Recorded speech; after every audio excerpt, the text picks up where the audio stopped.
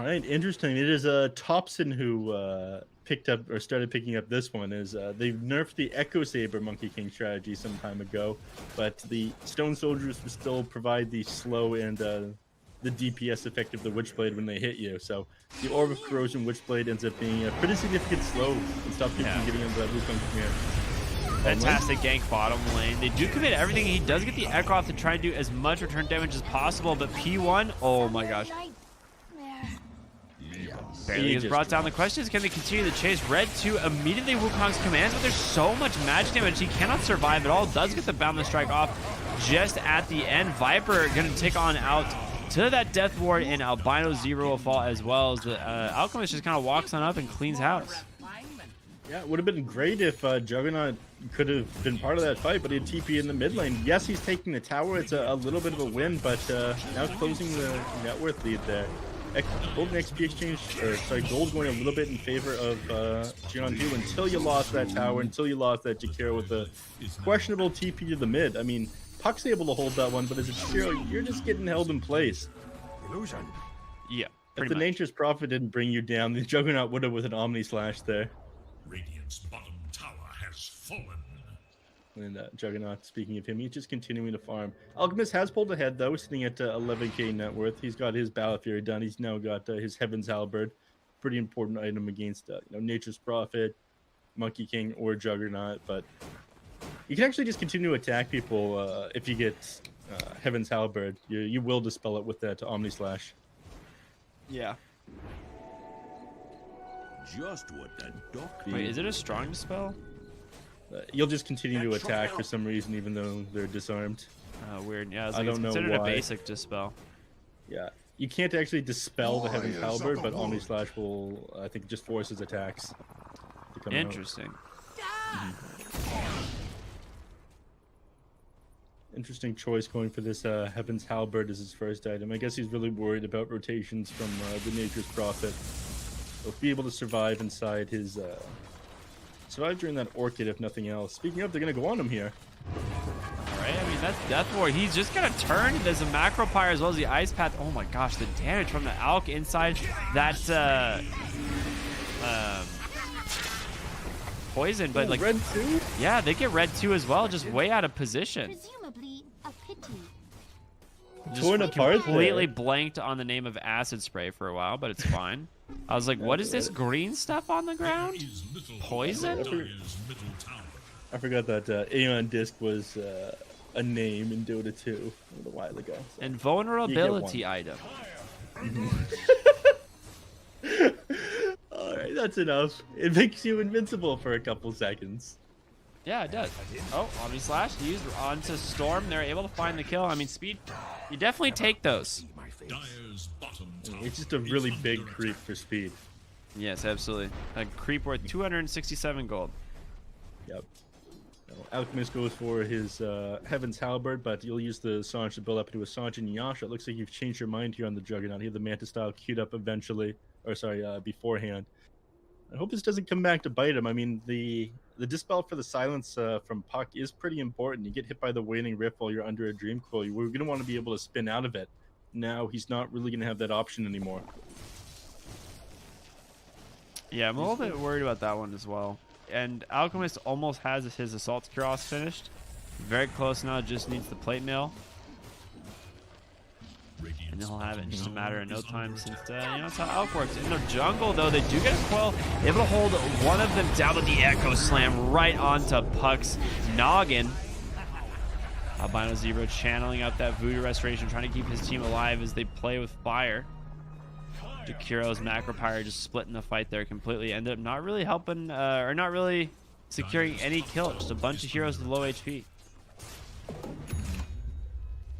Pretty important, well, not incredibly important kills. You want to be looking for this Alchemist and slowing down his farm. This Assault Cross that he's got now is a pretty big problem. I mean, it's a lot of physical damage coming out from your team. It's going to be, the Witch Doctor outfit, the Monkey King, Nature's Prophet is all right clicks, the Juggernaut. Alch is starting to become pretty scary. Yes, you're shutting down his team, but you're ignoring him. Yeah. I think once this guy gets his Abyssal Blade, he's just able to get on top of you and blow up any of your team here. So it's hitting their timing somewhat soon. Yes, you do still have a gold advantage against an Alchemist team, and that is very good, but the build on Alch right now is pretty solid. Ooh, he channels the concoction speed. That is going to expire in time, and they will be at that follow-up step. Puck will be the first to fall on the other side of the map, but they do get Juggernaut, a fantastic kill, and Neko will be able to just walk into mid-tier 1 tower and take this down, as there's no response really coming quite yet. Tier 2 TP's in from Albino Zebra as well as Giant. The question is, can they actually slow this? There's going to be a Death Ward, a nice Maledict, and his Chemical Rage has expired, so he takes quite a bit of damage. Yeah. I mean, a bit of damage, but he still had it on at the start of that, so none of the damage from that Death Ward was really sticking there, and they ended up losing Earthshaker while they tried to deal with the monster that is Neko, but your physical damage isn't going to cut it anymore thanks to this assault, thanks to the evasion from this Heaven's Halberd. So these fights now suddenly going the way of Jiang, and I gotta say, pretty impressed with some of their movements the last couple of minutes here. Losing speed was pretty bad there, because he's been having an amazing game. Now he's going to be going for that Aghanim Scepter. It looks like the Swift Slash to get onto the back line. And it is pretty important being able to somehow get on top of either this Rubik or the Jakiro and blow them up, or then get their spells off. Yeah, I agree. I like the mech build from the Viper this game, just trying to offer his team a little bit of aura and support, so that when this Alch gets a couple items, they can kind of just, 5-man death ball and do what they need to do. We know that this draft wants to try and play relatively early, and I think that timing is going to be on the BKB of the Alchemist. The seeds of fortune. And yeah, finally going to get this tier 1 tower. They did most of the work with their last push when they brought down the Juggernaut. They couldn't quite secure it, but we'll even things out as far as control over the map goes. And finally securing a real gold lead now on Jiang, the first time that I believe that they've had it so far in this match. XP still favoring them a little bit on Electronic Boys, but this does not bode well for them. And they'll use this map control to invade the triangle here. For the T1s, they're going to be able to get 2 couriers. Oh my gosh. Yeah, no, the second one does actually deliver to the Witch Doctor, but they did not see him in time. Let me pull up my trusty calculator real quick while I do the math for that exact amount of gold they got. Was it 160 times 5? Wukong's command top lane. Puck, he's just kind of dancing around with the Monkey King because he was able to get that coil off, and they take down Earthshaker, who was at the top side of the map, or top side of that fight as well. It's an easy kill there for Jiang, and they don't lose anybody.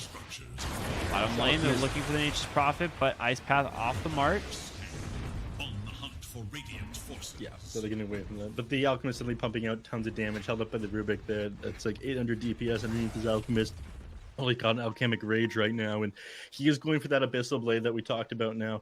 So he gets on top of any of your heroes, they're going to blow up instantly here. So now really starting to hit their timing here. And I think like the 5-6 slot on the Alchemist is when you have to avoid him and start farming up for yourself. So Jiang now starting to make some good movements and recovering from not such a great laning phase. Oh, here comes Speed. He's looking for the Rubik, but not gonna be able to find the kill. And instead they find Puck with a really long range fissure there from Double. A great pickoff. Double getting closer and closer to that Aghanim Shard as well. Huge asset to have in these team fights. And it looks like right now they've got their eyes on Roshan, trying to hold the area around the pit. They do still have the tier 2 in the mid lane, but not incredibly easy to access. Puck is going to be down for another 25 seconds. Doesn't have buyback available. He might just be forced to use it. Jakiro's not anywhere close to the pit, though, so they might give this one. They gotta move over here like ASAP if they want to be able to contest this. They're just pinging bot, man. They're like, hey, it looks like Jiang is heading bottom to push our tower, and as a result, they're just going to get an uncontested Roshan. I mean, it's possible that somebody teleports down here by themselves to deal with this push coming out. They don't have vision inside their jungles. They don't know that everybody's grouped up here on Jiang, but they're holding their ground right now. They know the lane is shoved pretty far in thanks to these greater treants here on the Nature's Prophet. Incredibly annoying to deal with, and they still haven't fixed that visual bug, by the way. Which one? The greater treants still look like regular sized ones. Oh, with, yeah. This cosmetic. The shroom thing or whatever. Is that what it's that's called? literally what it's called, shroom thing. Nice. But yeah, we might, take a look. Can you spot the HR wants you to spot the difference between these? Tower is under My guess is this one. Dang it. This one? Found it. Easy. Dude, that was so easy. Look at you just picked the one with the most health. All right, let's look how much damage it does to the tier 3. That's about 220 damage before he's able to deal with them. Bottom lane, big fight, but the Echo is completely off the mark. The Blade Fury comes out. He's able to steal a Fissure. Wukong's command. Well placed here by Red 2 if he can survive it all, but Neko is just too dang strong right now as Giant puts himself inside his own Sprout, but the coil comes out and Juggernaut bashed up. He's deciding to leave on the Alk for some reason. They do have the Aegis still on the Juggernaut. Yeah, it's like maybe they're just afraid of the Aegis on this Juggernaut. Looked like he might have been able to take down the Rubik if he stood his ground, but he doesn't have that the Abyssal Blade just yet. So it's hard to get on top of these heroes without them kiting you around. Getting back there was probably the smart play. You want to be able to wait out this Aegis and not just fight into it. Your Alchemic Rage was expiring as well, and that's when you are susceptible to getting blown up. That's true. These are all great points, Neff. Thank you. But now the Juggernaut's finishing up that Aghanim Scepter. He's got the Aghanim Shard queued up afterwards. How do you feel about this one? So it's a pretty cool self-purge. A nice Fissure block there. Bottom lane. Does find the Witch Doctor, but no detection. Rubik having Albani's. stolen level 4 Fissure is so good. It's one of those things where like the self-berserk potion is it's only 10 seconds, but does give you a lot of regen and attack speed, which can give you high ground push. The problem is it's pretty mana costly and doesn't have like the shortest cooldown. No, I'm talking Aghanim Shard on this Juggernaut. He's got that one queued up. Oh, I love the Jug Ag Shard. This thing is super good.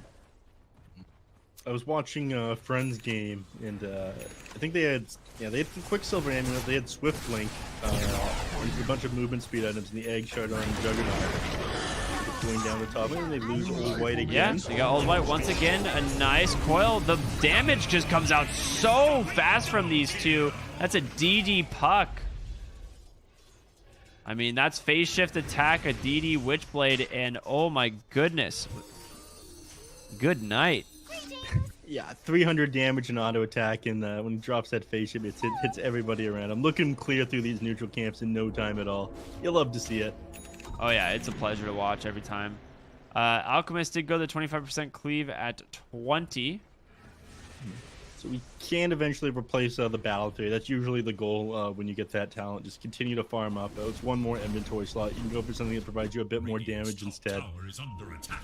Okay, MKB, Daedalus. I mean, sometimes you see Divine Rapier. They managed to just find an Earthshaker for fun as P1 just kind of like blinks up onto the high ground, just trying to see what might be there. Ends up finding the Earthshaker instead with the help of his boys. I mean, that's where Earthshaker wants to be able to like turn a fight. So scouting that one out. Very heads up move by P1 God. Tower is under Yeah, and it's starting to look pretty good now. Alchemist uses that Chemical Rage. Gonna be able to just work on this tower. Obviously, Quicksilver Amulet now activated. And he does have the Berserk Potion as well. And he's gonna go ahead and use it. Again, like, look at this HP regen. It is just too much. They have 0 damage that they're doing to him. They even commit the Death Ward and Speed just trying to, like, chase after him, but Alk just healing through it all. I mean, we talked about this one, just the lack of heavy burst, and we were thinking about, all right, what heroes they have to deal this one. But they preemptively banned out the Terrorblade and the Ursa, which are some of the few heroes that are able to burst Alchemist through that Alchemic Rage. Right now, they don't have solutions. He's at his strongest right now. He's 6 slotted. Right now, I think you want to stall out this game, get a couple more items on this Jug. You know, the Eye of Scotty that he's got queued up will reduce that hero healing a little bit, but you still need things like Spirit Vessel, Shiva's Guard that you don't have at the moment. Now, John Hu, control of the map is theirs. Yeah, it definitely is. And they're getting some good jungle items. The Cloak of Flames, the Mindbreaker, all these pretty solid. Cloak of Flames is I'd have to assume will be on Juggernaut, at least for now. Until they find... Oh, no, he's got Quicksilver Amulet, so... I don't know. We'll see. Maybe they put it on Monkey King. All right, this is going to be a very funny build from Speed here. All right, top lane. Speaking of Speed, he gets caught out, but a nice Maledict Death Ward combination, or Maledict Coconut combination doing some work. Red 2. Is he going to get it? He's looking for it. All right, Boundless, or Primal Spring forward. Red 2, he tries to go for a kill here on the Storm, but just gets permanently bashed by Neko. He finally gets the Wukong's command off, has his BKB trying to run, but P1's going to snipe him, and now the reverse Wukong's command. So many mages. Very spooky. In bottom lane, Nature's Prophet knows he has to just split push. He's got an Abyssal, sir. He's coming. Yeah, you need to get out of there. Whoa. Drops it not on top of himself, but fakes that one out, and it does do the job there on Neko, and he's just going to send the treants in, go back onto this tier 3 tower, and look at the damage these graded treants do. They're ripping through this tier 3. 40 damage per auto attack. This is ridiculous. It's broken. Your tower is gone. Yeah, I think he realized, he's like, oh, wait, those were greater treants, and it was like, oh, I guess I have to let my tower go because I have creeps to hit. I guess my tier 3 is just dead. That's cool. Oh, This is one of the things that needs a bit of a nerf, in my opinion, on this patch. And again, the glance value isn't there, unfortunately, as they look like the exact same size. You know, these greater treants, this cosmetic has gone up in the market, believe it or not. oh yeah, not much. I mean, it's like 40 cents now or something, but yeah. From like what, 4 cents or something? Yeah. That's a what, a 10 times increase? Yeah, 1000%, I think, right? Yeah.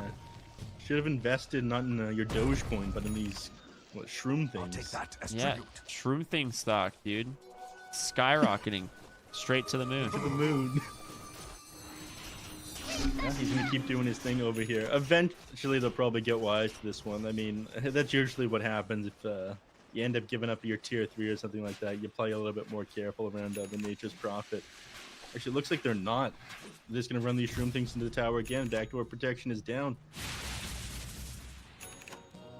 So the Viper has gone full support build. I mean, he's got mech, he's got Pipe of Insight, he's not going for an E-Blade.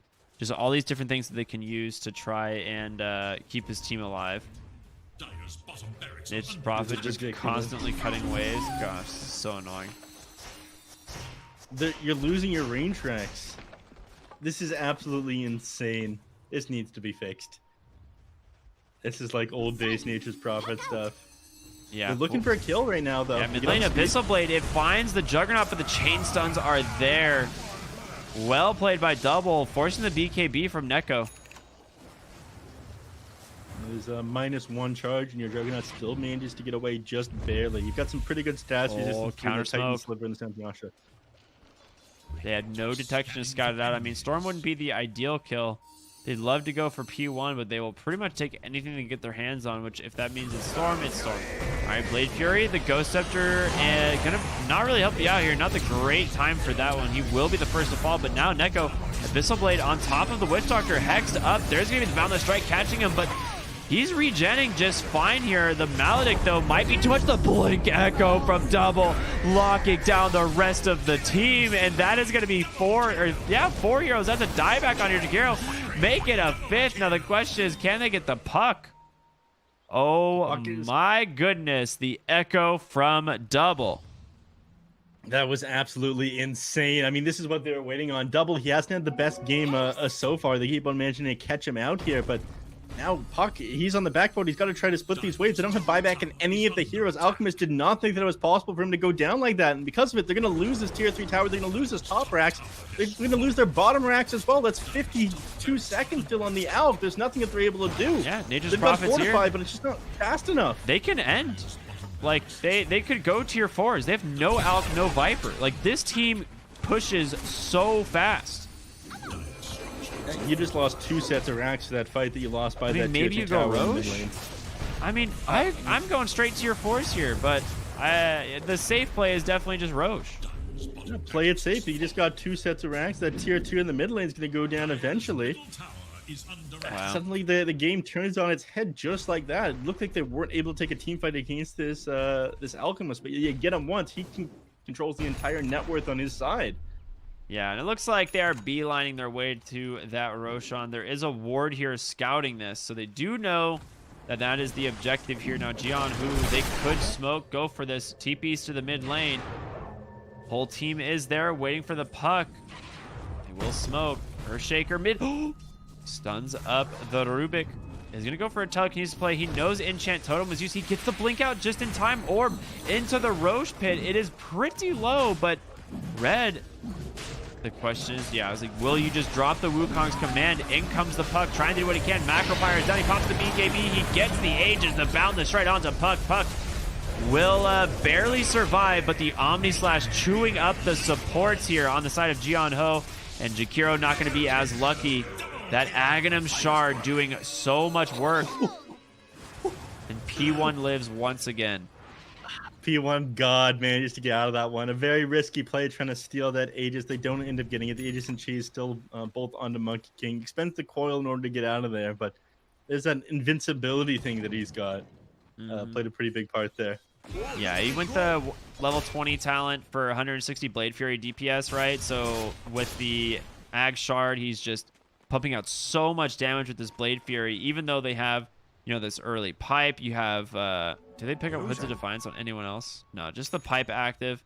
But the Juggernaut chews through it so fast, and you have the ability to attack during Blade Fury, and you have a Basher, so it's pretty good. Yeah, you're bashing people up. You know, basically invulnerable. A lot of the damage right now is magical that they do. Yeah, all of a sudden, Alchemist, it doesn't feel like he does enough damage. You've got huge Jazz resistance, so it's lasting a fraction of the time right now when you use that Abyssal Blade onto the Juggernaut. There's no locking him down anymore. Yeah, absolutely. That Titan Sliver Sanjin Yasha combination is quite strong. It's not of that reliable. I'm glad they took down the status resistance of the Satanic. That was absolutely ridiculous. Yeah, it was like just too 50%. good. It was way too good. When Strength Heroes had status resistance built in? Yeah, do you remember Tiny? Who literally, like, by level 18 had, like, passively, like, 90% status resist or something? Yeah. good Remember stuff. Viper? Yeah, Viper. Pepperidge Farm remembers. I remember his old white. Oh, mid lane. Not having the Giant has to just cut these waves. His puck is just becoming a nuisance, but Juggernaut is here. He bought a blink to try and catch P1. Very spicy play, but P1 read it like a book. He's able to get that blink out. I'm going to eventually get the Swift Blink onto the Juggernaut, I imagine. I mean, we saw what Pale Horse did with that thing in Divine Rapier a couple weeks ago. Oh, dude, it is so good on the Juggernaut, especially with the Aghanim Scepter. It's so good. With the Aghanim Shard and the Swift Blink, God, and like enough movement speed on him, you just start spinning like a top at like 1,000 movement speed, and you're magic immune. As you like flip through the enemy team. Yeah, that seems pretty good. There is a double damage bottom that hasn't been spotted yet, and there is a ward sentry here from Jiang Ho, pretty much giving them the entire. Oh, well, there's a gem. Never mind. Bye. I was like, they just have complete vision over Electronic Boys. Yeah. Oh, puck. Really go for it. Oh, boy. Nice The dodge. stun number one. We'll get that second orb, but there's the... Wait, the AO disc. Oh, my gosh. What a pesky puck. He gets the blink. This guy, he is so good. P1, unbelievable skill here. Yeah, and he just continues to dodge out using all of the spells. I mean, look at the mobility of this guy. Actually went for the Waning Rift cooling reduction instead of the Illusory Orb distance and speed, so a little bit easier to catch him, but that extra silence does go a pretty long way. He is being so annoying with this. They probably have had it with P1 here on the side of Electronic Boys. They're like, all right, guys, here's the deal. We are going to, you know, full security escort these melee creeps in the mid lane. They actually fortify the one ranged creep because it was going to die to the macro pyre. And they will just go right onto the high ground, but there's going to be the Abyssal onto the Juggernaut. They have the damage to finish him off. It would be huge, but he's going to be able to make it out, and there's their Blade Fury. And now he's going to use that Abyssal Blade to jump on over to the backside. There's going to be the Omni Slash just bouncing around. WDR able to survive, but he blinks out on the Jug, so he doesn't end up too deep into the base. But in comes the Alchemist once again. They're able to take down the Earthshaker. Monkey King protected for the moment. Does have the Aegis as well. P1 trying to get a big kill here. This is going to be the first one, but Neko, he's got that Maledict on him. He's got to be careful. 4 staffs away. Speed looking for a kill here on the backside, but a 2-man Boundless Strike, and the Blade Fury damage is just too much as Speed gets himself a double kill. They're going to be dead without buyback available for a little while here, and Alchemist needs another 10 seconds before Chemic Rage is back up. He doesn't want to go in without this. He just get blown up without a question. 3 seconds now, but BKB still included for another 20. Oh, the Hex comes out from the Nature's Prophet. The stuns are there. The Abyssal Blade, they're trying to do what they can to save him, but the Blade Fury once again Speed's build. The blink forward aggressively onto Old White. Speed has just styled on these guys. Swift Slash still available. Puck trapped inside the Sprout. Swift Slash on over. Give it to him, baby. Speed does it. Kill. With that, he's going to end the game at 13-1-11. Amazing performance here on the Juggernaut. It all started there in the bottom lane, like we talked about. The man, he had free farm, and he did wonders with it this game. Yeah, this was a really, really good performance by Speed. And like you said, it kind of started in the lane where he just had like a very pretty safe lane. Didn't really have to worry too much about, you see what I did there, by the way? Didn't have to, worry too much about pressure. Ends up with 28,000 net worth, 13-1-11. It's quite a lot of farm. It is. I mean, yeah. Look at player net where you can see just how far ahead this Juggernaut was at every point in the game. At 10 minutes in, he was sitting at 5.1k net worth, like almost tied with the Alchemist here, who's got Greeble's Greed to work with. Ended up getting four bounty runes on their side at the start of this game as well. No, sorry, there was a last one. I didn't see the exact amount. They got first blood that ended up going the way of Red 2, which made his lane a little bit easier. There were signs of life here on Jiang. P1. He played incredible on such a hard game on this puck, I gotta say. Continuing to cut creep waves, getting kills off onto people, recovering after being at a disadvantage in CS at the start. I gotta give it up to him, but Electronic Boys making all the right moves around the map. Giant, incredibly annoying on this Nature's Prophet. It meant they couldn't ever really put tons of pressure on them, and they're ripping apart the tier 3s and the Raxes and whatnot. They got to ban that one out in the next game. I got to say, despite Giant having a bad lane, the Nature's Prophet was a massive problem they didn't really have a solution to. I agree, man. Giant is just, he's known for his Nature's Prophet for the most part. Like, a lot of teams respect ban out his NP. And Electronic Boys, they had a fantastic game 1. The draft, it just felt super smooth for them. They were in their comfort zone the whole time. And Jiang, they've got to bounce back in game number 2. We do have a series, game 2 coming up after just a short break. But Neff, do you have any final thoughts here before we throw it to a quick break? Pretty good job at both teams. P1, he's a god on this puck. There's somebody that they have to watch out for. Maybe they're going to pick up somebody who can shut him down a little bit easier, so he's not quite of a nuisance. But get rid of that Nature's Prophet and give P1 another hero he can pop off with. I think they're in a pretty good place. We might just see a 3-game series here. Right on, right on. All right, we'll be back after just a moment, everyone. Enjoy a small break.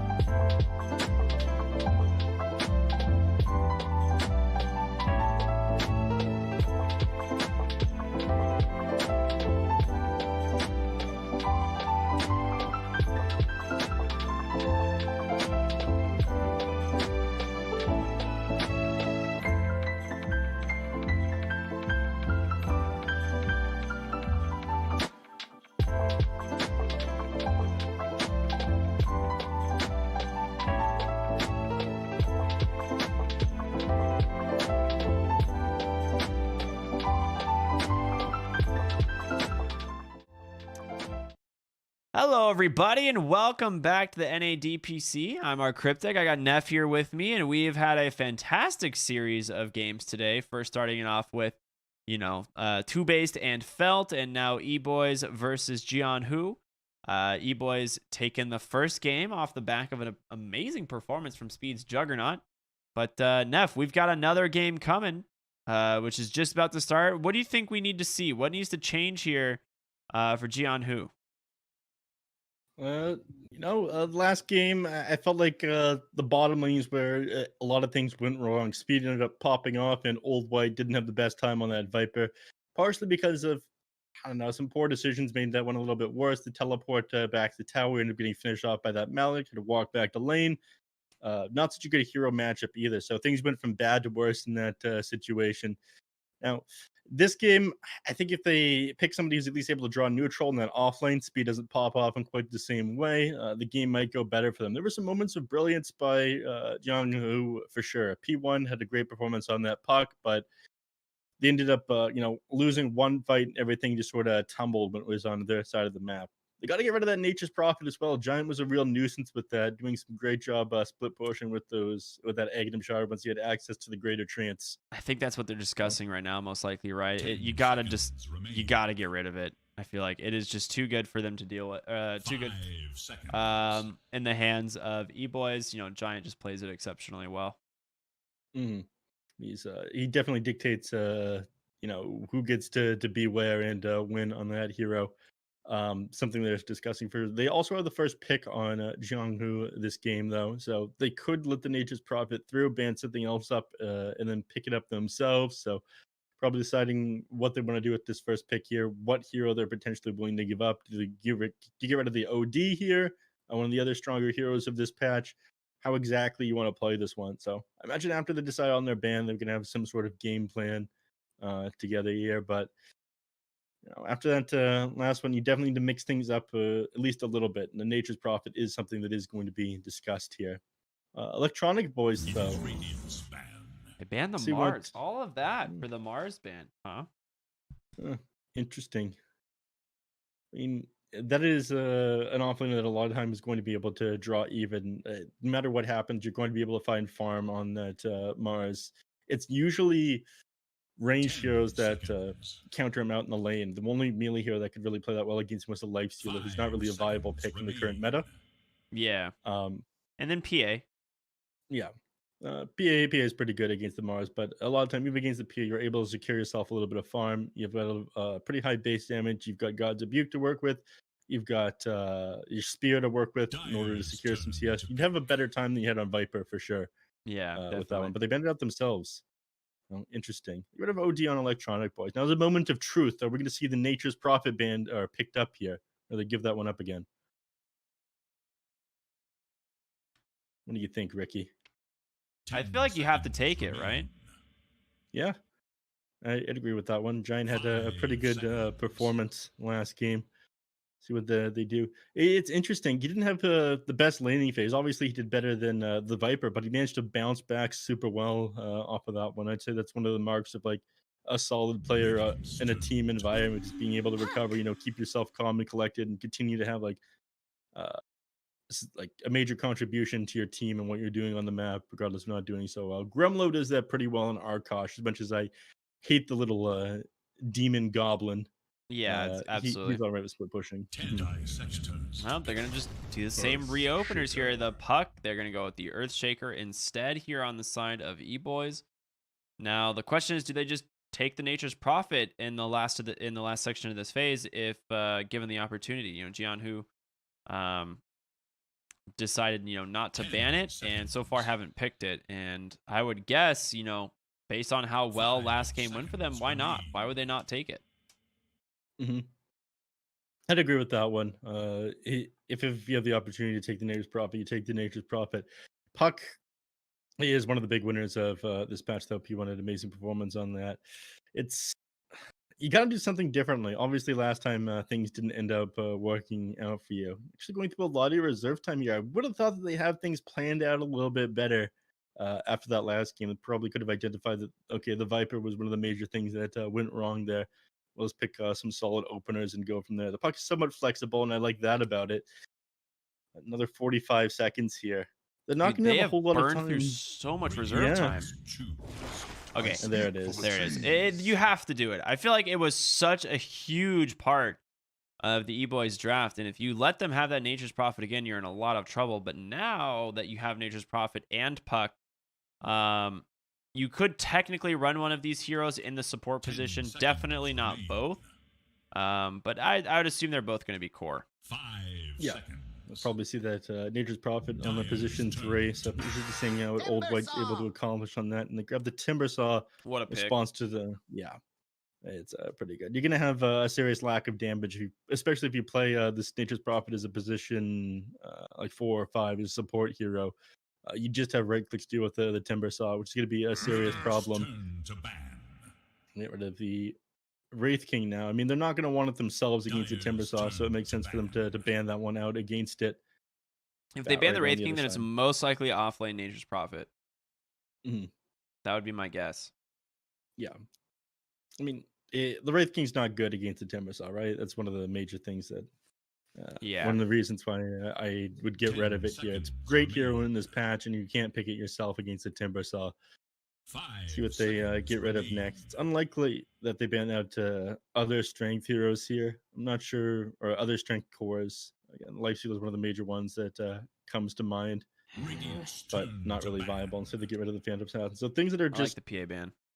able to It get makes on me think top that of, they want to run a Juggernaut or something along those lines on the side of Jiang. They could go for something like the Viper again, but then your cores are Puck, Nature's Prophet, Viper, and I don't know where your team fight damage is coming from, you know? I feel like you're just lacking 10 too seconds. much. Radiant's ban. You would have to run one of them as support. Maybe you could run the 5-position Puck and then pick a turn to different pick. mid laner. That would be an alternative. Dyer must choose. The Witch Doctor once again. Witch Doctor.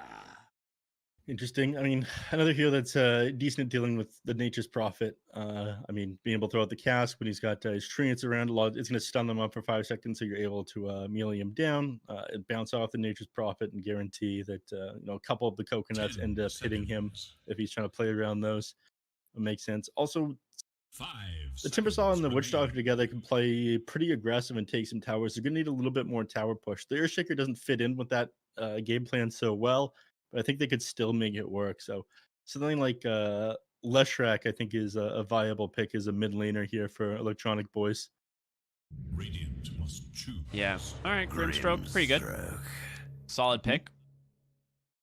I mean, there's some anti-synergy there for sure. I think that the Puck, he can end up separating them if he goes the Egg Shard, but on the other hand, a lot of time you're picking up the Orchid on the Nature's Prophet, so you'll have the double silence 10 seconds to work with. remain. It makes Timbersaw's game very annoying as he can't go anywhere once he's lashed to 5 somebody. Same goes with the seconds. Earthshaker. Neither of these heroes like being hit with that Soul Bind. Also, That's a good Tempter's point. out. Yeah, soul binding Timbersaw is a big issue.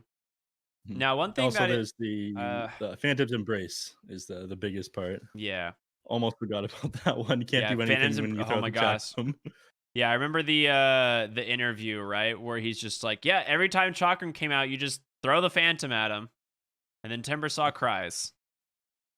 He loses all of his mana. Can't do anything. You have to wait for it to finish there. So that is your one support here that is going to single-handedly shut down this Timbersaw, right?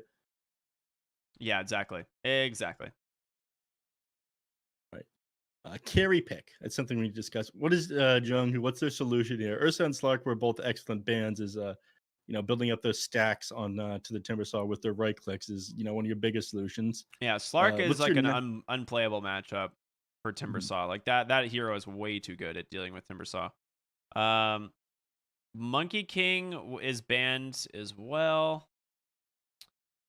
You could still run. Oh, Bat Rider's banned too. Jeez, there is not a lot of heroes left. I mean, you could go for a classic Gyrocopter or something along those lines. Mhm. There's not a lot of other Gyrocopter- options. Dyer's turn to Gyrocopter would pick. be a little bit rough. Ricky is a really popular carry right now, but I feel like you've come online a little bit too slow against the Timbersaw. Oh, okay. Troll Warlord It is Radiant's makes ban. sense to me. You're not going to do well. a whole lot with your whirling axes. That evasion is going to go very far against these heroes. It's going to be interesting. I think this is going to come down to how the off lane goes. Yet again, it's going to be the Timbersaw up against the Troll Warlord. If the Timbersaw ends up having a good time here, the game is going to be very difficult for Jiang. Who, if the Troll Warlord can pop off, and it's going to be very easy. Well, If I'm not we'll have mistaken, to see. Giant loves Timbersaw as well. It's a big thing. Like he loves this hero. Mhm. So he's like also on another comfort pick. If he had the Clockwork, I like that. That would have been a very good support pick here. Really messes with both Witch Doctor and Earth Spirit and Timbersaw and Earthshaker. Yeah, geez, that is. I go down the list. I'm like, yeah, okay, never mind. That's literally like That's one of the everyone. greatest supports you could have picked this game. Yeah, 10 we'll go a very long way here. So I'm glad that they got rid of that one. This is probably going to be an Earth Spirit mid then, isn't it? No. No? No way. I mean, there was Earthshaker, Witch Doctor, Earth Spirit. Oh wait. One of these are going to have to be played in the core role. So I'm thinking that it might be Earth Spirit mid. I mean, it's started to become a little bit more popular. 4DR saw a lot of success with it when we were covering BTS Pro Series 4 together. I think he was undefeated with his mid Earth Spirit, but we're in the North American region right now and not the South American region. And Who's standing in again today for Mio? Red 2. I think Red Red 2 does play Earth Spirit. So that Interesting. could be Earth Spirit mid. Yeah, it's either that or it's going to be an Earthshaker. Certainly it won't be a Witch Doctor mid, right? I mean, take me back to the old days of Witch Doctor Dagon. That stuff was hilarious. 10 seconds remain. You just walk around with Witch Doctor. You see a hero, you throw Cask, Witch, Maledict, Dagon, attack him once, and then throw on the shades and walk away. Yeah. Let Maledict do its work. Cool people yes, don't the look Witch at Doctor. explosions and whatnot. I'm excited for this one. All right, Razor now banned out against the Troll Warlord. Makes sense. Get rid of the counter there. But down at the bottom of the reserve time, what do they grab here? The Oh tiny, God, you gotta Neff. say, Falling rocks. Good. We came prepared. we did. We figured this one would happen. We knew it would happen. You know, there may not be an OD in this game, but no meteors falling. There's definitely going to be some big avalanches here. Safety first, everybody. As things are in the North American DPC. Electronic Boys probably didn't see this one coming. I like the tiny on one hand. You've got heavy burst damage. If you can start, popping off, as I keep talking about, you can just 100-0 some of these heroes. It's good against Timber. Yeah, it's very good against Timber. Because he's somebody who likes to draw out fights a lot, like Alchemist does. They finish things up with Medusa. I mean, they needed a super hard carry here. That's a great It had to pick. be somebody. It's such a good pick. It is. I'm not sure who else would have been enough as a frontliner, would have been able to pump out as much damage. Medusa, I think, was their only option here for heroes that were going to. There's just no answer to it on Jiang. I mean, remember when we saw Arteezy play the Medusa, and you're just like, yeah, this is a really good Medusa game. And then what happens? He just never dies and ends up being like beyond godlike. Troll Warlord, this is a miserable matchup for him. You can never really threaten the Medusa. He's not a hero that wants to build Diffusal. Neither is Nature's Prophet. Neither of these heroes can really apply a lot of pressure because of the nature of Stone Gaze. And then they have so much follow-ups control with a core Earth Spirit. 5 seconds. Yeah, this is a sick draft. I like this draft from Eboys. If the Medusa doesn't have a good game, then they'll end up falling off. I will say that they're going to have to throw a lot of rotations into Electronic Boys' safe lane here in order to shut this Medusa down. But it's going to be tricky when you're playing against an Earth Spirit. When you play against ES mid, he dictates the pace of the game. You have to respond to his rotation. There's so much damage coming out from this hero, and he's so tanky as well. They're going to struggle to deal with him. I do like what Jiang have going on here. I feel like there's more options for ways for them to play this map. It's a little bit they don't necessarily have to win the offlane of Nature's Prophet like Giant has to do on the Timbersaw. Nature's Prophet has the option of split pushing and whatnot. This game could go multiple ways for Jiang. It needs to go one way, and that's the Medusa popping off for Electronic Boys. So I guess given the fact that they have extra options to work with here, I favor the Dire. All right. I mean, I appreciate that. I am going to pick Eboys here because I'm a big fan of Earth Spirit mids. Big fan of Earth Spirit mids, and I want to see Red 2 pull out all of the moves tonight. And I think the Medusa is just going to be that like ace in the hole where they, maybe they, as the game goes on, they'll have like this late game carry, but I think it's going to be the Red 2 show all day today. At least in this game. I think this core Earth Spirit's going to be sick. Prepare for See what P1 is able to do then.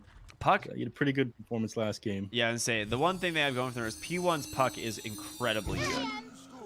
Yeah. Be careful about that. He's gonna run down the mid lane. I mean, both these not using rolling bullet. I thought he was using his movement spell. Can he get the ward up? He does.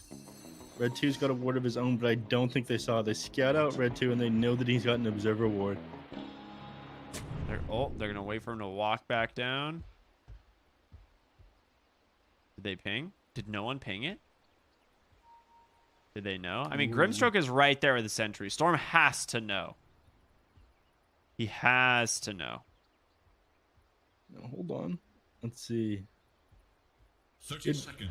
Interesting. They didn't quite get the Treant into the tower range to scout out that ward. They tried to there with the Nature's Prophet, but they were just slightly off the mark over here. I think if you put it just a little bit further in this direction. Ward, right? All right, they did end up scouting it. Yeah. Because the thing is like this ward scouted the Earth Spirit walking this way, and he walked up with the ward and then walked down without the ward, and Storm is just staring at him the whole time. They don't ping it, but I was like, I'm pretty sure they know. Yeah. Well, they get the D ward mid and 3 bounty runes. A pretty darn good way to start the game. Yeah. Well, I'm gonna call it. I was right. They ended up winning this game. Better draft. There it is. The game is over. It's it. This isn't an NA pub though, Neff. We are here. We are the builders. We're here to try and construct a healthy North American Dota environment. Mm-hmm. No more 0-minute GGs. It could be anyone's game, that's for sure. I mean, it's just seeing how this mid lane goes and what the puck is able to do against the Earth Spirit here. You have so much more base damage to work with thanks to this Quelling Blade. You've got extra harass here on the puck that range to work with, but we'll have to see. First wave does go the way of the Earth Spirit. In the bottom lane, they actually I'm gonna have this all be a 1v1 at the start. It's pretty good for Neko in the first lane, or for the first couple levels. Once Timbersaw's level 3, he pretty much has 0 pressure that he can apply. And it's just a tri-lane top, and it ends up resulting in Albino Zebra finding the first blood onto the Grimstroke. I mean, I didn't catch his entire death there, but I'm pretty sure it just consisted of right clicks. Yup. Yeah. Just a fissure and right clicks. Nicely done. Sometimes that's all it takes. A whole lot of, I mean, you're not that great at right-clicking on the Grimstroke, unfortunately. You only have 48 base damage at level 1, so you're going to lose a lot of those trades. Bottom lane, he decides to sit down here. Now that Giant is level 2, harass him a bit before he gets his 3, but it's only a matter of time. You will need the Grimstroke here alongside the Troll Warlord now, but... Neff, I'll be honest, this might be the best game for us to have been wearing protective gear. I'm looking around at what we're dealing with here, and there's just so many things we have to be worried about. Flying rocks coming out from both teams. Yeah, we've got the fissure causing roadblocks. We have Timbersaw causing massive deforestation and falling trees. Everything. It's all here. Troll Warlord throwing axes. You don't want one of those hitting your noggin, that's for sure. Yeah, that is true. Speaking of things you don't want hitting you, Mystic Snake is going to be a serious problem for Old White. He's using them to farm up these Nature's Prophet Treants as well. Once you have like level 2, it does so much more damage. Where you'll be able to like pretty much pick those off pretty easily. Giant now being level 4 in the bottom lane is just crushing Storm and Neko. And this is what I was saying. Once he hits like level 3, there's not much you can do to pressure him out. Unless you get like 2 roots in a row. All right. Yeah. And he's got the 1 point in the Timber chain to deal with Storm over here. I mean, normally you'd have to be afraid of the Ink Spell, but whenever it's about to pop, you Timber chain away, you're going to be nice and safe, which is why he ended up going the 1-1-2 build we've got going on right now.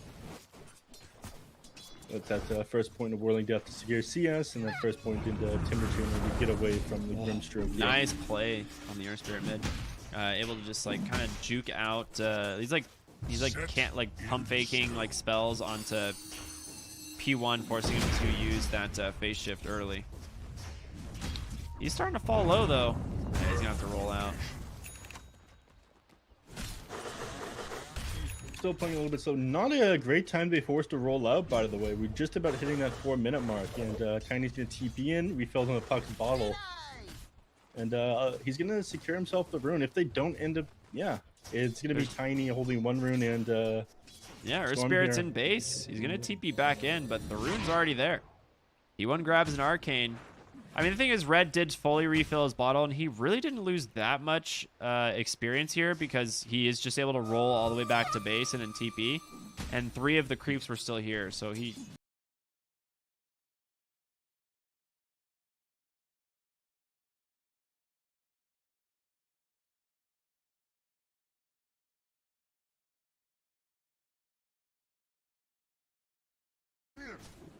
It was a mercy. Yeah, it's just going to continue happening. I mean, this Nature's Prophet, you can't deal with a long-range fissure. They kind of just backbacking it off, or following up with like the Mystic Snake slow, right? Like I said, 30% slow for 3 seconds. They just hit that fissure. Witch Doctor just kind of hobbles up into there, like, oh, hey there, how you doing? Yeah, the old, hey, how you doing? Yep, indeed. Old White.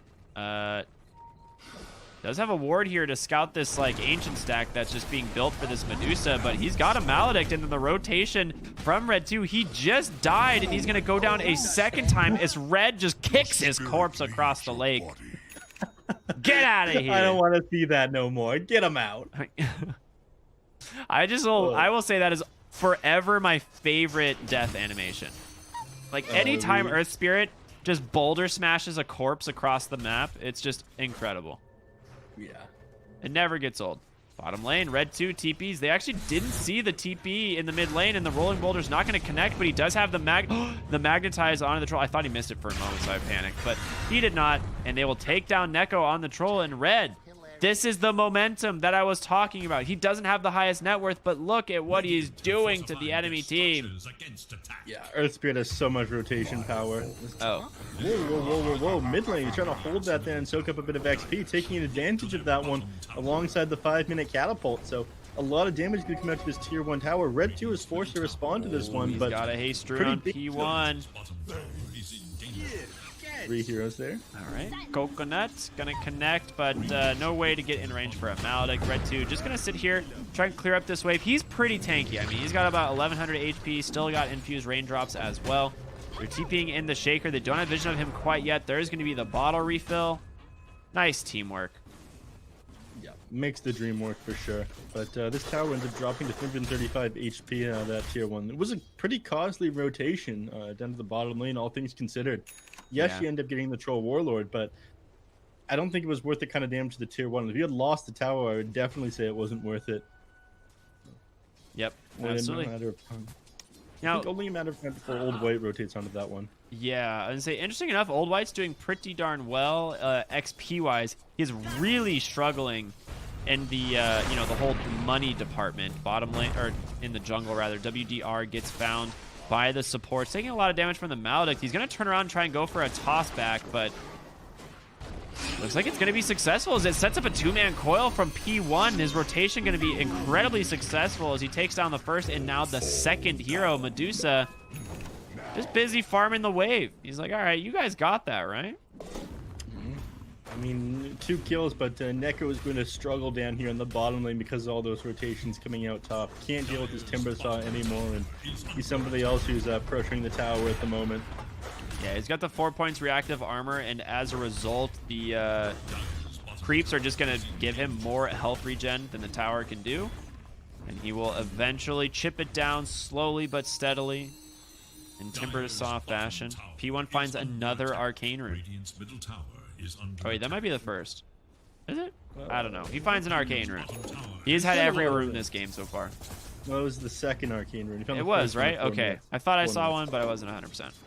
You're not crazy. You're not that crazy, Ricky. Not that. I would say that crazy. I'm, you know. I'm wearing a hard hat in my house, Neff. What do you want from me? I mean, safety first. Safety first. It's wild out here, man. Working in the Dota universe. Yeah. Look at all these granite golems. These guys, they hit hard. Safety first, having a giant up here assisting, taking this ancient stack here. Don't want speed dropping low, clearing this one out. And they also just want to get all their jungle items. This is a big deal for them, just to get these and try and increase their momentum. Mid lane, the tier 1 tower will go down to Old White. So that stack did cost them for sure. They get all 4 of their neutral items with it. Medusa is going to be a lot more farmed. She gets a jelly too.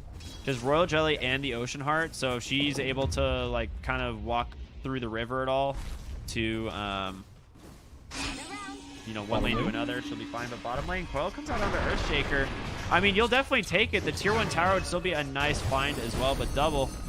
Gonna try to do whatever damage he can before he goes down. Got rocks in your head. Yeah. Old White treants down here assisting. This guy does not have the glitched out treants, unfortunately. He's just got, what are these ones called? Dire have fortified Your their cosmetic structures man. against attack. Oh, these are Tower is under attack. God dang it. The Call of the Din Roshan. Yeah, that's I can't pronounce Bottom that. tower is in danger. yeah. It's I good remember stuff. those. I don't. Dire I mean, I've seen them remember before. those. There's the Stumpy Courier. I remember that one. I think they yeah. ended up discontinuing it. All right, Something. Giant getting a little uked out here by the Tiny, but will eventually find the kill. Trying to clear out from this bottom tier 1. Hold on to this as long as he can. Maintain that map control. He did manage to get the tier 1 himself, so. Net worth-wise, Jiang doing great. Again, top lane, though, as I casters curse the crap out of them. Old White gets surrounded by Red 2 and Albino Zebra, and there it is, baby. Get him out of here. The boot to the back. I had to put you down. Boot to the head. You seen that one? What? Boot to the head? I think that's called the curb stomp, Neff. No. I'll show you after this game. I don't know if I want to watch that. All right, smoke up from Jiang. They're going to head right on into the jungle. They have perfect vision of speed on the Medusa. Only 1 point in the mana shield. Coil should be a pretty easy setup, and he's going to be able to find it. Doesn't get this mana shield off, doesn't get the mana shield off in time, but doesn't seem to really matter. His speed just crumbling under that damage. The nice Magnetize comes in from Red. He's going to keep this bouncing around. Silences on to Puck the Boulder as well. He's just going to keep it going. The Earth Spirit, the savior of the fight, he's silenced though. Is he going to be able to get another stone off? No, not in time. But he's done his job. He's able to take down the Puck. Old White going to go for the TP out. Inkswell stunning them up. Storm, she's going to fall as well. Red 2 just dancing around this fight as much as possible. And Giant's going to be able to take down another. Ends up being a 2 for 3. Yeah. And, you know, he managed to roll in there with Red 2, not given a single heck there. It ended up being like a 400 gold swing there in favor of Electronic Boys at the end of that team fight. About 500 XP going their way as well. I mean, you have like 1700 HP on the Earth Spirit right now, despite the fact that you're rolling into 3 heroes. He's just so tanky. Oh, 4.4 strength per level this hero gets. I think one of the highest in the game. Just behind like Centaur. I would say it's Runner. behind Centaur. I think it's the only one. I honestly don't think there's any other hero that has higher strength gain than him. They lowered Tiny's to be a little bit lower than his because I think Tiny's way too high. Yeah, easily at 3.8. Yeah, incredibly tanky on the Earth Spirit. Anybody else can be able to get into there. Albino Zebra hiding in the trees. Classic strategy. Giant, he's just going to go in and says, you know what, Tiny, I can out-damage you. I'm level 11. You are level 6. Look, you know, Chad level 11 Timbersaw. This is the beta level 6 Tiny. It might have paid off though, as he's gonna get Coil tossed out. The Coil doesn't snap though. Timbersaw stuck around just a little bit too long as the Inkswell finds him. Witch Doctor dies on the backside. You know, sometimes the Chad gets got. You do get got, and you got there on the Witch Doctor as well. Troll Warlord not doing too much damage. I think it is the Whirling Axe that ended up finishing him. About 350 came out from that Wrath of Nature. Yeah. Gets closer to this Orchid on the Nature's Prophet. It's come out a little bit slow in both these games. Not had a great time in the offlane of the Nature's Prophet, Old White, or Giant in this series so far. Once he has this done, it'll be that much easier to get on top of like the Earthshaker, the Witch Doctor, and take them out. The 20-minute mark is really where Nature's Prophet starts to shine, though. Yeah, absolutely. Once Nature's Prophet has like his first big item, you get your level 10 talent for that extra 20 damage. Like you start doing a lot more. And Same thing goes for shard. Tiny. Once Tiny hits level 8 and gets a Blink Dagger, like this hero is completely online, and the supports on the side of Eboys stand very little chance of surviving like the burst damage. I mean, for a while, things are gonna go their way if you get these first couple of items. He's just gonna toss Giant away. Well, there's too many heroes for him to toss away now, as Double can set up a fissure, but this should be a pretty easy kill. A big punish for a support. You know, it's a 4-man rotation. It is potentially going to force Jiang Ho to the bottom lane, though, as Medusa is top, and that's still the big deal, right? They want to make sure this Medusa has the space to farm, because as this goes on, she looks very strong. I mean, force him to the bottom lane for what? Nobody's gonna rotate down them. Tier 1's already gone. No tower to defend. They're not gonna be able to grab the tier 2. They're just continuing to farm up after they. Well, they kill want the Tiny, triangle, is what it is. They want the triangle for bounty runes and just set up for mid. Illusion. Looks like that's what they're doing. So, going to establish a vision over here. They dropped the Wrath of center. Nature is going out. Oh, albino zebra. Oh, yeah, he has been found. He is going to be able to drop the Witch Doctor, ult, maledict, everything that he can. Nice stun barely on the Inkswell. They managed to silence up the Earth Spirit thanks to the Orchid, the Waning Rift, everything. He's going to die to the Soul Burn. Storm ends up sniping him. The maledict will eventually finish him off. Yeah, I think he thought he was fine there. Didn't try to TP out, even though he did have the time there. That kill on the Earth Spirit is pretty important, but it's going to be a pretty big XP swing. Almost 2,000 going their way. That's Yeah, a 600 lot of damage. gold. That Nature's Prophet, I mean, he got that level 10 talent, he got his Orchid, and he did what he needed to do. Nice fissure in the top lane to give himself some space. Coil comes out from P1, and now Old White gonna just trying to help finish off this kill, but he just kind of got baited by P1 as he's gonna go down. Not worth the kill for the Earthshaker. No. P1's gonna be fine though. We've already seen how hard it is to catch this guy in general. Yeah, but he's got boots of travels going on right now. 400 movement speed in the Blink Dagger that he's working with here. I think that's just going to be their strategy. Split push with this Nature's Prophet, split push with this Puck, and avoid fights. I mean, why fight into this Medusa and the Earth Spirit if you don't have to? Outmaneuver them around the map is, I think, the name of the game here. Yeah. And then hope that you win like one fight where a few heroes don't have buyback, and then just go high ground with Troll. He does have that Battle Fury, so he is staying ahead of the Medusa as far as net worth goes, but eventually Medusa kind of just passes everyone, I feel like, in this game. Not in Dota in general, but in this game I feel like Medusa will eventually pass them. Yeah. I mean, that split shot being so effective for farming things up. In fact, she's going to use the Manta style to split shot down this next wave, farm it out as safely as possible. Oh. Neko gets found by Albino Zebra. He's going to immediately pop the ultimate, but the Battle Trance just gives him off the full health. And now, mid lane, they've even found Giant. That's a huge death. You cannot afford to have that happen. They smoke up immediately, and now they're going to look for the Medusa. They're guessing the triangle, which a pretty dang good guess. They're pinging it out right away. P1 gets the vision. Blink in the coil. That DD rune as well as the rest of the team. The toss back. Coil's going to snap Neko. Able to just chainstun her down. And honestly, Red 2 comes right and gets caught by the Orchid of Old White immediately. And he's going to die as well. One long-range axe from downtown. And he's gone. They lose not only Medusa, but the Earth Spirit as well. Things are going from bad to worse. And this is the fight they took right beside the Roche Pit. Buyback's not available. So this is going to be a free Aegis that they're giving up now. Now, P1 shoving in the mid lane to, just make sure he's got tabs on the enemy team here. It is a slow start until he builds up a couple of fervor stacks here, but then Troll Warlord eventually just starts ripping through this. Yeah. Nothing that they're able to do now on Eboys.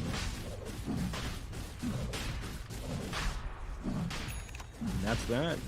It's going to be Aegis going the way of Neko. Yasha now completed. We're gonna need to. They do have a little bit of trouble right now taking towers without split pushing here on Old White. I think that they will need a BKB on this Troll Warlord so you can actually sit on the high ground before they're able to, you know, start looking for moves to close out this game right now. But they've made all the right plays. I mean, they've picked off speed twice now when he's been farming out the jungle. This is what they need to do, slow down his gameplay. Because of that, he's sitting almost 2,000 net worth behind this Troll Warlord. I mean, you can, to me, the biggest thing for me is just the amount of net worth difference on the supports. Like the supports on Eboys have had nowhere to farm. Like they've been trying to force fights or at least like pickoffs, and they haven't really been getting a lot of money out of it. But you look at, you know, Storm, he's sitting on a Veiled Discord. He's like got an Aether Lens completed now, and where's Tiny? Yeah, he has his Blink completed. So they're looking pretty good. Bottom lane, Stone Gaze immediately popped as she tries to scurry away. Coil just barely off the mark. Unfortunate. I mean, it's hard to catch Medusa when she's got that Mantis style on the movement speed boost. You end up increasing your hero by... managed to find Giant once again, but the Jiang doesn't go for the toss back. Puck was on top of him.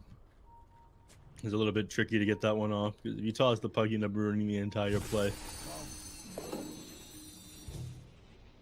Imp Claw found on the Medusa. Look to their middle tower. That's a great pickup. Just that damage in general is going to really help her. Yeah. All right, Avalanche toss again. The Inkskull Timber able to dodge it this time with the Yules, but he's still so low, and there's the Battle Trance. They just get the kill, no problem. Albino Zebra on the run as well. Double kill for Neko. He's just so dang farmed on this Troll Warlord. That's going to be the tier 2, and this is what we're saying. Once you get a couple kills, you can try and pressure the high ground. That's exactly what they're going to do. In top lane, they even find the Earthshaker. Will survive just barely in the base there. Soulburn not going to be enough to finish him off. That would have been such a big kill. He just barely finished his Blink Dagger. They almost ended up killing him. He didn't buy out either. He waited until he got back to base before making that purchase there. I mean, this is a huge item timing. Just hit level 12 now on the Earthshaker. Has his Blink Dagger done. He's going to reveal it in a moment here. I mean, if they can take a big team fight with level 2 Echo Slam with his Blink Dagger, you know, could change the state of this game. Yeah. You're going to need amazing Echo to turn this around. 9,000 net worth lead right now from Dire side. Yeah, they really need... The Dire really needs to take out this top tier 1 tower. It is causing a lot of issues for them because it gives this a lot of space for the Medusa to like kind of safely farm where she shouldn't really be able to. And this top tier 1 tower, I mean, once you take that, you don't have the ability to pressure the Roshan as on Eboys. Obviously, it's not respawning for a while. We just saw the Dire take it. You know, he's still going to have it for a few more minutes, but Red 2's Earth Spirit, I mean, he went for this early urn and just rushed BKB after that. He ended up going the rolling boulder distance as 10 as opposed to the 50 damage. I mean, you're serving less of a damage. You're less so damage and more so, you know, trying to chase people down and serving as utility. You want to be able to catch out this nature's profit. That's where a lot of your gold is going to come from at a certain point, I think. Like, he is rolling in and being the suicide initiator with this BKB that he went. The build does make sense to me, but you've kind of accepted that you're not dictating the pace of this game anymore, and it's going to be 100% on the Medusa to pump out damage. Absolutely. I mean, they're pinging out the Medusa. They want to go for it. Inkswell, they go right in. The Avalanche toss once again. She's able to get the Manta off, but has no mana for the Stone Gaze, and she is gone. The backside of the fight, a beautiful Coil holding Earth Spirit at bay. The Witch Doctor goes down as well. Red, try to get that roll away. He's going to be fine, but 3 quick kills for Jiang, who fantastic coordination on this engagement here. Yeah, and you know, despite the fact he just managed to finish to that BKB, that was not a great initiation there by Red 2. Ended up trying to commit onto the puck. The puck got the phase shift off before Red 2 connected that geomantic grip of he's coming in towards him there. He basically saw the Earth Spirit coming, and while he was trying to do that, I mean, his Medusa was dying. If he was there with the assist to somehow save Medusa, get the silence off to set up like a chain disable or something, the fight could have turned out a little bit different, but things is getting worse and worse. Now, sitting on top of the triangle, farming this one up. Age is going to expire in a couple of seconds here, so I think they'll slow down a bit on Jiang, but Yeah, I mean they're finally picking out the top tier 1 tower. They need to take this tower. It's so important.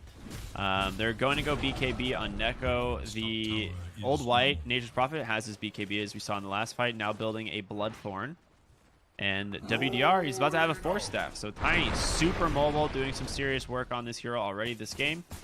And the Medusa, I mean, she's just not able to keep up with them at this point. She's struggling.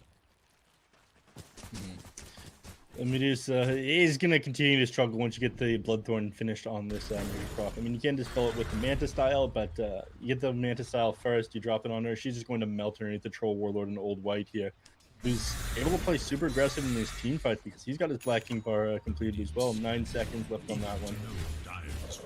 Bloodthorn's done. Yep. Next, I imagine he's just going to go Sheepstick, ignore split pushing. I mean, why not? He's able to fight right into them at the moment. No need to split push. Neff. Puck has a Dagon. He do have a Dagon. You got Dagon, double Null Talisman, Nether Shawl. So we're looking at 756 burst damage on this thing with that spell amp. Pretty good. That's pretty good. We have Ink over picked up on the Grimstroke, his Aghanim Shard, which 6 seconds slow and attack speed slow. I mean, when Medusa is pumping out the majority of the damage, why not? Yeah, it's actually pretty good, huh? If you just ink over the Medusa in the fights, she does a lot less damage. Yeah. With the attack speed slow and not moving nearly as fast either. It's going to be a serious problem Medusa has to deal with, and eventually, you know, he can just build an Aghanim Scepter, then you have Medusa, but better. This is true. Oh my gosh. I want to see it. I want to see Blink Ags. We'll see if that's what he ends up going here. He's got the Blink Dagger Q-Def next. So Giant's queuing up a Lotus Orb. He does need something. He needs survivability, and right now it just feels like there's too much damage on Jiang. Like normally Timbersaw needs to have a lot of momentum in the early game so that by 20-25 minutes he's like so unkillable that the enemy team has very little ways of preventing him from being in the lane, farming or pushing lanes, and Giant is just so afraid. Giant unable to do a whole lot this game. It's sort of in the same position that we saw Old White on the Viper. I mean, that's one of the benefits of Nature's Prophet. You don't necessarily need to have an amazing lane to have options. Tiny gets going on here. Oh, on the side, I hear the Death Ward, but immediately silenced by Old White. Witch Doctor gonna die to that Soulburn for sure. Just pops his BKB. Look at the damage from this Nature's Prophet and Medusa. She pops the Stone Gaze, but she's got no damage of her own, and the ink over, as we talked about. Oh my gosh, it's such a great counter. All that was happening, Red 2 doing all he can, ends up getting the Tiny, but you've lost everything else. No way to defend your base right now. You can drop that Fortify to try to deal with this Catapult here, but the rest of Fortify could just come out from the other side. Yeah, I imagine they would, and just kind of tank these. Yeah, they do. Yeah, well played. Well positioned on the enemy team too, just making sure that the Earthshaker's Echo is not going to connect onto multiple heroes. Red's doing what he can on the side of the base here, but they kind of just have to accept the fact that there's... Oh, he misses the Maledict. Unlucky. Yeah, might have wanted to chain him down if you get that Maledict, but you do have to keep in mind Stroll Warlord has a BKB. You mess up initiating onto him, he's going to turn on you and destroy your entire team, just leave you down. It's not worth the risk right now, but I feel like they have to go for a desperation play here. Their backs are against the wall. They're down 24k net worth. We're 27 minutes in.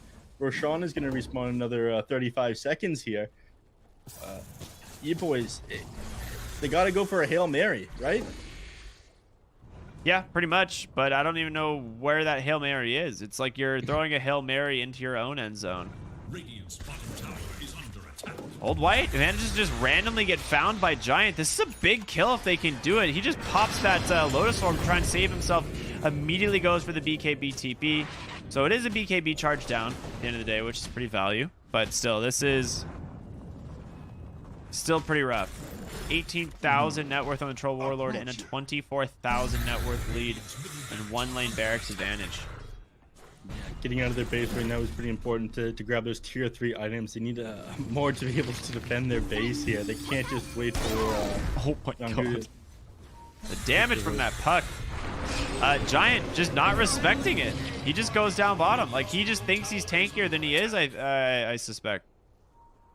Your 20% magic resistance means very little to this puck at the moment. Yeah, the puck plus you have the Veil of Discord on Grimstroke.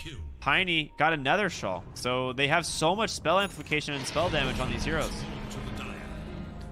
Roshan number 2 going to be claimed. Aegis. Neko? He's lagging. That is the only reason why he's just not moving there. Then Old White pausing immediately afterwards. Yeah, it'll be on Neko. Old White takes the cheese.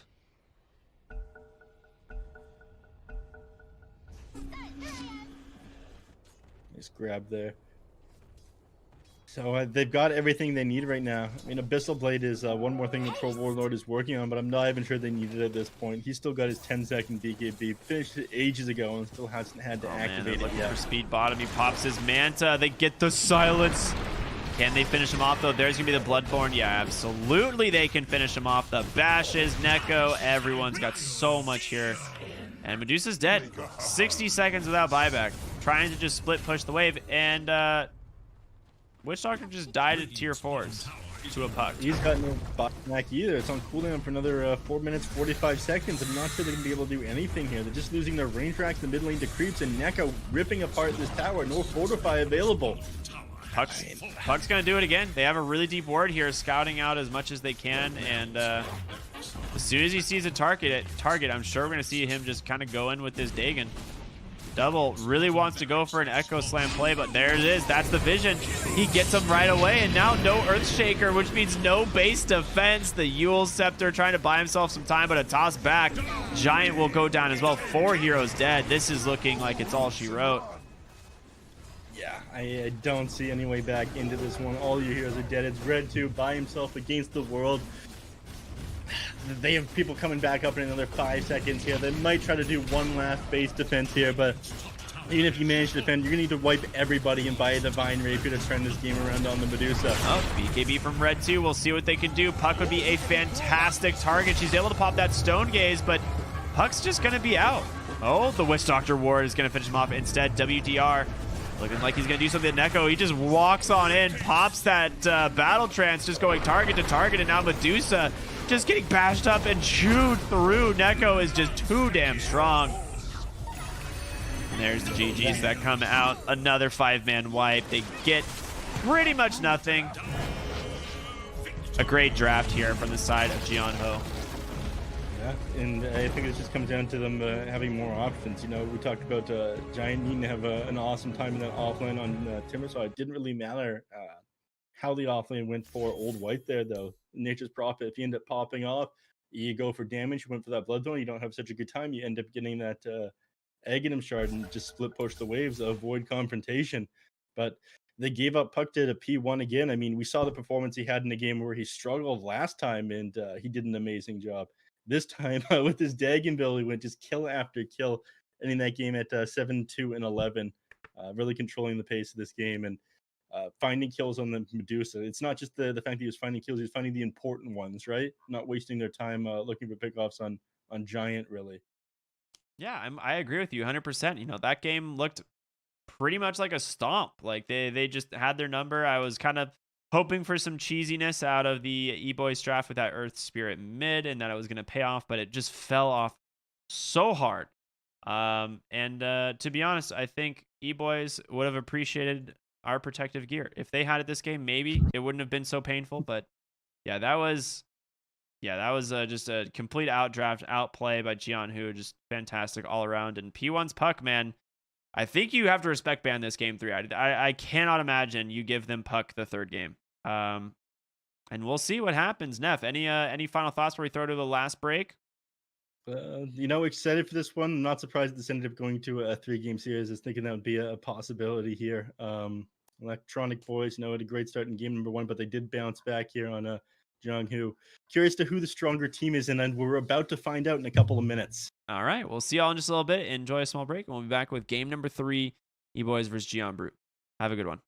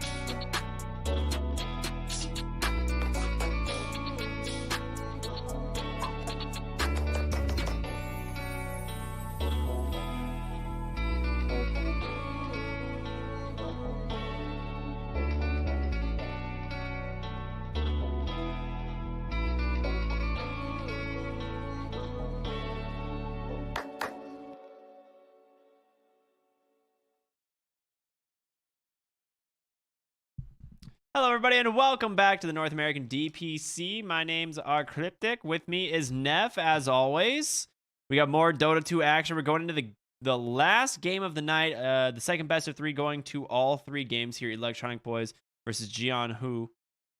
Pretty interesting series so far. Like, game one was kind of a stomp for Eboys. Game two, somewhat of a stomp for Jiang. I think a lot of this was just kind of drafting issues, so we'll see, maybe they can adjust that here in game three, Neff. But what are you feeling about these teams? I gotta say, I'm feeling.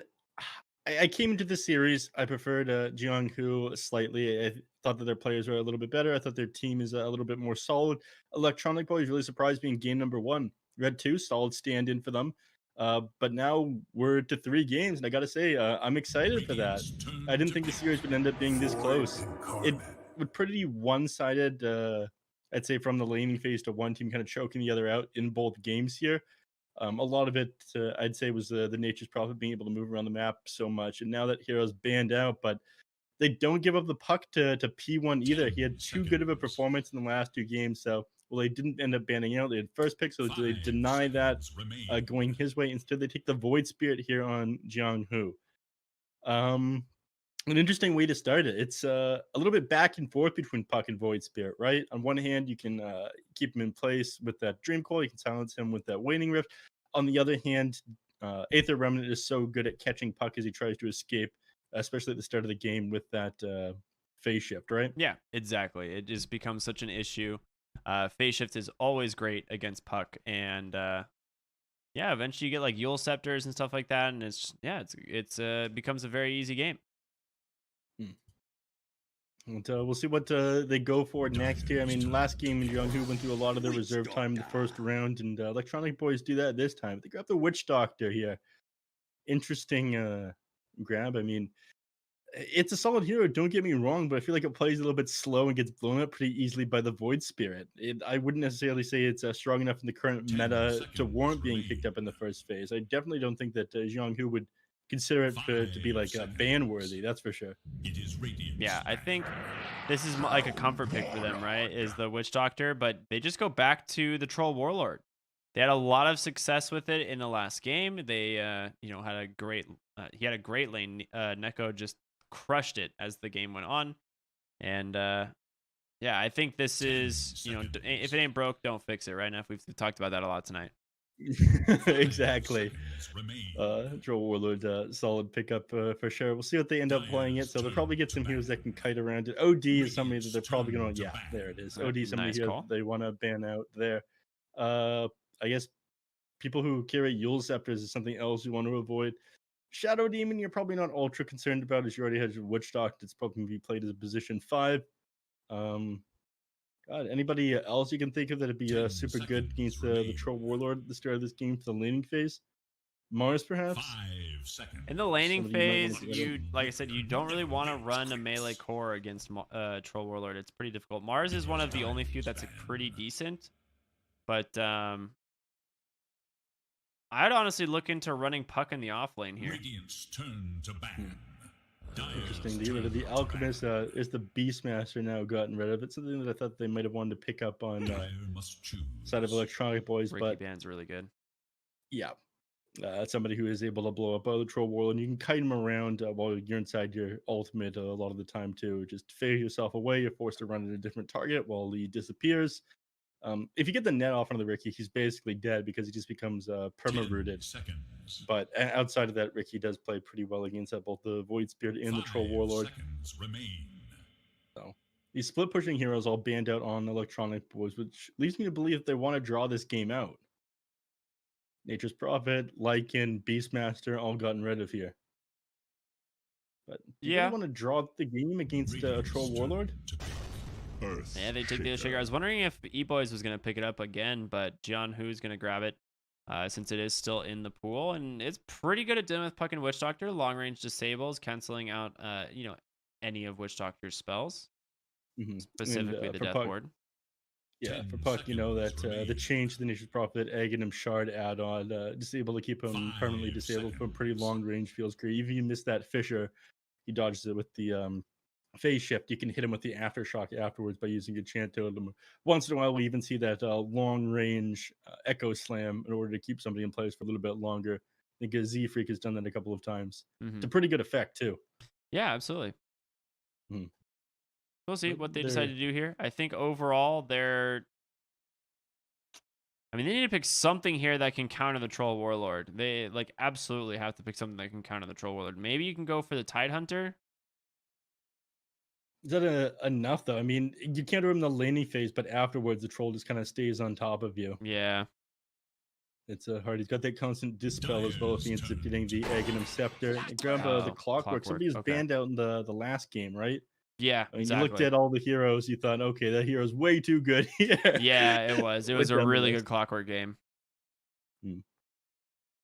So, we'll see how that does this game. I mean, it plays super well against the Earthshaker. It allows you to kite the Troll Warlord as well. We talked about some important kiting heroes banned out here. The Ricky and the OD. Clockwork will do what they are no longer able to do. We'll see what this next pickup here is on Jiang, who Earthshakers can have a little bit of a hard time roaming around the map when he's playing against the Clockwork, though. It's very easy for him to just get on top of him and run after him with that Battle Assault. You can't get your spells off against him. The only thing you can actually activate, thanks to the huge cast point underneath the Battle Assault, is your Echo Slam that has no cast point. Nothing like solo echoing a Clockwork inside of a Cogs, right? I think that's pretty solid. I mean, he's gonna have to buy like a 4-staff on the Earthshaker to get away from the Clockwork if he's not like super careful with his positioning. We'll see though. Either way, it makes your game so much more annoying when you have to deal with that one. I do like Clockwork quite a bit. He's one of my more favorite heroes. Quite nice. Yeah. 1 minute left of reserve time here for Jiang Hu. Imagine they grab their position 5 here, right? Yeah. Yeah, absolutely. And I like the Undying. This is a super strong lane hero. So they really, again, are all in on securing Neko's lane. They really want to make sure that he has like the best possible chance. Now, could you take the Timber Saw here? Is the question. Even though it didn't do too great against Troll Warlord before, but you don't want to. You do or you don't want to see the Timber Saw. That's what I'm wondering. Is like, do you take it here on Electronic Boys into this off lane Undying Troll, or take it off lane into the safe lane Undying Troll, or do you pick like just like a better hero from range that can fight them? I mean, the first couple levels would be like the very start of the lane would be a struggle against the Undying and the Troll Warlord together, and reducing your base damage and whatnot. But after that, interesting. I was wondering about Veno. I didn't think it was going to be good, and I guess with the Undying, it's quite a bit better. This is a very annoying lineup to play against. The Clockwork, the Venomancer, the Puck. I mean, there's so much kiting here. There's so much like running around in these team fights. They're gonna be able to take them in such a scrappy way. It's one of the few heroes that can deal with the Troll Warlord in the Undying lane. I mean, Undying is so good usually at securing a good start of the laning phase. I think it was the one thing that stopped them from picking up a Timber Saw here is that Undying pickup. Yeah, but the Venomancer makes a lot of sense. Yeah, the Venomancer is quite good. Undying, like anytime you want, like all he wants to do is play up on the enemy offlaner, and to play up on Venomancer, you have to walk through like 4 Plague Wards and lose like so much health just to walk up, use like Decay and right click the Venomancer, and yeah, it's usually just not worth it. He's also one of those heroes that just like occupies a lane for a little while and then ends up farming super fast because of extra levels in Plague Wards, as well as the Poison Sting. Yeah. With the talent, the Poison Sting becomes even worse. The minus 10% Poison Sting slow, you're just slowed for 25%. It's so good. I love it. I see Venomancer on the other team. We picked that talent up when it's like 25 minutes. I think, oh boy, I was having fun playing Dota up until now. Oh yeah, now I can't wait till I put my snowshoes on and go dredging through the snow at no movement speed. Oh yeah, nothing like a day up in the mountains, eh? But we're not doing Canadian snowboarders yet, are we? We're doing construction today. Yeah, one thing I found out is your Canadian construction gear is quite a bit better than my American construction gear. It's fancy that. Yeah, very Speaking nice of, vest you got there, sir. Mountains. It was actually snowing pretty hard earlier over here in the Great White North, up in Vancouver. It's not Yeah, normally a ton of snow around here. Yeah, it was like it was nice and warm today, Neff. I cannot complain. I Mm. walked around. I did some yard work. 5 seconds Good stuff. remain. Yard work. Look Yeah. at this. Look at I had to cut down a Mr., tree. You know, my hands hurt. Turns out Mr. that tree Buffett has over here. thorns, and I don't have gloves. So it was a very tedious and very painful process. Wait, so you have full safety gear, but you don't have gloves? You know, they don't give us everything for the job here, Neff. You know, it's kind of the bare minimums. Mhm. I'll have to I speak mean- to my union real quick. I'll get back to you on that one. I see. I'm very sorry. All right, that's Wraith King picked up last year. I mean, that's extra. It push. It's a a front line which they very desperately need right here. It's a carry. It ticks a lot of different boxes. And dealing with the Troll Warlord as a Wraith King is still going to be a little bit difficult, but I think that they do have the tools they need to just sort of kite the Troll Warlord around in these team fights. And the Wraith King, by the time he goes down, once he comes back up, I think you'll be able to take care of the Troll Warlord. Yeah, I like the Wraith King a lot because if he gets like the initiation on a troll, it's gonna force like a pretty early battle trance. And Wraith King, similar idea, you know, in terms of how it works is he used to be like the old school Enigma and faces void counters because it's like, oh yeah, use your big spell. You know, you're gonna have to use this big spell. In Troll's case, it's the battle trance, and then he just reincarnates, and his whole team's like, oh hello there. Mhm. We have come to help our carry. All right. What do you think of the Night Stalker, though? Do you think it's super good against like the Puck, against the Witch Doctor? I love me a Blink Dagger Night Stalker. I think this Night Stalker is gonna get wrecked, like straight up. I Oh. think this Night Stalker is gonna have a terrible lane. I think All right. he is gonna die Not at mincing least words. once in the first 5 minutes. I see. Definitely not mincing words there. Yeah, I like this the is a hard cosmetic lane. he's got, though. It is a Oblivions? great game for him in general, right? Crippling Fear is so good against Puck.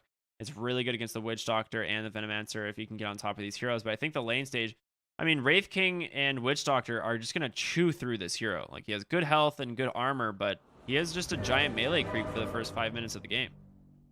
Yeah. I mean, he's gonna walk close to creep waves. He's gonna get hit by the casket, hit by Maledict, hit by the Wraith King stun, and then forced to walk away. So for the first 5 minutes, he will struggle. It's all about surviving through that. It seems like offlanes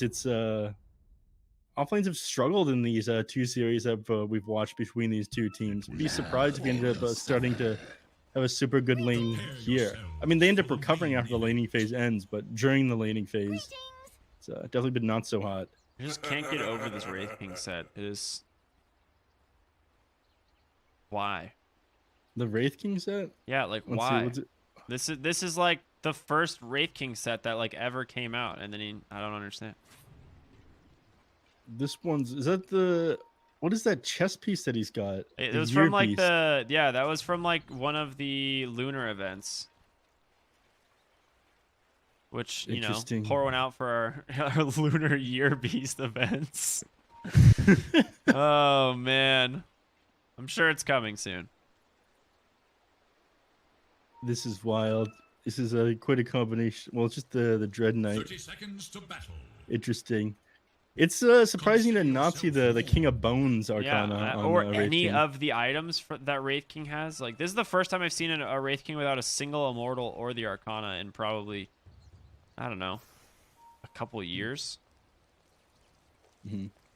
It's only been out for like a few Well, months. so like the Immortals as well, like because he Oh, has yeah, like yeah. the sword and the gauntlet, and I feel like every single person has that freaking sword and gauntlet. Begin. Yeah, I try to make my sets pretty ugly sometimes. I have a couple. I do it intentionally. Well, there's your first blood happening. Double caught out top lane, hiding in the trees. But you know, that big stone wall lasts quite a while. First blood goes to Neko on the troll. Not the start you're looking for. No, I mean they did reduce the duration of the fissure, but 6.5 seconds is a pretty long time, so they lose that clock. He's gonna be able to TP back to lane though. Still not a very good start, as you mentioned. Fisher block does miss some of those melee creeps, or miss one of the melee creeps bottom, so speed not really too worried. He's gonna be able to farm up pretty easily here. And the thing is Wraith King is gonna have an incredibly early Midas. Look at it go. And an incredibly early low health bar as well. Storm. Just keeping people zoned out here in the top lane at the same time. It was a little bit of a trade in the trees, and oh my god! Jerry, Mid lane? how did this happen, Jerry? Thank you. P1 just solo certainly kills consider Red your 2 on the... Oh, and we get a pause? Okay. That's a spicy pause, in my opinion. What do you think, Neff? Do you think there was some spice added to this one? I gotta say that Red 2 lagging? I mean, I didn't see what happened. I'm looking at this death recap. He ended up taking 306 damage from creeps. It was getting far too Yikes. crowded. Yeah. Did he just get remnanted into the creep wave and die? Is that basically what happened? I don't know. He's sitting at No. level 1. He probably Attack, just... attack, creep. Yeah, he got remnanted into the creep wave. I'm gonna need an instant replay on that one, Jerry. Yeah, I'll have to reach out to him about that. I'm pretty sure his salary does not cover that. I don't know. I don't think Jerry tries sometimes. Jerry doesn't have a salary, for the record. Yeah. He is not allowed to unionize, like us now. The moment we catch a whiff of that one, he's gone. Oh yeah, back to the dungeon. Yeah. Much like how your union doesn't cover gloves, even though it covers safety hats and vests. Take a minute. I don't think this is a BM pause, and the pause came out from the side of the Dire here, even though it was Red 2 ended up dropping there. I'm definitely going to go back and rewatch that one. Go for it, Neff. I don't know how you did it. I don't know how to do that, but Well, the VOD, not right now. I'm gonna watch the VOD. Oh wait, Yeah. freaking Jerry. I mean, freaking Jerry. Looks like All right, we we're are ready ready to to go. Yeah, P1 mid lane solo killing the puck is pretty huge. Like this early too, because he's gonna be able to soak up some creeps under the tower. But yeah, that is a massive win for P1 here. So almost level 3 already. About half or a little bit more than half a level advantage over this puck, and it just makes CSing that much easier. Hopefully I can look somewhere else and the puck won't end up going down, though. So Earthshaker does not have a courier now, which is pretty big because a lot of times that courier is just going to have, your early stuff for Tranquils, but now it has nothing. That and clarity, so you continue to play with these fissures, secure yourself some CS, stop creep waves, stop blocks, etc. Yeah, it's like they really need to get a pull off here, and it doesn't look like WDR is going to let them. Maybe a hard camp pull on over. Is it going to connect? It does get the ranged creep. Not a successful pull. Yeah. And WDR will probably snag that range creep once he realizes that it's not over at his creep wave. What are you doing here, WDR? Nice. Oof. Yeah, that Feels one's, pretty bad. that's a rough one. 110 mana for that, and you miss. It's all right. He's got another clarity. He's just taking a sip. Yeah. What do you think clarities are made of? Spring water? Like a magical spring water? I'm I know not what sure. some weirdos like to think it's made out of, but I'm sure that's incorrect. I thought it was like some other beverages. Normally, the way to go start like I don't know, 12 clarities or something. Yeah. Anyhow, Yeah, give me a 6-pack of those. Bottom lane, Old White's actually doing pretty decent. They have been able to reset the lane equilibrium, and as a result, Albino Zebra cannot pressure the Night Stalker. Like, they have to go for like a Maledict play, but WDR is just sitting so far off to the side, and all he's doing is just dropping fissures in every moment that he can to potentially save his boy. So, it seems like Earthshaker's pretty good at dealing this. yeah. Courier's finally back up, so he sends himself out to another clarity. I mean, this is something we were concerned about. Is Night Stalker just having an awful start to this game? It isn't that awful though. I mean, yes, Speed has secured himself tons of CS, but Old White, he's got himself a bracer. I imagine he's gonna have boots by the start of the first night. He's gonna be able to make a couple plays here. 4 minutes starting to roll around as Red 2 pings his team to check the runes for him, please. Thank you very much. He's like, hello, support players. I need help in the mid lane. And then everyone ignores him. Oh, Classic nice mid waning players. rift, but, you know, not lucky. Because he also get a haste rune on P1, and if he wants to go for the Red 2 kill, he probably could. He's going to need a bottle refill, or he's going to have to walk all the way to base. But as a result of this, Old White taking some harassment in the bottom lane, getting a little unlucky with those coconut bounces, though. Yeah. What he'll probably do on this Void Spirit is, you know, once he hits that level 6, rotate to the top lane and just grab the Venomancer with his haste. I mean, such an easy kill. Venomancer struggles to go anywhere with his very low base movement speed. I mean, even with the wind lace and the boots that he's got, he's at 345. No getting away from that one.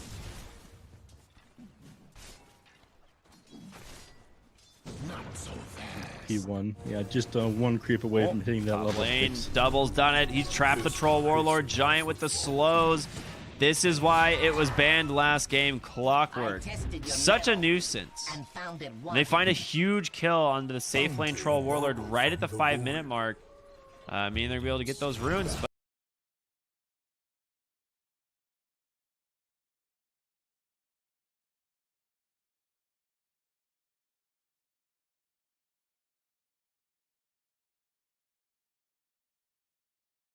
he didn't have the range. It would have canceled. No. That would have connected, man. If you start the auto attack, unless they go like super far away or into the fog, it connects. Wow.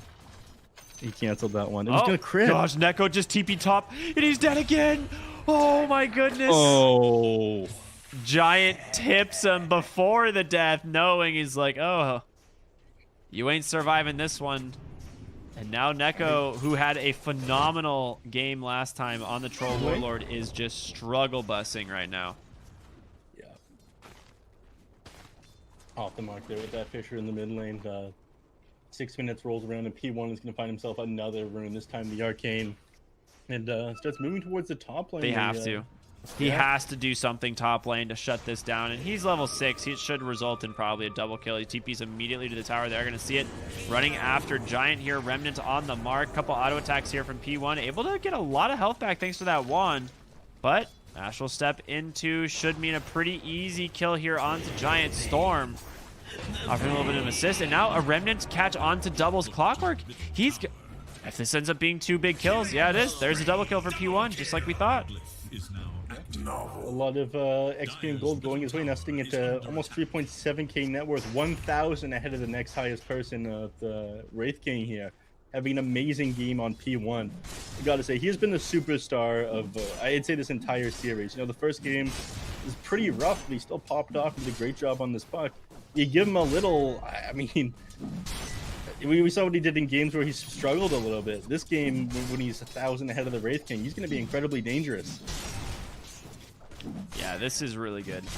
The Void Spirit can constantly just like rotate around and find big kills. In top lane, Giant is going to struggle, and Neko is just forced to jungle essentially at this point. Like, he knows he has no way to contest the top lane, so you either just leave the Void Spirit. Oh my god, double bottle refill. Or just bottle refill regular in the top lane from Old White, sorry. Yeah, bottom lane, WDR, level 2 on the Shaker. Gonna get punished here. The Maledict comes out. Plenty of damage from the Skeleton, also known as the Boys. That Maledict should take him out. Oh no, he's got Tranquils. He's fine. Yeah. Managed to get out of that one. TP's back to base. You might as well. You have to make a long trek back afterwards. Save yourself a little bit of time. Now. 8 minutes rolls around. Power Rune is going to be spawning bottom, and Red 2 is finally going to manage to snag himself one. First one of the game, both others going to this Void Spirit. We'll see if he manages to find a kill with this one. It's going to be a little bit tricky. Not any super easy targets to go on here for the puck, unfortunately.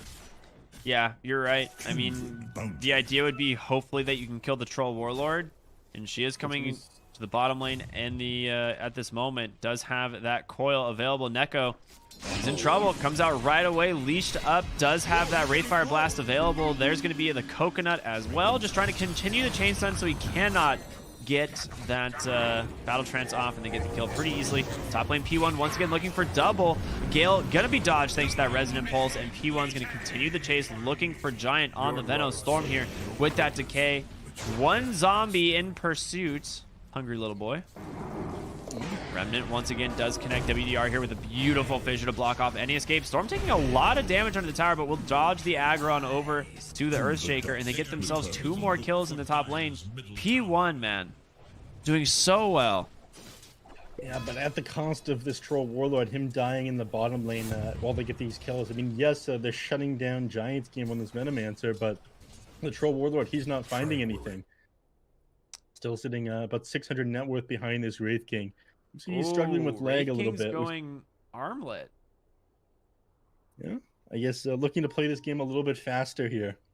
Yeah, a lot of the time we see, like, you mentioned the Midas, right? Well, I thought he would either go Midas or just the Glove of Haste into Radiance, and this is very different. This is from what I expected. The Radiance, just obviously a super value item against Troll Warlord, is his entire kit relies on getting attacks off, and that 17% miss chance is pretty good. It is pretty good, but I guess they're just thinking that you know, they're a bit of a problem right now. They're gonna just take control of the map unless I play super quickly. He is, you know, behind. He's not super far behind on net worth, but P1 is, you know, gonna start threatening him pretty quickly. He could at least survive some of this burst damage with that armlet and fight back for a little bit. I don't know. Hard to say. I do think Radiance is really good here. I'm just not sure that you have the time. Yeah, I look at this bottom lane. I still just think this Wraith King's lane should have gone better. He does have the Radiance queued up after the armlet, at least. But yeah, this is looking pretty rough. Just as, in my opinion, for Eboys, I think there's going to be a lot of space being made by the Void Spirit. And Old White, he's going for an Aghanim Scepter, which I don't really like on the Night Stalker if he wants to be able to apply a lot of pressure. And that really does mean, like, you are exclusively, you know, kind of farming on this hero. Yeah. Top lane, Puck. Wait, she canceled TP? For Dire's middle tower. No, wait, Puck what? never started TPing. That was weird. I saw, like, Puck's icon on my minimap. That was bizarre. The boys bizarre. whittling down middle tower. Never mind, there's no boys there. It was a ruse. Top lane, though, in the river, they do find the Void Spirit leashed up for the moment. The silence comes in as well. Can double help offer a kill on a P1 to Simulate, but where is he going to go? Off to the side. There's a second Astral Step out, going for the TP. They do not have the hook shot, so it would have been an amazing find, but bottom lane, Albino Zebra chased down by Old White. We were different. The 3 heroes. I mean, they almost lost the Void Spirit for that one, but they do manage to get the Witch Doctor, and P1 barely managed to get out of that one. Would have been such an important kill for that Puck, and on his road to recovery back into this game. I feel like Neko is just being given a free recovery. He is. Like, he's I would just say. almost I mean, the same network as the net worth as the Wraith King.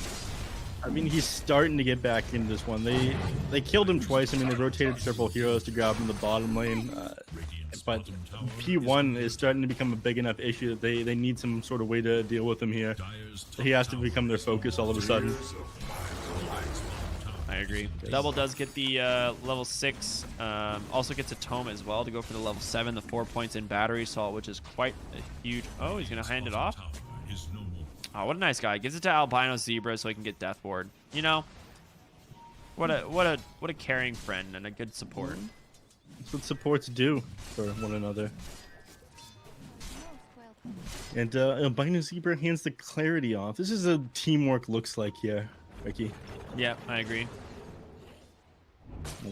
Speaking of, we're gonna need some teamwork to take down P1 here. Show me that There's coil. the coil, right on the money. Albino Zebra following it up with the Maledict, the Death Ward immediately. They want to guarantee this kill, and it's going to go the way of Red 2, thanks to that Waning Rift.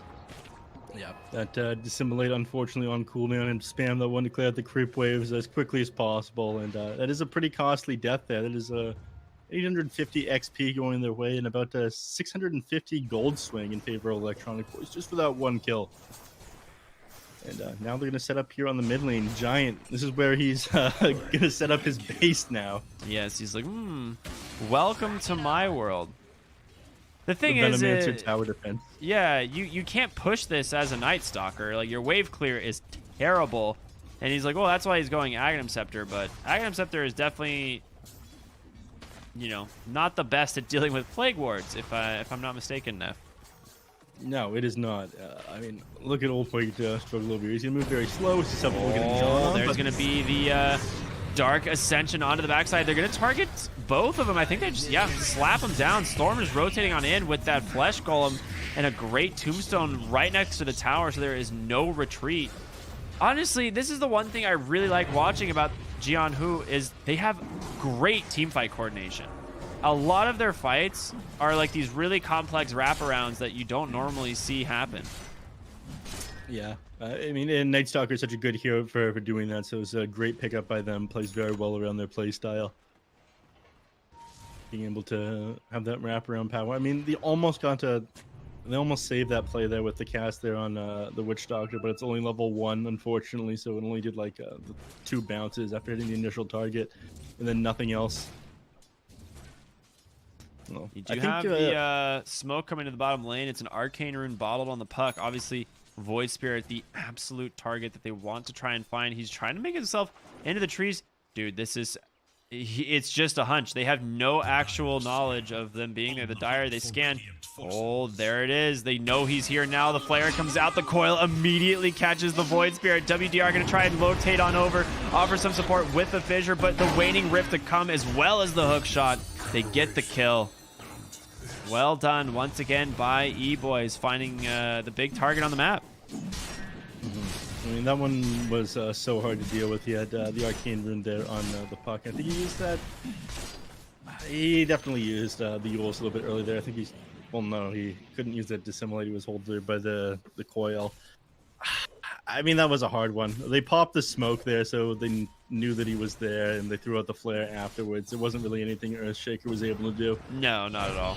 He, like, even though he hit him with the fissure, allowing him to get a Yules, he was still leashed, and there's still a hook shot to follow. It's just like a borderline impossible save to come out there.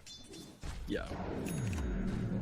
So the number of times they finished to kill the Void Spirit with this Dream Coil, so now falling off a little bit. I mean, he was sitting ahead of Wraith King by 1,000 gold, ahead of everybody else by 1,000. Now only 300 ahead of this puck. Yeah, he's pretty much dead even. And the other thing is, Wraith King is going back for the Radiant, so he has the Armlet. He's about to have the Relic as well. I mean, he's going to have it at like 18 minutes. Top lane, they're looking for the Troll, the Orb into the trees. They don't have the vision quite yet. Red, trying to bounce back and forth. He does juke left, able to dodge out the flare and the TP out. He will be safe. Orb at the very last moment. Smoke over here in the jungle, though. It is going to find Double on the Clockwork. A pretty easy pick off for them. They drop the Tombstone as well. Double gets the hook shot out. There's going to be the Dark Ascension. Looking for these heroes. Storm just getting shredded by the Death Ward. Gets a great soul rip on top of him. But Old White, you've gone super deep, my friend. You got to be careful. Puck hits a huge coil on the background, holding them in place. But can the rest of the team get on in? They need to take down the Tombstone. They finally get at the Echo. Completely whipped. It's a zoning Echo, though. Old White on the run, going for the TP out on the high ground, and it's going to be successful. Not quite fast enough. I mean, even if he threw the cask, I don't think it ends up coming out and hitting Night Stalker in time there. Heads up play, dropping that ward there. P1? Alright, yeah, he's going to be fine. These heroes do not have a lot of mana left on the side of Eboys, but they will still get this middle tier 1 tower, as it has been so difficult for them to get this game. I say that, Undying's coming in. He's going to drop a tombstone. Oh, no, he has no tombstone. No, he doesn't. But P1's going in. Looking for a hero. He's going to grab that Clockwork, but he's pretty tanky. He has a lot of friends there as well. The Catapult's going to put this tower into deny range. Yeah. And they will probably deny that. I thought they denied it. I guess they want to hold it for now. Yeah, it's one of those things where, like, you don't really want to deny it until Eboys is, like, forced to the mid lane to deny it, right? Yeah, you want to force a movement before you deny that one. And last team fight, or at least the one over by the Radiant, behind the Radiant tier 1, if anything, shows how badly they need BKBs on a number of these heroes here. Troll Warlord needs it so badly. Night Stalker needs it to be able to actually stay on top of these targets. These dots, the Maledict, the Venomous Gale, the Poison Nova, the Poison Stings, the Clockwork just existing with Battery Assault. It's becoming too much to deal with. That seems like too much to deal with, Neb. Yeah. Oh, a Ring of Aquila drop there for the Veno. He is still holding on to the Fairy Trinket, which, honestly, I like this decision a lot. Poison Nova is so much mana. It is so much mana. It is ridiculous, the amount of mana that spell is. So, gives him a lot more effective mana to work with. Mid lane, the tower will finally fall. WDR was rotating over, trying to snipe it with that enchant totem, but Veno just a little bit too fast. Yeah. Speaking of WDR, he just completes his Blink Dagger. Nice one, money orb helping that along. Sacred has Sacred. Speed has Radiance. And bottom lane tier 2 tower is going to fall to Neko and friends. Oh, Puck's down here. Uh-oh. Puck? Yeah, he's fine. Yeah. That was a little spooky. Yeah. We talked about Black King Bar, by the way. Old White managed to finish that one, being flown out to him right now. So it's a number of item times we're hitting right. WDR with his Blink Dagger, Old White with his BKB, and Troll Warlord just finishes Joshua Battle Fury. Once he gets his BKB as well, I think he'll fight. Actually, they're not wasting any time. The Fissure's actually on the wrong side. He's going to save double. All right. He is going to be fine. I thought for sure double was going to go down there, but Remnant off the mark, Fissure off the mark. He's going to just squeak away.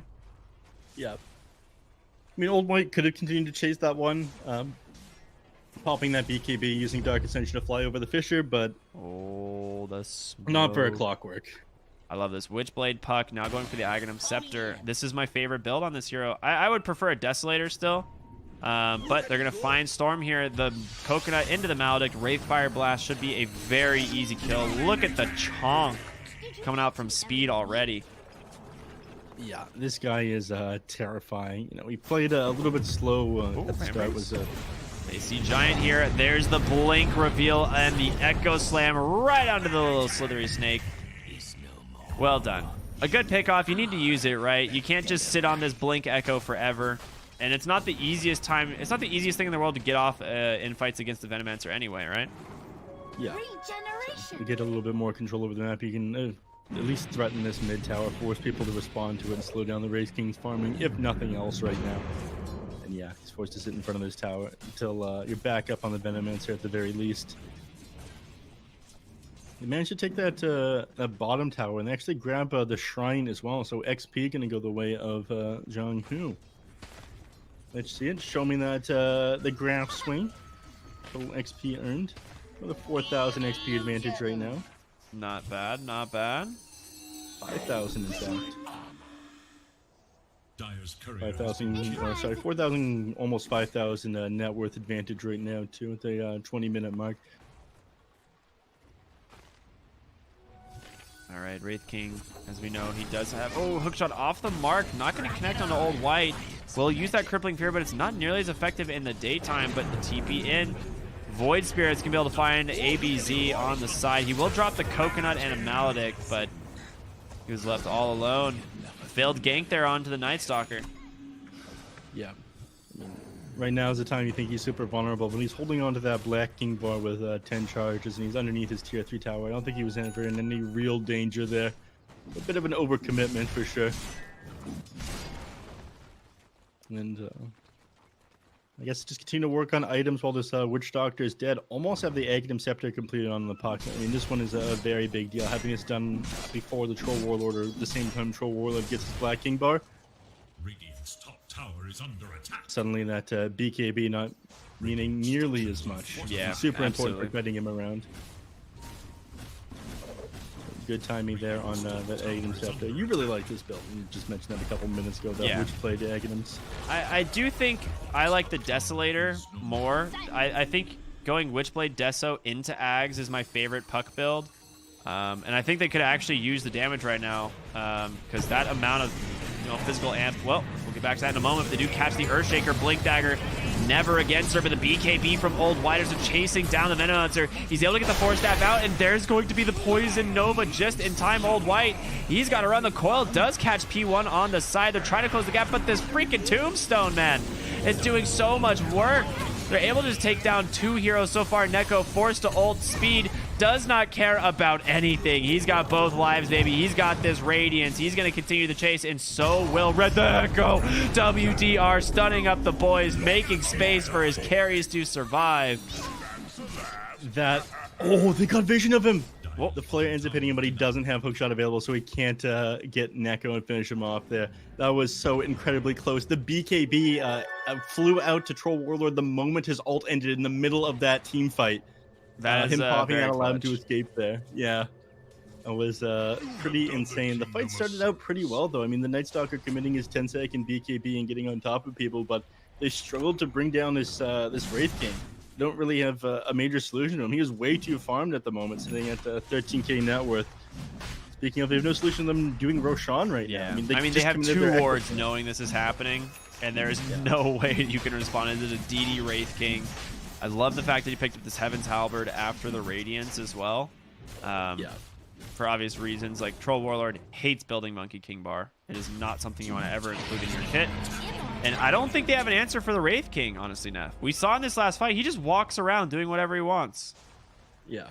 Speaking of just walking around, it's exactly what Troll Warlord does into his ultimate if he's hit with the Heaven's Halberd. He kind of stands in front of the targets. And without Satanic having that status resistance like it used to, the only thing you can build to deal with that Heaven's Halberd is either having your Black King bar activated beforehand, or your Sange and Yasha, which just reduces status resistance by 25%. So you're going to be useless for important chunks of the team fights if he gets that Heaven's Halberd off onto you. Yeah, absolutely.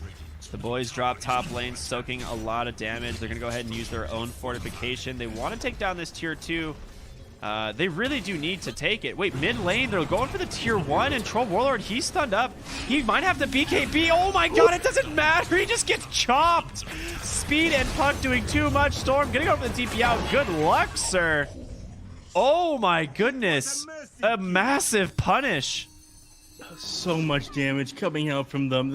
He just got blown up instantly. I mean, the moment he popped that BKB, it was already too late. I thought he'd be able to get that ultimate off and, maybe stand his ground against the Wraith King, but was that Axe torn Coil? apart there on the Troll Warlord. Okay.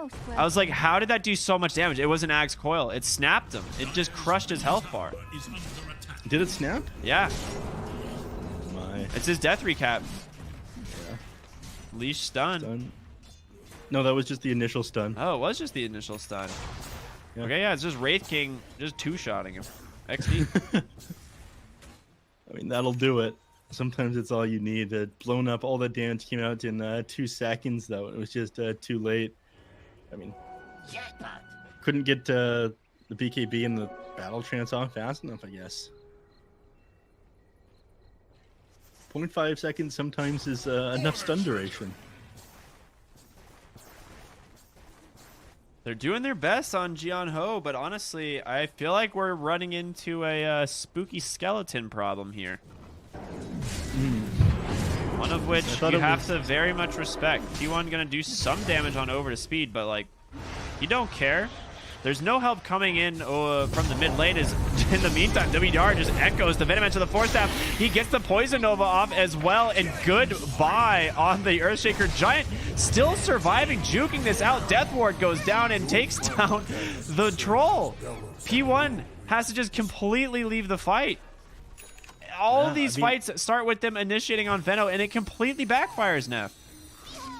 He's so tanky. He's got his Force Staff. He's got his Sange for extra status resistance, so he's able to get out. And he's going for a Heaven's Halberd of his own, which is going to be another solution to this Troll Warlord. I mean, again, the timing here on the Dream Coil on this Puck. The guy, yes, he's got his BKB, but you've got your magic immunity piercing Aghanim Scepter right now. We talked about the kite potential and the punishment and the runaround in these team fights. There's too many problems for Jiang Hu right now, and P1, yes, he's doing an excellent job of carrying this game, but the Troll Warlord is going to continue to struggle. Yeah, absolutely. I don't think they really want to push high ground at all here. I think Speed just wants to clear that wave, go farm it up a little bit. Undying is showing bottom. They're pinging him out. Puck might be able to make this rotation in time. He's going to go ahead and jump right into the trees, but there's a flare on the point. Undying, he's dancing, but dancing on his own grave, not the enemy's here. Yeah. Double going to come on in with the battery assault. They're going to pick him off. So you did lose the Venomancer top, however, in this process. So it was a rotation from Old White and P1 taking down Venomancer. I'm not sure they're going to be able to do any damage to this tier 2 tower, though. We'll shove it in, but I think they have to leave it and just have the creeps deal with the tower. Night Stalker finding a Paladin Sword. I mean, that's a very important pickup for the Troll Warlord. Yeah, absolutely. We'll We'll see what items drop here for both teams. Like, there's some pretty big ones. They have a Ceremonial Robe here on the Radiant. I'm wondering if they're going to pick it up. I think it's generally just such a good item. Might be on Veno. Oh, a Cloak of Flames. Well, okay. Well, you know what item the Wraith King is? Well, honestly, Quicksilver Amulet is just so freaking good. Oh, they're putting the Desolator Orb on Puck. Okay, give him. Can we just buy him a Deso as well? I mean, Old White farming animals, not okay. Can't do that, sir. All right, then blink in from speed. Immediate BKB pop from Old White. He's going to try and turn it around, but again, you're using these spells on the Wraith King. He's not the target of your that you need to focus on. And Giant, he's going to get a big poison over, finds the Void Spirit. He immediately gets the two-man silent speed on the backside. Yes, you're going to get his first light, but the Death Ward chewing through Storm on the high ground. WDR hits him with the fissure, but then speed. He's reincarnated. He's back in the fight. He's ready to go, and if he makes it over to the Night Stalker, he can get the kill, but there's the Echo Neko. He's able to pop that Battle Trance. The Wraith King able to hit him with the disarm. Can they kite out the troll? The stuns are there. Speed. He cannot go down. Double kill for the Wraith King. He will finally fall to an army of zombies. Puck, however, going to chase after the Night Stalker and find him. Ends up being a 4 for 2. both teams losing their star players. Speed ended up dropping their his mega kill spree ended in Old White finally going down on that Night Stalker. I mean, that Heaven's Halberd was so effective in that last team fight, and now Venomancer's got one too. I mean, this Troll Warlord has too many things that he has to deal with. I mean, he can't really hold his ground against this Wraith King at this point. He popped that ultimate and he's just punished instantly. He can't have enough status resistance because Satanic doesn't give it anymore. I think he's just gonna get kited. This is such a good draft here by Electronic Boys, and they're itemizing for this so well too.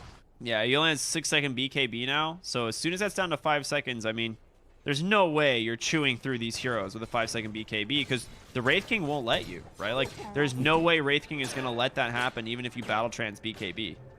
And, yeah, this is, like you said, they've itemized exceptionally well. They have the Force Staffs, the Heaven's Halberds.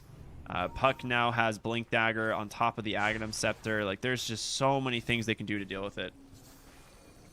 And, you know, yes, P1 is doing great this game, but it's not going to be enough him by himself. And Old White, he's going to struggle to pump out enough damage too, as he went this Aghanim Scepter and now a Blink Dagger build. Yes, he can jump on the backline, but it's not going to be enough. This Wraith King is such a big problem. Giant's incredibly tanky as well. You know, you have the Blink Dagger Night Stalker, but I don't think he's going to be able to bring down the Venomancer either. Sitting at, what? 16 or 22 armor, 25% evasion. He's got a Force Staff. And he's got a Ghost He's working on a Scepter Ghost in queue. Scepter. Yeah. It's so good, man. Are scanning for enemies. Yeah. Bottom lane, they did see WDR thanks to this nice ward here on the high ground. Fissure does come out. Are they going to go for him or go for someone else? Flare on the point, does catch him. They need to be able to keep his BK or his blink broken, and with speeds, radiance, and a pretty easy task. So a nice pick off there. No buyback on the Shaker as he offers a lot to Roshan and the high ground defense. Speaking of which, Roshan's potential to respawn in just 9 seconds, Neff. Yeah, this one's going to be very important. If it spawns right away, they don't have Earthshaker up. Buyback, not enough gold, 170 off. It could be pretty big for Electronic Boys. They have much better fight around the pit. Oh, it's such a fast respawn. Oh, 20 seconds. Yeah. Earthshaker will be back up in that time, but Electronic Boys have such an easier time taking fights around the pit. You know, the huge AoE from Venomancer, you know, the hook shots in and out, being able to push people back and forth with the power cogs. And you don't have, I mean, you've got Blink Dagger on this Earthshaker. Echo Slam can really turn fights around, but a lot of time it's going to be disabled. Yeah. Speed just no cares. He just walks in on everything. He's queuing up that Abyssal Blade and the Assault Dross. Interesting build from Red 2 here is he's actually going for a Refresher Orb for the double coil. And can they get the TPs? No, they are all leaving the area. They're like, okay, we want nothing to do with this. Have they checked Roche here is the question. They do now, and everyone just TP'd across the map. They got to know they just TP'd 3 bottom, and they're going right into Roshan. The Dire, I mean, they hedged their bets that it wouldn't respawn, I think, and it did not pan out very well. Yeah, that's a GME all over again. Roshan gonna drop in no time at all. There's no way they get over here in time. They're running. They might be able to clockwork positioned perfectly here with this Pipe of Insight. Can soak up a lot of damage. Giant here as well on the front line, just dropping these Plague Wards. Roshan goes down. Aegis and Cheese picked up. You now have Puck with an Aegis. You have Cheese on your... Oh, no, they handed on over to Veno. Oh, my God. Perfect. I was going to say, Wraith King's not dying more than once, most likely. All right, Dark Ascension, the blink in. A big 3-man silence. Can they find the kills? The Witch Doctor, he's the first one to go down, and they lose the Clockwork as well. It's an amazing fight for Jiang Ho. They even get the Venomancer. The Poison Gale is out. The question is, do they want to fight? Puck loses his life. The Wraith King needs the help. He gets the blink out, but the chase continues. Old White's crippling fear is just too much. The blink echo, they get him. A 4-man one. Oh my goodness. Such a bold play there, but they managed to hold on top of this high ground. I think that they didn't quite have vision. I think they realized something was up on that Clockwork. He just kind of stood on the low ground thinking that they might be up here, but that 3-man silence, the blink dagger on that Night Stalker, such an important pickup, getting onto 3, making it so they don't get anything off, and now tier 3 towers under threat. There just happened to be a sentry there as well. I mean, you know, Glimmer Cape comes out onto the Witch Doctor, but Night Stalker just goes right through him. No cares at all. And now suddenly it's just speed versus the world. And I said you had the big spooky skeleton problems, but can he 5v1 is the actual question. He's strong, but he's not that strong, unfortunately. But game, it looked like it was going the way of Electronic Boys. That things now turned around. Yeah, what a wild exchange there. The game was just about to finally hit Eboys as far as a lead, and now it's just blown wide open once again for Jiang Ho. Almost 12,000 experience and now 6K net worth. Fighting near hills, very important to winning team fights, believe it or not. Vision is extremely important. It is indeed. You heard it here first. I believe you, Neff. Well, Troll's gonna have like an Abyssal like fairly soon. He maybe down. He didn't even have to BKB in that last fight. He just ran around killing people with his boys. Well, you don't need to be spell immune if the Night Stalker's stopping him from casting spells. This is a very valid point. They smoke up in the mid lane. They see Storm, the blink forward. They're gonna be able to just chip him out real quick. He does have buybacks, but a kill onto the Wraith King is a big one. On the high ground, though, they're looking for more. They scan them out here. They'll just get back, I imagine. It's hard. You can't go up there without. There's no way you can make that chase without any vision. Albino Zebra actually placing some really nice wards in the Dire Jungle or the Dire Triangle here.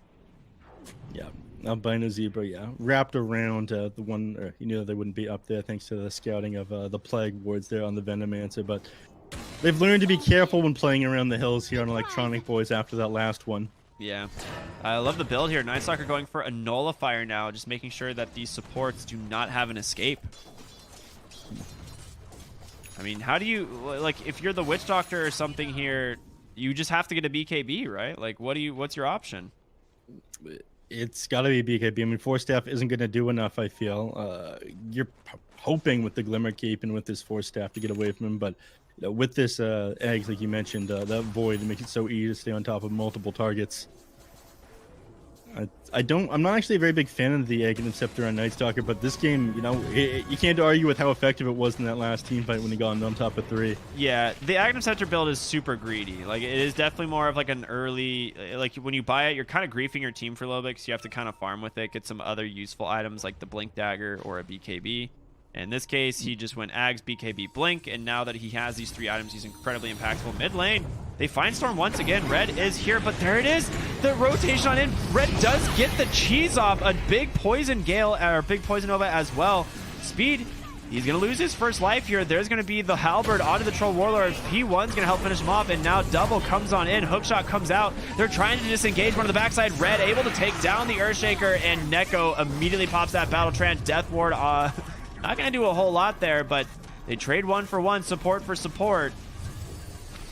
They're forced to disengage now. Puck, I'm not sure you want to go for that one. In fact, he doesn't. DD rune they're going to find, though. So I imagine... Oh, boy. They're going to bottle that one, right? Yeah. I honestly am fine with this being on Puck because he's able to dance around the fights and kind of just get on a target and kill them. Whereas Wraith King is kind of just a meat shield. I mean, he's a very powerful meat shield. Oh, yes. Let me rephrase this. He is a spiked meat shield. He's looking to be more than a meat shield as he goes for this Swift Blink that he's got queued up right now. It's so good on Wraith King. Oh, my God.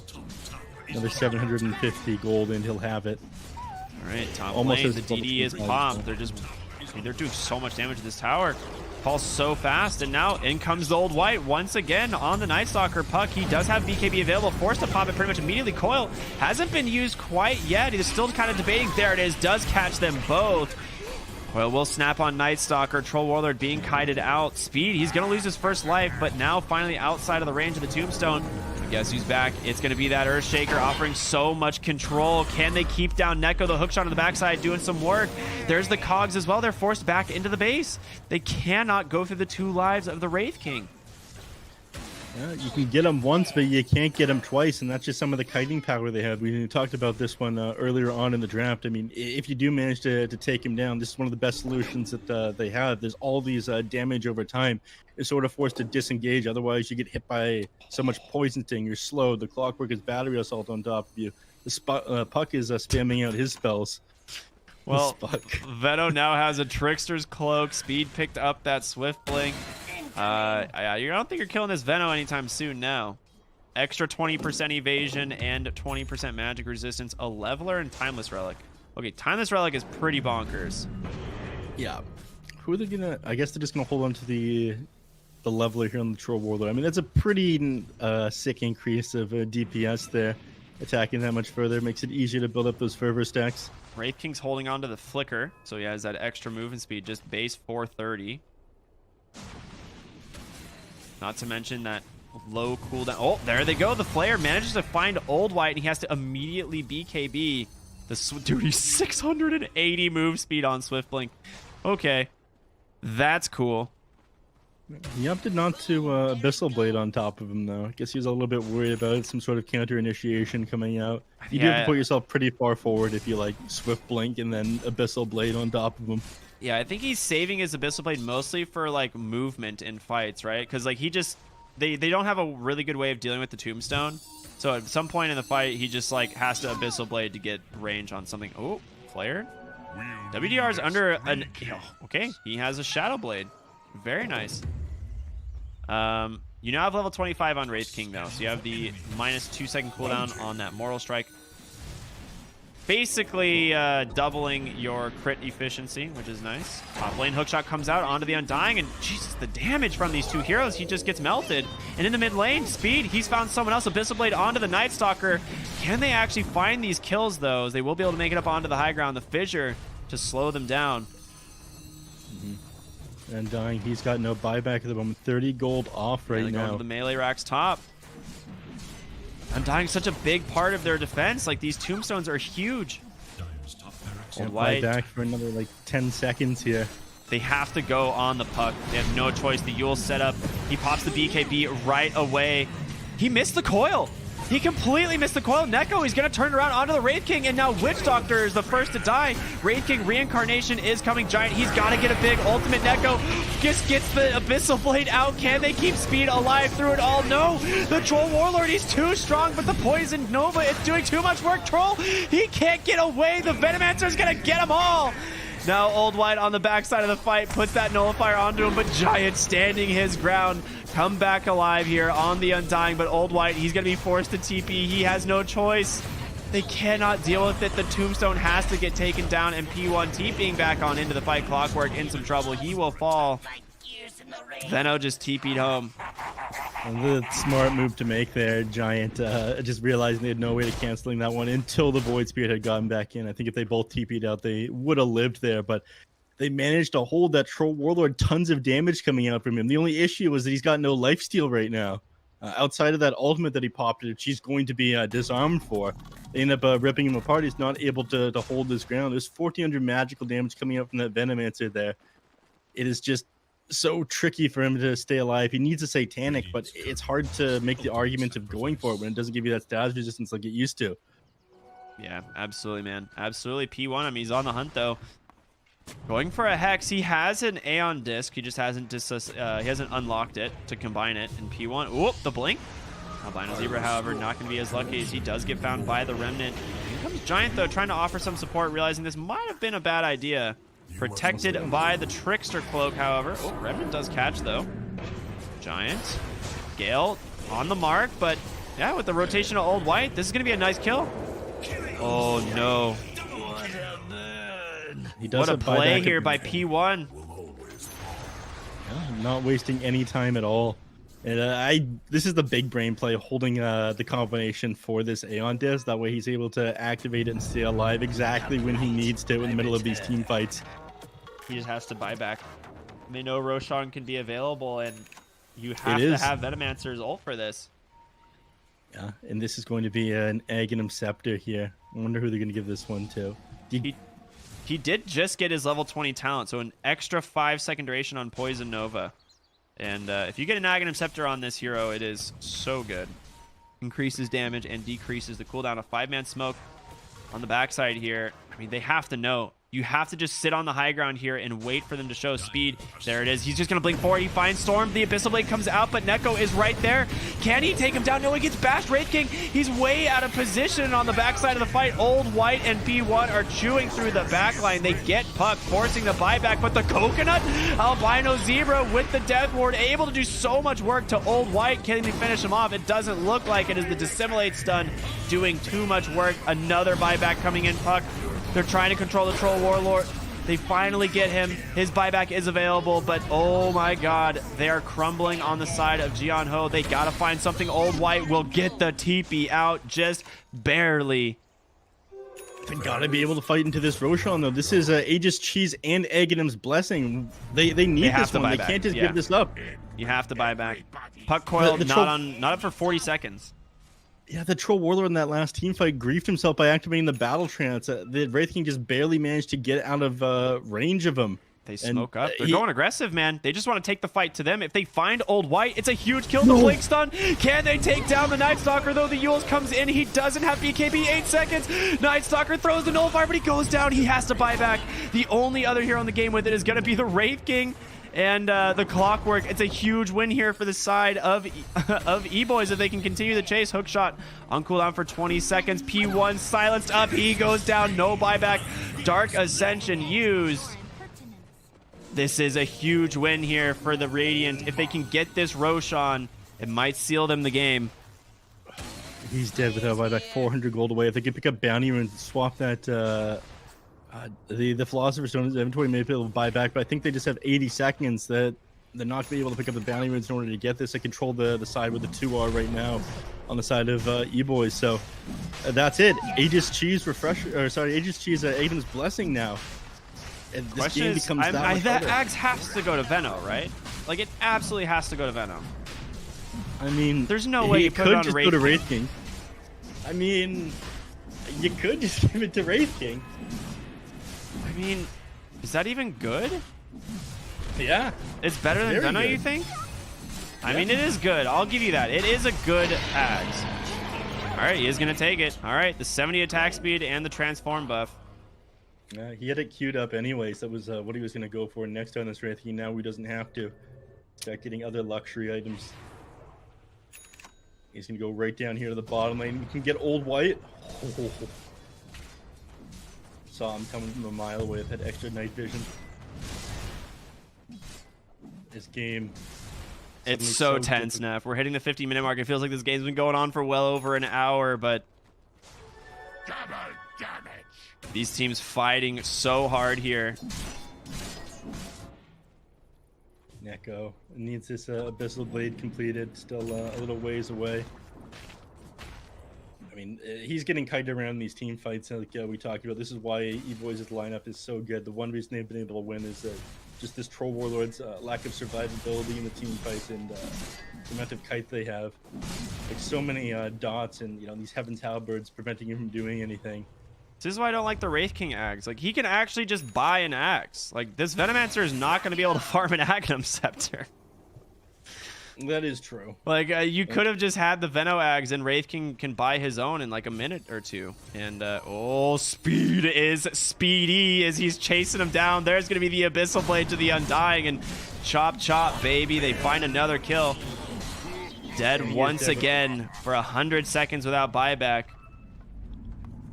Just one more nail in the coffin here. So we're up now 6k net worth. Undying, like you mentioned, such a crucial part of these team fights. They don't have anybody who's able to get on top of these tombstones and take it out.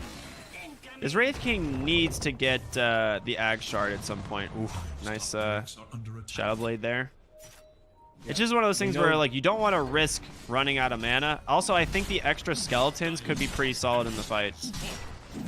You don't have anybody who can drain your mana, though. I mean, if you do end up not having Reincarnate, it'll be your own fault from just using Ray Fire Blast too many times. Yeah. I think it's pretty unlikely. I think he dies long before he casts like several Ray Fire Blasts.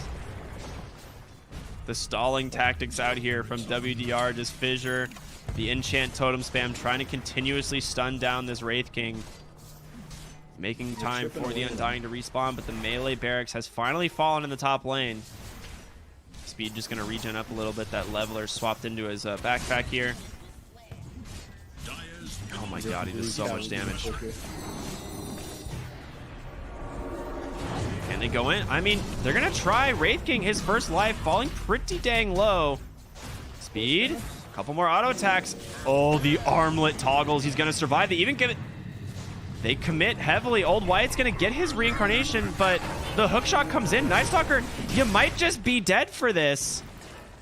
He's got to be careful. Neko goes up onto the high ground. The coil is there. The Blink Echo. Wraith King, you got to get out. He's silenced for the time being. Abyssal Blade's over. Is he going to survive? Speed. He life steals through it all, and Giant Ho is out, baby. 4 heroes dead. Oh my goodness, an incredible save there from the team. The 4 staffs onto the Wraith King to keep him alive. The GG comes out, and Eboys will take it 2-1. That's all there is. I mean, Eboys, the kiting that they had in this game, the hero pickups, the itemization, this Troll Warlord struggled to be able to do anything in these team fights. Eventually, P1 just didn't have the damage anymore. He played incredible in every game in this series, but he just could not carry that game by himself. The Troll Warlord kited around, and on one hand, it was a great hero. He pumped out tons of damage when he got on top of people, but on the other hand, he was just again too kiteable. Something like a Ricky might have been a better pick, but Eboys, they played perfectly against this Troll Warlord. I got to give it up to them. Yeah, this was a great draft, great execution overall. I mean, Eboys just played this series exceptionally, and Speed is... You got to give credit where credit's due. I mean, he played great on the Wraith King this game. It makes sense as to why we saw it banned out in both games previously. Now, Neff, if I'm not mistaken, do we have an interview here today with one of the members of Eboys? We do. It's going to be the stand-in Red 2, actually. Espeon is playing the puck in that game. So just shooting him a message, making sure he's good to go, then I can drag him in here. All right, we'll grab him in here in just a moment. Yeah, what an incredible game, man. This was so much fun to watch. Super insane. Shout out to Jiang, Jiang, because honestly, they had an incredible comeback from a game that seemed so impossible. The thing is that's funny is they had the golden XP lead almost the entire game, but were unable to close it out. Just the team fight, like you said, the kiting potential coming in from the Eboys draft was just so good. Mm-hmm. It looks like we're going to have a change of who's interviewed. Hold on one moment. But yeah, in that last game, the Venom, A lot of it came down to, I guess, what Giant did on this Venomancer did a great job at kiting people. I mean, he itemized super well with his 4-staff, E-Blade, Heaven's Halberd. Speed had an amazing performance on that Wraith King, though, I gotta say. Yeah, absolutely. It really was.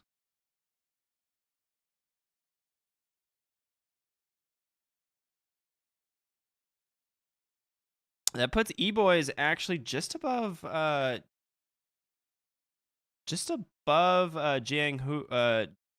Hu in the brackets, if I'm not mistaken, as well, which that's a big deal because the bottom two have to go back through open qualifiers. You know, being relegated back to open quals is actually pretty difficult. So we'll see, you know, how that pans out for them in just a moment. But Neff, go ahead, introduce our guest.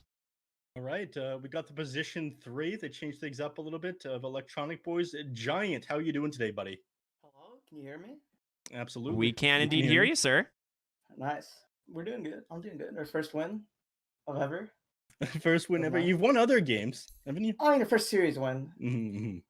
I mean, it was impressive. You guys, you kited the hell out of that troll warlord. You basically didn't have a game. Heaven's Halberds, 4 staffs, having to deal with being slowed by you. Incredibly annoying gameplay on both the Nature's Prophet and the Venomancer. Were you guys like strictly playing around the troll warlord or what? That's my first question for you. I think we thought troll was like their only win condition. So like, I just like decided I'm gonna build a halberd and an e-blade after. And I think everyone just subconsciously thought let's just all buy halberds because I don't think we really discussed that. Everyone just bought it themselves. Pretty good counter to the troll. Yeah, well done. All right. You said that was your only problem. P1 in every single game seemed like a massive issue. I mean, his puck in game number 2 absolutely destroyed. Even in game number 1, where it was pretty one-sided for you guys, I feel like the puck was a pretty big issue. Is that why you first picked it in game 3? I think this puck here is really good, so I think we just decided to give it a go ourselves, and it worked. It indeed worked. Yeah, you guys played it pretty dang well. I honestly like. What do you guys talk about? What you needed to change between game 2 and game 3? I think Neff and I were talking about the draft. Specifically, the puck was one of them. The Nature's Prophet was one of them. But how did you guys feel with the draft in game 3? Did you guys feel like very confident because it seemed like it was going pretty well your way even before like the Night Stalker pick? Yeah, the draft in game 3, we decided to take first pick because we just decided we had enough of puck and we should do it ourselves.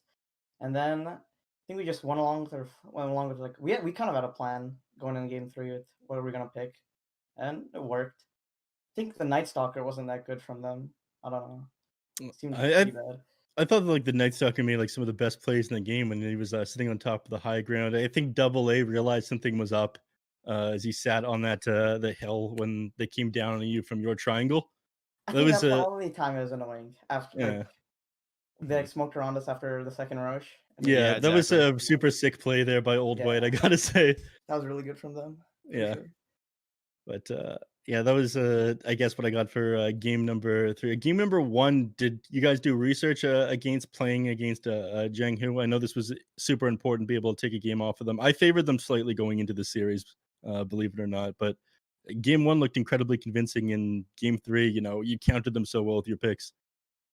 Oh, game 1, we didn't really do any research. I was just like, I want to play Prophet. And then they gave me Prophet, and I did well. So yeah, okay. Nice to play Prophet. Okay, with this same kind of attitude, you've got 2 games ahead of you. Arkosh and Byzantine Raiders. Worried or not worried? I think Arkosh is like kind of worrisome. I don't know if we could win against them. Like, I don't think that series matters that much. I think if we win against Byzantine Raiders, we like guarantee our stay. I'm pretty sure. Yep, that is true. So, yeah, if you guys beat Byzantine Raiders, you should take 6th in the groups. Yeah, so that's the only series we're really like worried about. But I don't think those guys are that good, so I'm not that worried about it either way. Interesting. Confidence, man. That's what matters. I like to hear it. True. Now, Ricky, you got anything else?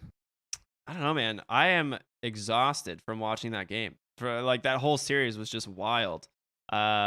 I just want to say congratulations. Honestly, your performance in these series, I really enjoyed your Nature's Prophet game 1, your Venomancer in game 3. The itemization was absolutely on point. Yeah, it was just an absolute pleasure. It was funny because people were like, "Oh, this Veno does nothing," and I was like, this Veno does a lot. You are not paying attention." But yeah, congratulations, honestly, to you and your team on your first win here in the DPC, and hopefully it's not the last. All right, thanks a lot. Yeah. Before you take off, do you have anything you would like to say to the viewers, your fans and friends? Red 2 was supposed to do this interview, but he couldn't talk because of his mom. She's like sleeping, and so we basically played entirety of game 3 with him on mute. Oh, He my didn't say a goodness. word. That was actually kind of funny, but yeah, that's it. Rad. Sometimes weird circumstances end up working out. Yeah. All right, I got one last question. Content packs. Have you submitted your stuff? You want people to buy your stuff? What do you got coming out? I have no idea. I left that to my team. Okay, we don't know, We have but the buy power of it. Game Leap on our side, so So there's other sure, content something that you good's guys coming. have. Yeah. Right. Awesome stuff. Anyways, everybody buy Giant stuff. Send your money over to Electronic Boys with these content packs. They're coming out soon, I'm sure. It's only a matter of time, right? It is only a matter of time. Time is, endless, though, Neff. So we'll see how that goes. But again, congratulations, Giant. You deserve a nice little break. And we will talk to you soon. You have a wonderful night. All right, you guys too. Neff, how you feeling, brother? We made it. Long day of Dota. I honestly wasn't really, we weren't really sure how this second series was going to go. The first series, quite one-sided, but here we are. We've made it to the end of the night. It's another day down for the NADPC. I think we've done our job. What do you think, Neff? Do you think we did our job? I think so. We always get the work done over it here, and we get it done safely here at Beyond the Summit. Yeah. Safety That's how first, we roll. always. When it's a patch full of meteor hammers and falling rocks, you got to be prepared. Also, Valentine's Day is tomorrow, so happy early Valentine's Day, I suppose, for those of you who are going to be celebrating. And for those of you who aren't, maybe get yourself some safety gear. Yeah, sound about right? Sounds good to me. Neff, any final thoughts? Anything you want to say before we take off? Hype series number 2 going to 3 games. Again, was expecting Jiang to come out on top here, but congratulations to Electronic Boys on their first victory. Looking forward to their last 2 matches. All right. Sounds good. Thank you, everyone, for watching. My name's Cryptic. I'm always joined here by Neff, the absolute GOAT. And we'll see y'all next time. Have a good night.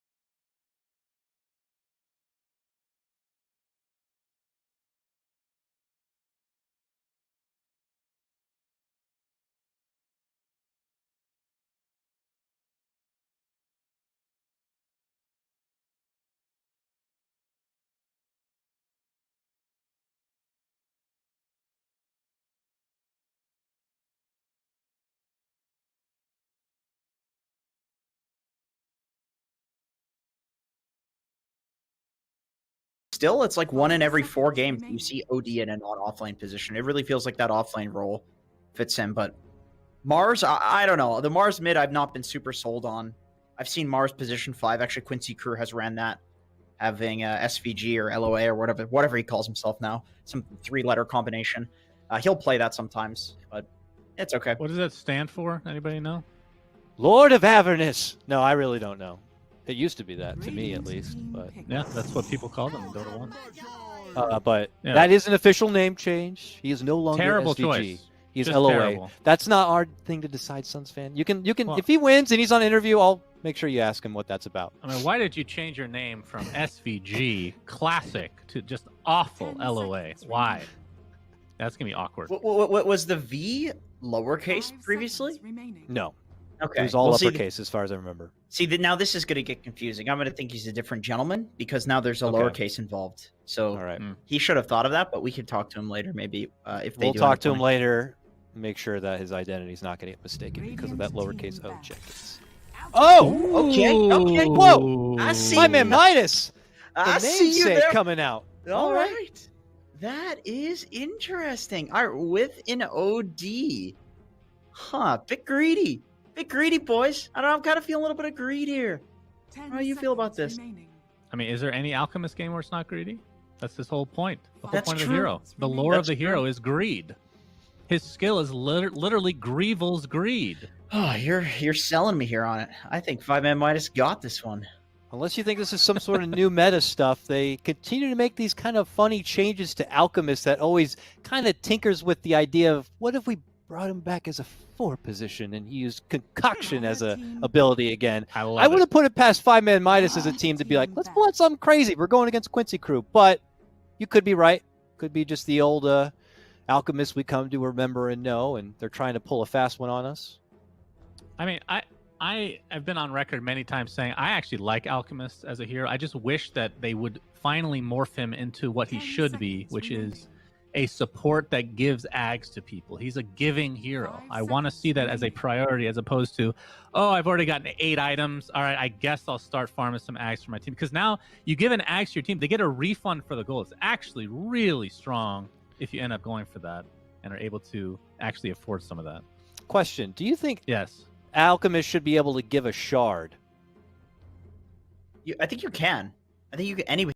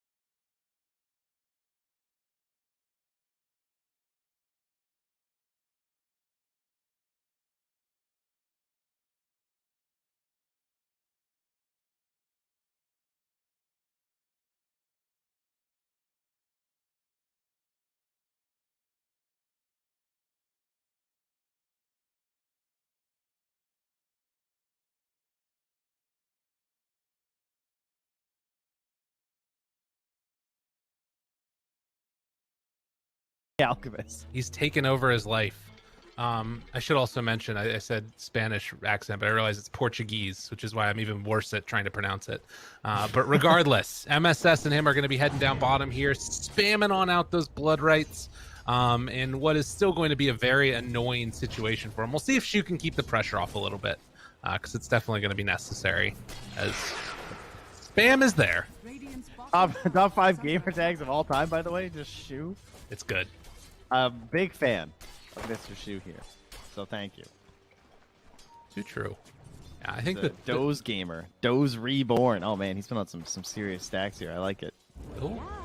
Well, at least so far in the early goings, we got a little bit of the all chat going out there as MSS is going to be chased away for the moment and does queue up another one of those blinding lights, or rather illuminates, but it's a lot of pressure.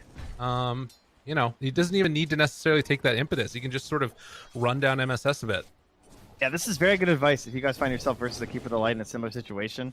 They have this ward by the tower that Shu placed down. Lets you know which side of the lane the Call is trying to be a sneaky jerk on and blasting out all these illuminates, right? And, well, MSS also just going to be like, yeah, I know you're following me, all right? I'm just going to set it behind. Oh, if you get punished, this is really nice. Can't quite get there. Still very nice, and that's going to be a salve up afterwards. Yeah, it wasn't very expensive for what they got out of that. And the mid lane here is you're looking 10-4 versus the 3-0. I heard this Quinn guy's pretty good. You know, it's something that we didn't really talk a lot about. I always feel weird talking to, you know, mid players about other mid players to some extent. But Quinn has sort of stood out for me for a while as like just an incredibly talented mid player, and I feel like I'd almost take him over anybody else in the world at this point. Dude is like super freaking good, and showing off his skills here already. RRL is definitely gonna have a tough time, and of course it's just like an OD against somebody that has a quelling blade. Yeah, when you're at like 0 mana like this, like, yeah, there you go. He got one there. The old proc. Trying to get something working with the Astrals.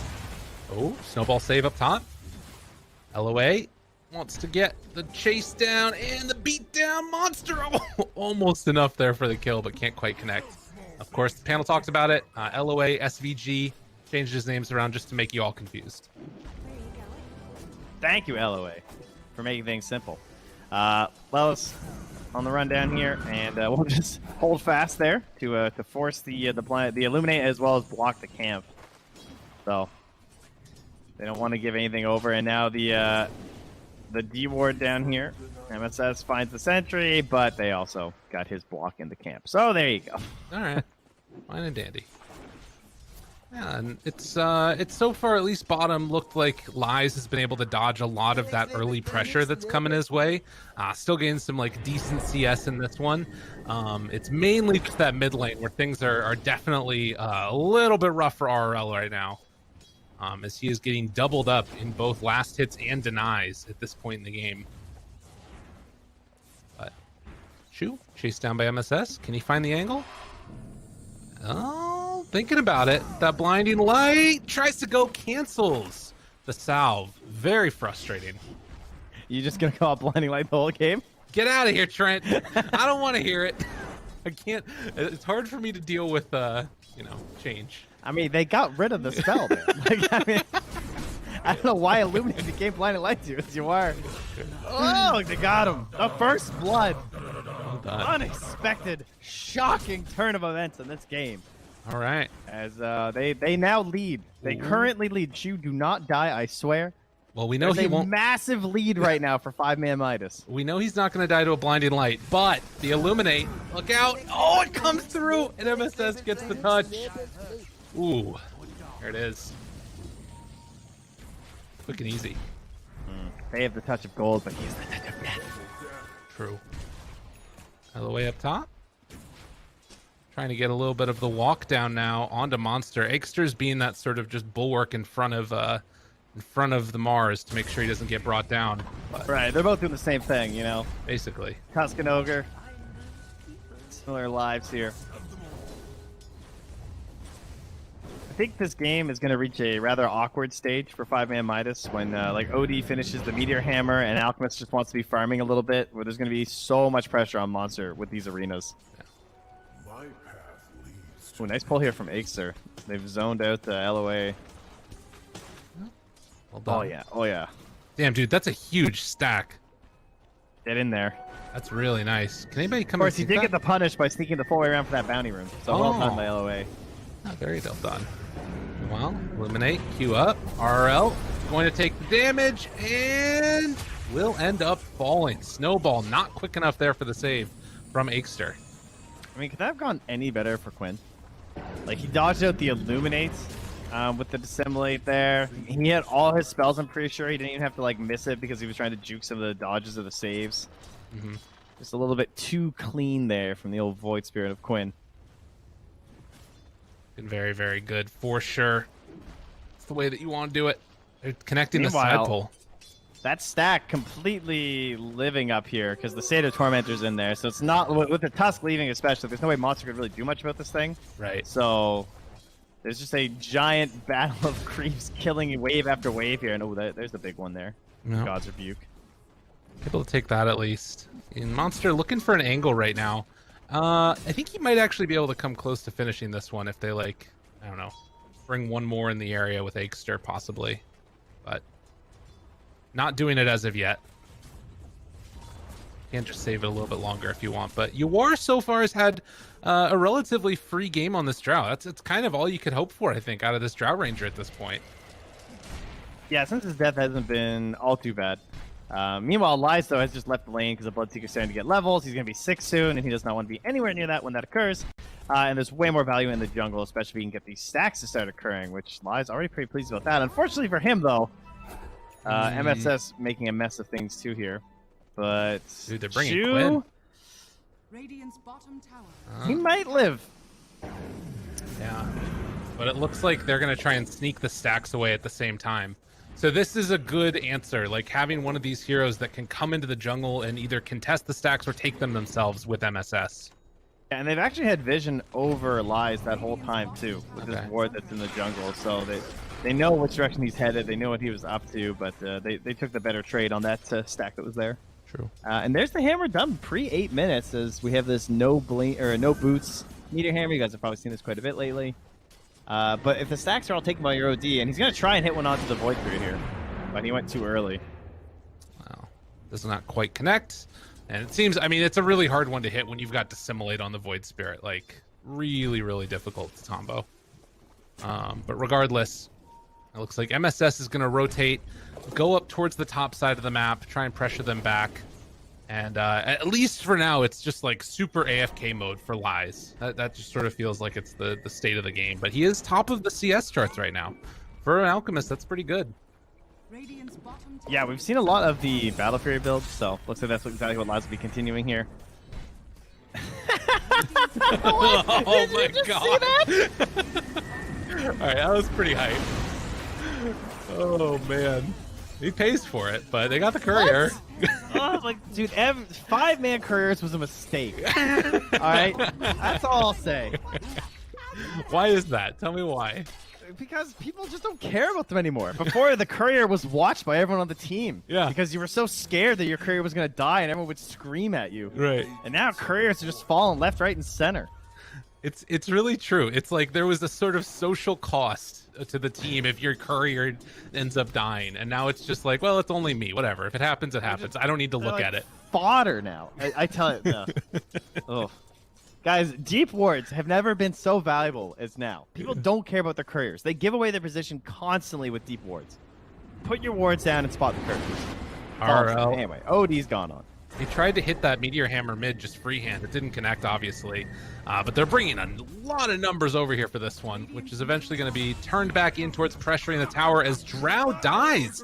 In the meantime, the first arena used by Monster as they left the lane with Drow. Some really good plays right here from 5-man Midas. Yeah, this is his game. Monster, like, I don't think it's easy, but I think he has to do so much in this match that he's like their big hope while they wait for this Alchemist. Well, and he got another sack off during all this. Oh, but the bounty got taken right under his nose by MSS. Very frustrating, I'm sure. They smoked up on Quincy crew trying to find Monster down bottom, but then they were able to break that smoke on a couple of the heroes. They might still get him on the backside of this. Must be bad. 'Cause yeah. They also took his bounty rune too. So they're gonna get 3 of the bounty runes and likely this kill on Monster. This is well played by Quincy Crew and able to catch 5-man Midas just a little bit flat-footed. I haven't heard that old voice line before. Old Void Spirit action. But tell me about this Battle Fury build. What's so good about it for Lies right here as he's getting close to finishing off? Why are we going Battle Fury and no longer Radiance? I think it's just like you can do Radiance. We still see that a lot too. It's nothing too crazy, but it just feels I don't know. It feels nicer a little bit. Sometimes there's a lot of like anti-Radiance heroes too. Not this game though. We don't have any like the illusion makers, but LOA just gone, ogre or not. See, RL wants the int. Yeah. But I mean, it's as simple as it looks. I mean, Battlefield is good on a lot of heroes right now too, and Alk is someone who's happy to like go for all of those same animations. I hope he does the S and Y too. Okay. But I hope he doesn't instantly disassemble it into the Manta. I saw someone do the God King build recently, and it was not the game for it. Interesting. Yeah. Just to keep the S and Y and get your BKB, go fight. Well, I'm not going to lie with you, Trent. Things are looking pretty freaking good right now for 5-man Midas, and they are going to get a Rupture now onto Monster. He steps outside. The Snowball's there afterwards, pulling him in that much deeper, and Ywar just beating away this entire time. This is a big problem for him. Can they get out with any of these other heroes? Monster is for sure dead. The jump in comes from Quinn, trying to turn it back around. It's not going to happen. RRL is going to fall. Leslau cleans it up. Easy peasy for the Bloodseeker. Yeah, I think when there's no arena and you just see them staying and sitting there, they just don't have a lot they can do. Like, the Sandleys is not threatening right now. That's not even OD's spell. OD's spell is Astral right now, Astral into Hammer. The Sandleys is such an afterthought. Right. Yeah, it's just not enough damage at this point at all.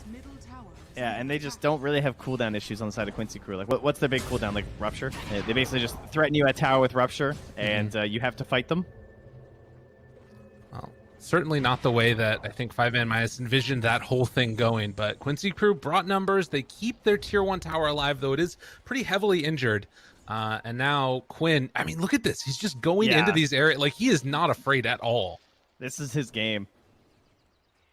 We are well versed in this support duo of the Tusk Ench. We saw it twice today. Yeah. And both games, it felt like they had a very hard time. Like, they're not really support who can do a lot on their own against any sort of mobility hero. Monster needs to hit a hell of a spear here. Oh, and can they get it? Okay. Now the combo. This is really good if they can make it happen. Spear comes out. Nice connection. And they will kill Quinn. It cost 4 heroes rotating, but that's still out farming. And now maybe a battle brewing? Actually, so hold them. Okay, silence onto Tusk to start this one off. Leslau trying to beat into him. Will find that long duration silence, and eventually he goes down. Monster still ruptured, has to back away now slowly but surely. They drop down the silence afterwards, still trying to back away. The silence will connect, but there is no follow-up afterwards, as Bloodseeker still needs a bit before he can get to that Atos. They just feel they're so weak without the arena. Right. They just walk at them. And I think they're probably correct. Yeah. Death, though, of Quinn will slow down his Yules, and that's going to keep him away from the mid lane right now. Oh, he's getting recalled. Yeah, fair enough. He just clears up the one wave. Keeper of the light. That's why this hero's good. One of the reasons this hero's good. I mean, GD in both jumps. I think Quinn's going to hop in here in a second. There's still no arena for 25 seconds. And for that follow-up, you have to be careful. Oh, the ward up top. Yeah. Spots lies. Oh, no. This He just bad. wants to farm the neutrals. He still has ulti, though. I have people Way coming too many in. heroes coming out there. I mean, they bring in RRL. He used his Astral. I don't know if they can chase, though. And now, maybe catching LOA on the backside. Has Arena back up in 1. Don't want to use it on just the Ogre, but they will now. And it looks like he should be fine here. Shard's not fully blocking things off. And now with no Arena, maybe Quincy Crew feel like they can go. Dissimulate up to the high ground. Quinn still got the CD. Lies has still held on to his ulti. Gonna pop it now. Monster under control, getting beat to death. will end up falling. Silence there. Body blocks onto Lies. He's caught for the moment, trying to turn back around and find himself a couple kills with his Battle Fury. Can he do any damage? It doesn't really look like it. Snowball, Inkster trying to stay alive as long as possible. Lies trying to back out now as well. They've lost 2. And Shu will not be able to get hit. Oh, Bloodseeker, so sad. It's like, man, I hate this Edge. What an annoying hero. It's true. Just can't click her. I mean, not the worst situation. The lead is not as large as I would have expected for Quincy Crew at this point. I mean, okay, never mind. I guess it is. It's just an Alchemist, so it makes it not look too bad. Oh, it's only a 2K lead. It's like, well, actually. Right. It's quite a bit worse than that, because Alchemist needs a lot of gold to have himself a good game. I think that last fight did kind of show something, though, that, like, Alk is... He's much tankier than you would normally expect at this point, and they don't have, like, great ways to deal with him yet. Bloodseeker hasn't finished off that Spirit Vessel, although he is working on it now. Slough has the Atos ready, but the beatdown is going to come. Meanwhile, though, Monster shows up, trying to take down that Ogre. The Snowball chase on the other side. This is the bigger kill. If they can secure this finish onto the Bloodseeker, this is huge. Yeah. They're going to beat him down to death. Ogre and still LA being still chased. running. And yeah, they find him. One more punch. Gets the job done. All Get right. those Greevil's greed stacks going. Ogre's helping out. And the deny. Nice. Okay. We found something here. Mid lane. I'll just help push it out there a little bit. Yeah. You can see Lies tried to go for the stack. Didn't quite connect there. Shu spots Quinn and MSS moving into position. They lay on down that Solar Bind. Will end up going down, actually, as they find the final touch there. Recalling in. More. Away. Stun afterwards. And the Blood Right should be enough when he comes out of the Snowball. So, very choppy game. Very, very, very choppy. Weird stuff happening here. Solar Bind again. Recalling in another person. Okay, now It's like Quinn's the showing world's up. shortest flowchart. And TP's out. But that means Alchemist is alone. He has Sanj and Yasha available to keep him that much tankier, but you just find him and beat the crap out of him. Is Arena down? No. Do not cross the river. Is Arena down? Yes. Cross the river.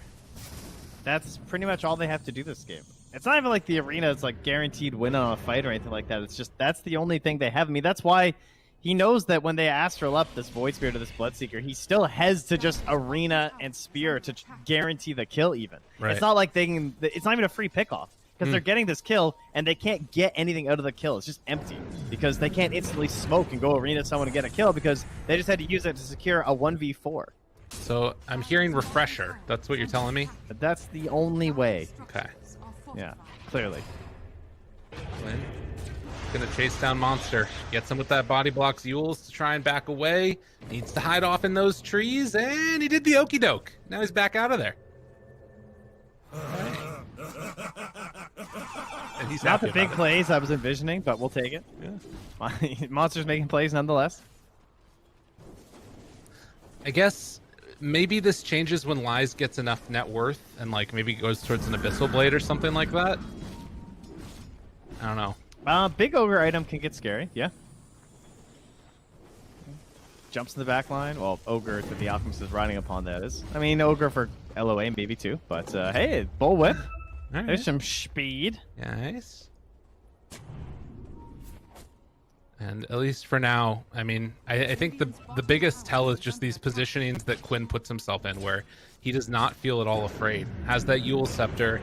He's under vision, but as Monster moves over to the side, this ward is going to reveal, and Quinn should just be able to back out afterwards. There's a Philosopher's Stone in the Radiant neutral stash. Someone get that thing. True. Guys, come on. Shoot, you don't even have a neutral item, man. Yeah, that should definitely happen. And they just got Bullwhip, too. Wait, am I looking at the wrong one? Maybe I'm looking at the wrong one. Sometimes it doesn't refresh. I was probably looking at the wrong one. Oh, no, nope, that's the right one. Okay. Lies gets the bounty rune. Quincy Crew We'll get 2 of them in their own right, and Arena laid down. Stun, long duration. Ooh! Drops the hammer, gets the kill. I didn't think that would be enough with the Atos, but they taunt back in. RRL gonna get that. Well, he's thinking about queuing up the Meteor Hammer. That was a little bit wild.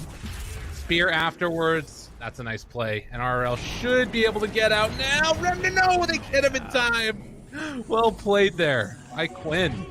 I think he just figured he was dead anyway, so he might as well try and hit Quinn. Like, maybe if I perfectly time it, right, I can do something. But Arena was down. They used it. They got their 1 kill, and then they chase. The formula never fails. It's true. MSS is up to try and push away. He sees where Lies is, because, again, they keep having this pillar warded. Like, the whole game.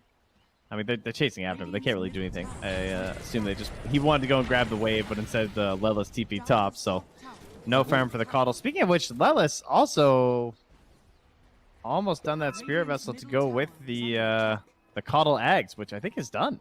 Okay. Super Damn, farm MSS.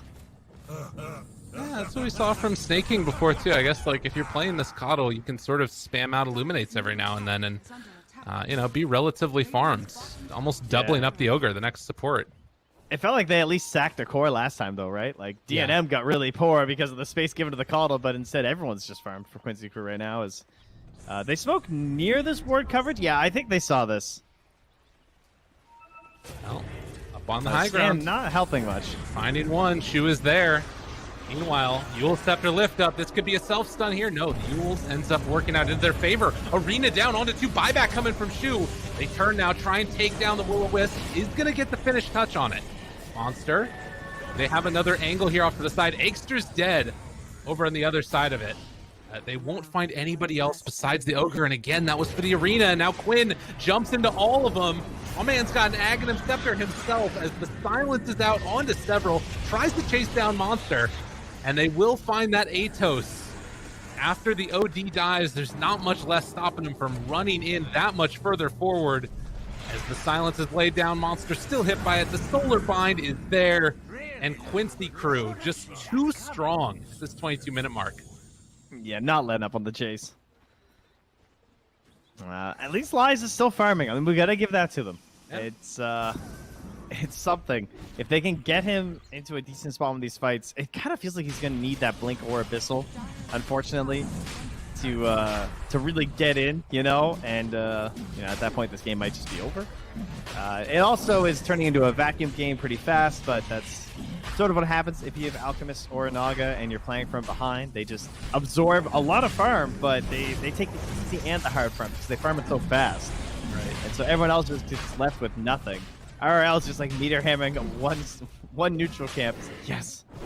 Finally, I might get a BKB. Something for him. And I mean, Lies is going to that. Look at these TPs. Yeah, they're all on him. They have an idea of exactly where Lies is. And the Atos from downtown, they find him. He has a BKB TP. And that will get him out this time. But man, oh man, that's a tough one. Losing that BKB for that. And now mid, they got Aegster. Another death here as the double dissimilate, or Resonant Pulse rather, comes out.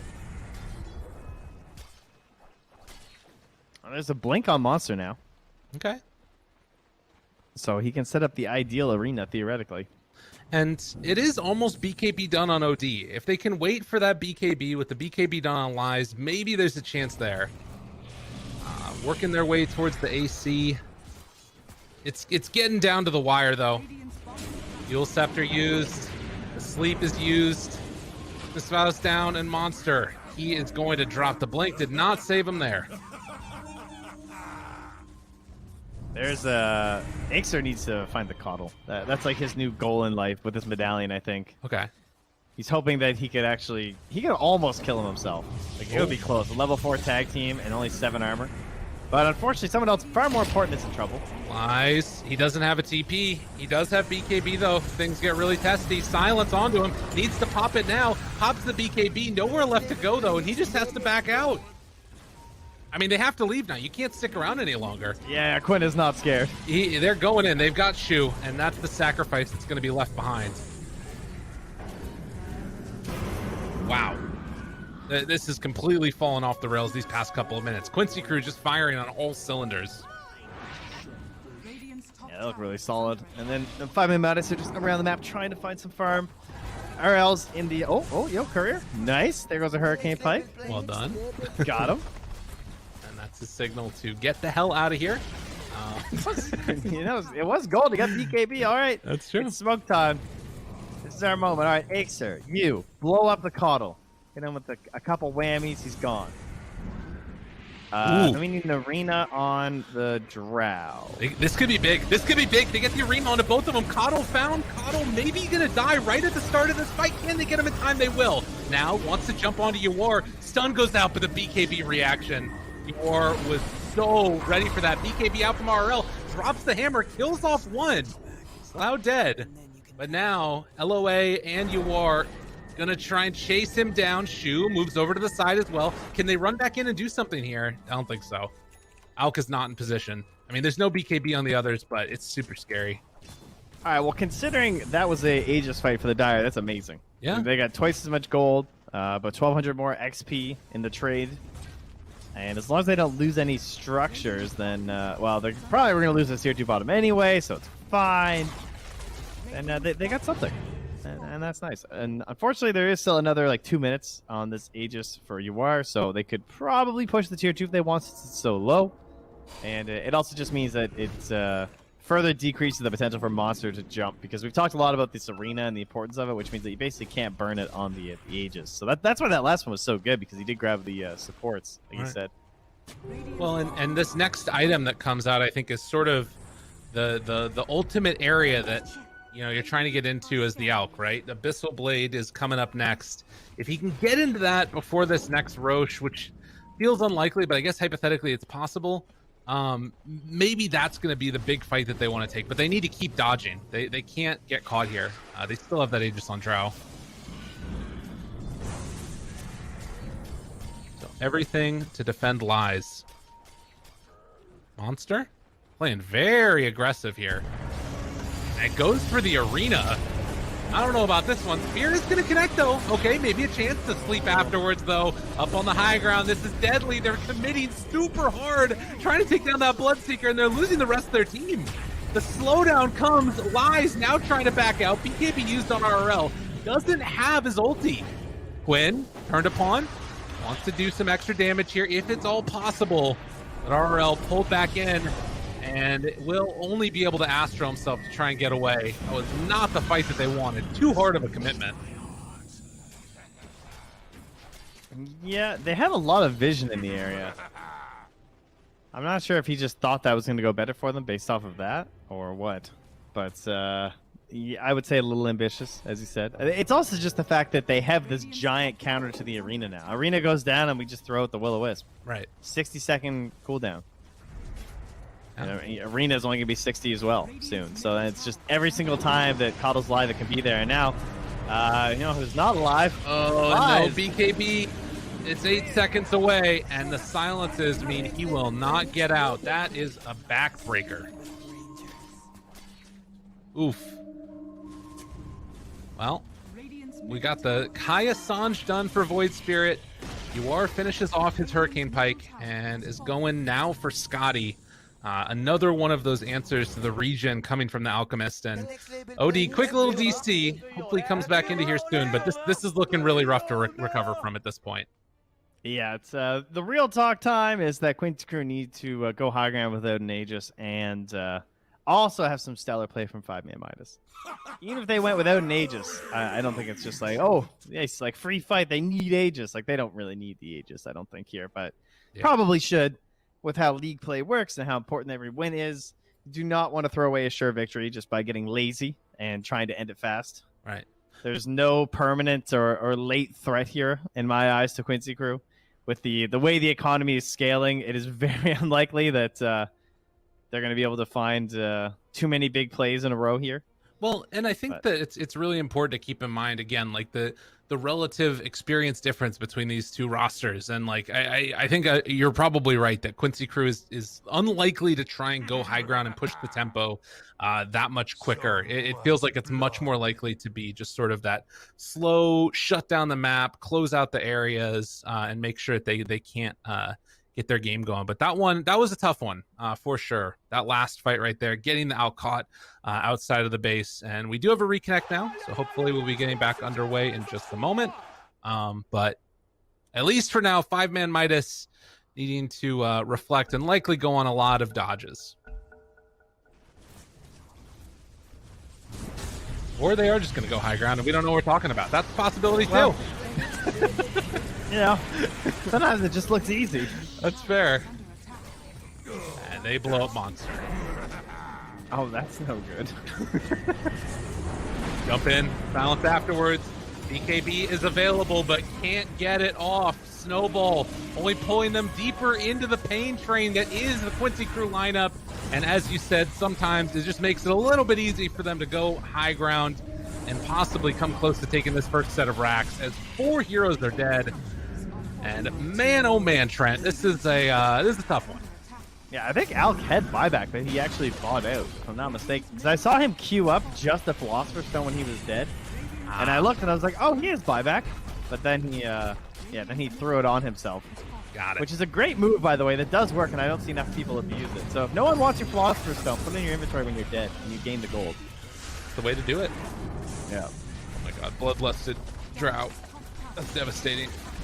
Scotty done. Yeah, we have not talked about Yuwar this game because he's just been a quiet backliner, just killing everything. But there's a lot of good synergies with him this game. Blood Rage and Bloodlust. This was a strat for a while. Yeah, all the blood. Dude, and look at this shoot just getting clipped. Oh no. And the jump in. They find him. Dead Enchantress. Buys back on Enchantress. Dead Monster in just a moment, maybe. Maybe he can live a little bit longer. Lies actually got the turn on and takes down the Ogre. A very frustrating situation, I'm sure, for 4-0 LOA. But the taunt pulls back into Lies. Shot afterwards, doing a good chunk of damage. But Lasau has found himself a shoe, and they will kill off that shoe. As more and more carnage in the Radiant base. They just can't get away. Snowball's the only option. That's pulling you a little bit closer. And oh, he doesn't even get the connection. Yeah, that feels bad. Damn, dude. GG. Good play by Quincy Crew. Very clean match. Yeah, it really was. There were signs there, though. From 5-man Midas. I mean, card spit went all right. You know, the laning stage wasn't horrendous. First couple movements were pretty good. The catch on Yuwar. First kill of the game was on Yuwar. More farm to the Alchemist than I would have suspected, but the main flaw in the broken cog in this machine was probably just out of the mid, like not able to really get a game for RRL there on the OD. Right. Shut down pretty hard by Quinn in the laning stage and did not really have a great way to recover because of the hero he was playing. It's true. I feel like we've been seeing ODs get pushed off a lot towards those other roles instead, and it felt... I think Jenkins was the one that pointed out in the draft, the like OD and Alk together was like much more greedy than already a greedy Alchemist pick. And you know, it's what ended up happening. I feel like Quincy Crew knew what they needed to do this game and just executed really, really well. Ogre was sacrificial a lot. It happens. Anything that you'd like to see sort of change going into game 2? Do you think maybe more active cores, or do you think just like, I don't know, trying to get a different matchup mid, or what's the biggest sort of change type thing that you could look for 5-man Midas? Well, unfortunately, it's very hard to instantly catch an experience on a team that's been like attending LANs and stuff, been together for such a long time. So, I mean, usually the answer to this question is like the laning stage and working on the fundamentals, because that tends to be the thing that breaks down the most versus like far more experienced teams. But that wasn't really what happened here. So, if anything, it's mostly like this whole like vision game and trying to make the first couple moves and actually cementing objectives, I guess, because even though they had some decent pickoffs and a few brighter moments, they unfortunately didn't lead to much because they were generally just kind of like empty kills that couldn't help them push into the next tower. So maybe something more focused on like towers and Roche. Okay. In the next one. Towers and Roche. Easy peasy. I'm hearing Death Prophet. That sounds good to me. Ladies and gentlemen, we're going to go a quick break, and when we come back, we have game number 2 of 5-man Midas versus Quincy Crew. But first, a quick break. bringing it into the second game, like, are you confident typically in trying to pick it up again? Is that like more of a stubborn feeling, or do you just want to get rid of that and just play a different hero entirely? Like, what's more common that you found with teammates? Well, me personally, it's just gone. Hero doesn't exist anymore. Teammates, it depends on. Some people just write it off for the series because it's like, I need to learn some things about this hero.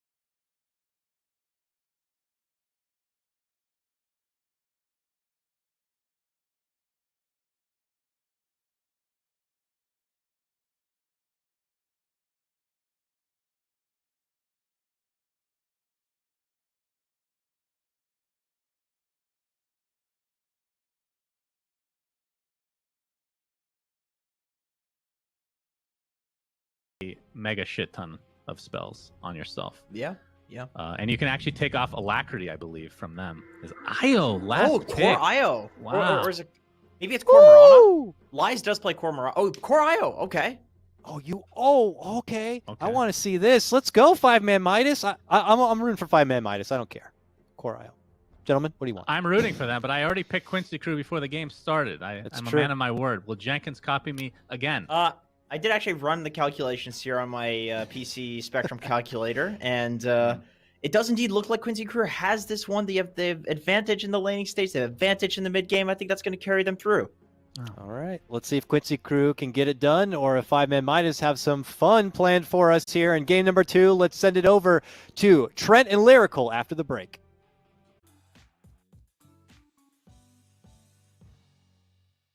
Hey, I think we're back there, bud. I think we might have missed our warning there. Hi, everybody. Oh, hey. How's it going? Yeah.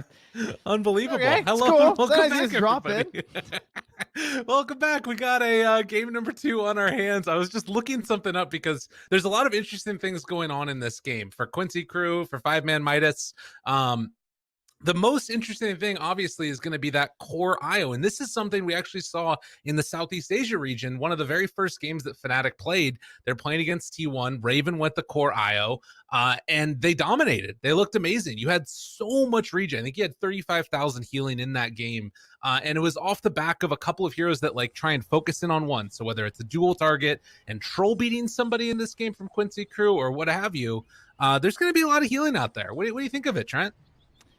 Yeah, I've gotten to see it a couple times. I think it's pretty cool for a couple of reasons of this game, most notably the Io and the Bristleback, but I mean, even the CM aura is kind of neat, right? You're like stacking a lot of mana transfer all across this Bristleback, so he should never run out of mana. True. At some point, but yeah, if you guys haven't seen it yet, it's fairly similar to the past Core Io. It's not really much different. You still have the Ag Scepter with the spawning ones, and then you have the Helm of the Dominator. Right. So the big difference that we did see before was that Heart is now getting picked up at a little bit of an earlier time, which I think is pretty cool for an item pickup. And of course, you can also go things like Holy Lock if you want. Definitely don't have to. He actually already has Helm Ags queued up, so yeah. It's I mean, it's gonna be the build, but still, it's like, yeah, I know how to do this. Right. Pretty easy. True enough. I could need regen or anything. That's ridiculous. But as far as the mid matchup, we're seeing Quinn walk on out with the Admiral. Going to go up against a Quas Wex Invoker. This could be a bit of a rough laning stage for RL. This is a classic, really bad matchup, I think. Kunkka against Invoker. Yeah, you're hoping for the rotation plays as the Invoker to make your game. It's not going to come out of the lane per se. Right. You don't really have a lot of advantages at all in the lane, right? Like that's the main thing. What do you have going your way? He's got the damage. He can TP home. He has easier setup for rotations than you do at the earlier levels. Right. We did just see there as we're watching down bottom, but RL was able to secure a last hit by using Cold Snap to interrupt Quinn's animation. So that's something at the very least, but it's not something you can like sort of get constantly or super reliably. Yeah, he has Aexir though on the Mirana. Maybe that'll come into play. Okay. That is one way you could turn this, right? One stray arrow, perhaps, to create something. True. We'll see how that one goes for sure. But meanwhile, in these other side lanes, up top, you can tell that the constant regen's going to be coming out where Shu can maybe pass over a Tango to Lies or what have you, and they can trade off some regen there. But so far, 2-1 versus Lislau, who's already gotten a pretty nice little chunk of last hits going in their favor, and they managed to secure the side pole as well. Very difficult for CM to come over and contest that pole with MSS and Lislau in the lane. Yeah, I would pass on that. I think from CM. Oh. CM's I don't know. She's such a middle of the road support in every way. Like I do like her. I think that she's like overall still a very good support, especially in like pubs and everything.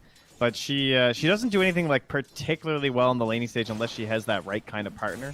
And IO isn't really one of them. You think of like your kill heroes or something. Right. That's where CM can really shine with like a Crystal Nova slow into like a Jug Spin or whatever. Your classic like high early damage. And meanwhile, the couriers are just getting picked off by MSS with a deep ward there. essentially just a courier killing ward back there. Yeah, and if they can deny These were us that so range, popular. Yeah, when the couriers first came out, everyone did this. Remember? Yeah. Like they constantly had this warded. Nature's Prophet position 4. Oh my god, is he gonna get this one too? Ooh, he's running for it. It's so slow. The little penguin, no! Oh, run away. Oh, it's like patch day all over again. Dude, that is devastating. Because right now, the regen, I mean, I guess CM still has some. But yeah, MSS is putting in work. That's a good voice line for it. Yeah. I almost feel bad killing this small, innocent penguin with a backpack. But he doesn't. No. Almost, he says. Cold-blooded assassin. And we haven't really talked about it all that much. As you can see, there's some battle going on there for the side pull potential. They can keep on interrupting. Down bottom, Monster's not having the easiest time in the world on this Bristleback. As Lies, again, just taking those right clicks, continuing from MSS, and they can't really even chase. But Akester's going to be pressured back a little bit here as Monster picks up his bottle. And there is still that one bounty route up on the high ground, actually, if they want to retreat back and fill their bottle. Oh, that is nice. That's actually still saved, too. And looks like Ixter is coming for the big play. Unfortunately, there is a ward. So if he was to rotate to the mid lane, it would be spotted, and he's actually already on his way back anyway. So maybe Monster needs the assistance here. He's only level 2. LOA's level 3 right now. Oh, there's the 3rd for Monster. Okay. And damage gets it. First blood drawn. Akester will be able to find the follow-up kill afterwards onto Enchantress, but losing the Bristle is never good. And I mean, that was with him going a point in Bristleback. Oh no, the ward again. No, please. Dude. Oh my god. Oh, ward, sentry, raindrops, and a salve. Dude, they're pissed. They're so mad. They're so angry. Get the hell over here, Mrs. We're gonna take you down as the chase is coming, but still living for the moment. Right. Now, if he loops back, he can get this courier coming out too. The Penguin's coming back. Dude, you know he's going for it. If they can get that, that's like all the regen. That's everything. All right, he now sees it. Is he gonna go?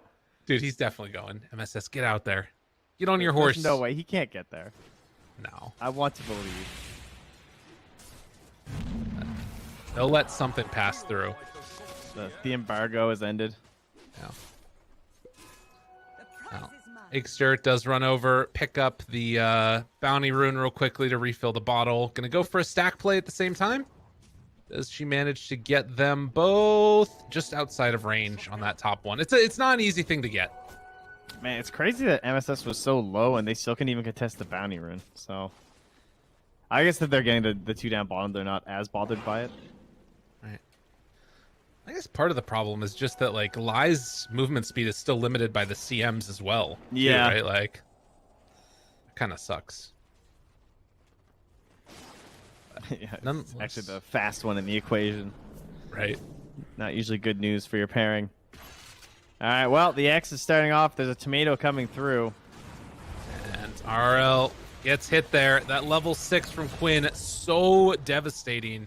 And all they need is that one rotation from Enchantress to make sure it works. And across all the lanes, they're just losing it ever so slightly. With mainly, I guess, Bristleback not having that great of a time, too. You know what I love is that Quinn also had his dust ready. How many times does the Invoker get away with the first, you know? Yeah. Happens all the time.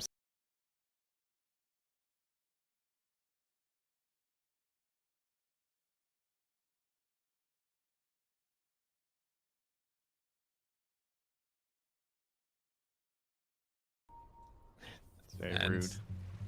Another X doesn't have mana yet for the boat, but the Torrent is going to connect with MSS moving in. They dodge the arrow, tries to get him, the chase down, the beat down. This is a rough Invoker game, my dudes. Oh man, that there angle. with the tiebreaker, and one more hit comes, a double kill. LOA, put it up. I mean, he even had more leaps. I think he just thought he was good. He didn't want to burn them. And up top, Laslau takes down the kill onto Shu. The freaking Io couldn't keep him alive. Things are falling off the rails super quickly here because Quincy Crew are damn good at Dota. Ooh. Goodness. Bristol, you get another stack off here? What do you got? You got just the one double? Yeah. Yeah, they blocked the camp. That one hurts. That one hurts. That's your catch-up mechanic, right? Yep. I mean, that's your whole strat. pretty much. Is you get like a quad or quintuple stack of Ancients and throw it on your Bristle. Usually you need Vanguard to farm it, but with the help of the Io, you can just do it. And as if this game wasn't hard enough, LOA now has the bird dancing down bottom. Yeah. The tornado's coming through, Twister Alley, and they're going to use that to help push this tower. And the slowdown. I mean, Don't he's die to level the 5. tornado. The tornado, the slow, steady burn down. Ugh. And another round of them not being able to get the D ward on the Ancients. So I think that needed to be clarified that, you know, this was blocked off, but does not happen. And the continued acceleration of farm, a 3,000 gold lead is a duel up top yet again, finding the finish. They managed to take him down. MSS, one that secures the kill, but it's Slough that gets the duel damage. Once more. 20 already. You know the Wildwing Tempest has a attack speed slow of 15? Because I didn't. I didn't know that either. There you go, guys.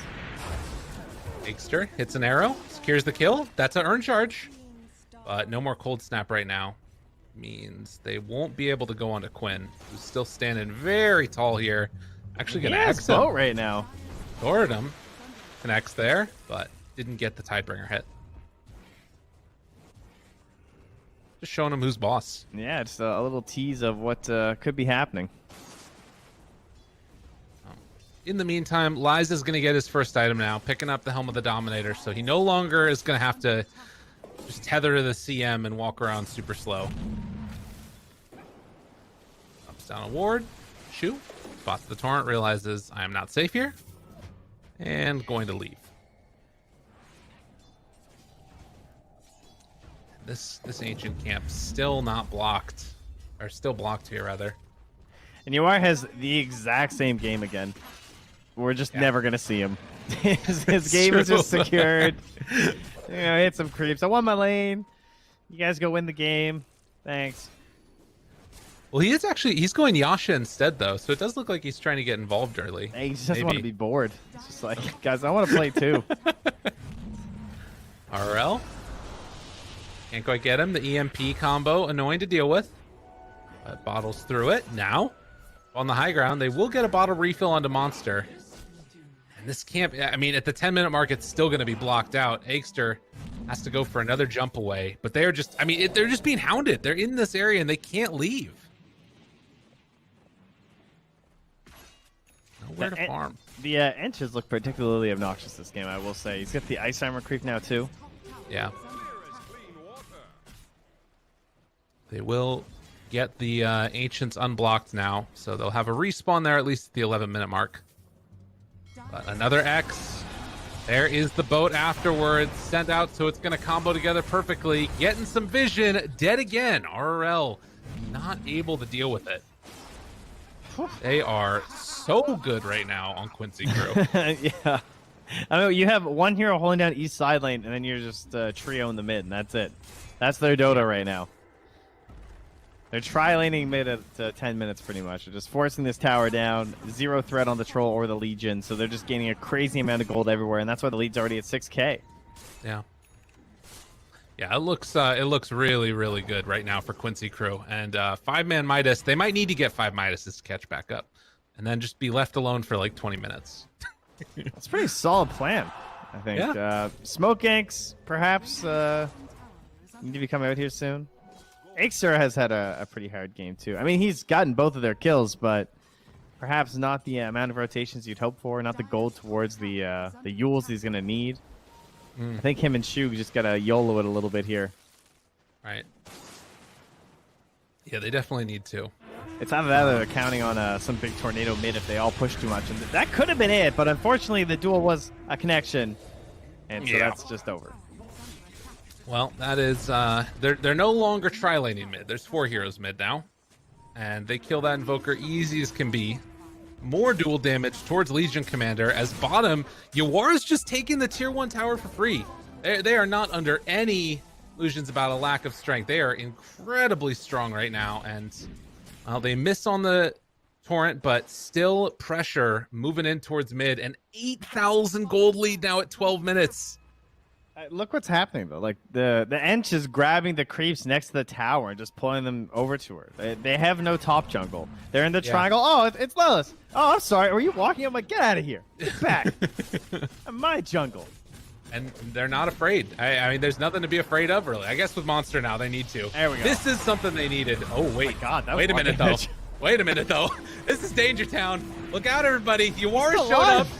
They're going to get a dual victory, and now looking for more. Lies not tethered up to Monster, but still chasing people down a little bit. Battle is kind of broken apart as Monster is going to back out of there. Looking for the Torrent. Can't quite connect, but does hit onto the creep at the very least, and now it's stolen away. Yeah, she can steal helm creeps. Okay. Yeah. I mean, it shouldn't be that much of a problem, honestly, because the helm cooldown's 45, so if she does that, you can just like grab it back, and then she'd have to wait another like at least 16, even if it's max level. So it's not like a super hard counter, but it is kind of annoying. Yeah. Well, they're keeping the lead steady at least at 8,000. Not great, but you got to work with what you can do. There's just a lot of like empty gold still on the side of Queen's Crew, though. They haven't even like bought some of their next round of items, and they're still just running at you. Like there's no blade mill yet or anything. Kunkka only has the Sange, so he hasn't even gotten like his active item, whatever he chooses, be it that BKB most likely. The wraparound is coming. They're scouting things out right now with the Legion illusion. They catch onto RRL. He's in a lot of trouble. Leslau walks forward, finds the IO, and they're going to try and blow him up. Arrow comes out afterwards. It's not enough for the dual victory, but they still will kill Lies. And Shu now going to get the ulti stolen by the Rubik as Tidebringer comes on through, and oh yeah, there it is, the Arcana one. It's not quite enough damage, though. Torrent again hits onto Shu as they beat into Monster. Plow, press the attack, still walking forward. Torrent is gonna not follow as he already had it used. Again, it's just like the slow, steady push into 5-man Midas, and they don't have enough damage to stop it. Like, if it wasn't for this Bristol, this game would already be over, because he's the only one that can kind of stand toe-to-toe to it. One kill, and they did 6,500 damage. Did I just read that right? I'm pretty sure that's what it said. Yeah. That's, in and out, in and out. It's the IO. Also. Oh, Monster. He's dead. Ekster now also in some trouble. MSS got his eyes on Shu. Punching into him with that cold snap. Not enough damage, though. Well, I think this all started when MSS killed those couriers. You're that was wrong. the game right there. I can argue with you about that one. Torrent lies. He gets away.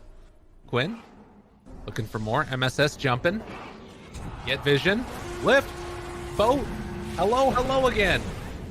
Duel? Oh, it doesn't have enough cooldown. Disarm. Chase. Almost gets him. Takes him down. Ekster wants to finish off MSS. Leaping forward. He can't find the angle. He wants to get it. The Fateful Lies. They're dodging it. They're taking it up, but it's not going to happen. So they will kill MSS. They're on the board. Meanwhile, Shu dies, and Duel's back up again, and they're going to kill off that Bristle. Lies is coming on back to the grave afterwards. And that is about all she wrote. It is looking rough. Wow, GG called. Yeah, 60 minutes. I don't know what else you do at that point. I respect the calling of the GG. Yeah. They just lost this one. Lost the side lanes, lost the mid lane. There was one hero holding down each while a trio pushed a tower and you couldn't stop them. So at that point, the game's essentially just over. Like, unless you have some crazy item coming out with a big 5-man wombo combo or something that's going to propel you to victory, it's just, it will be a not so slow burnout when it's Quincy Crew, because they made that one pretty merciful.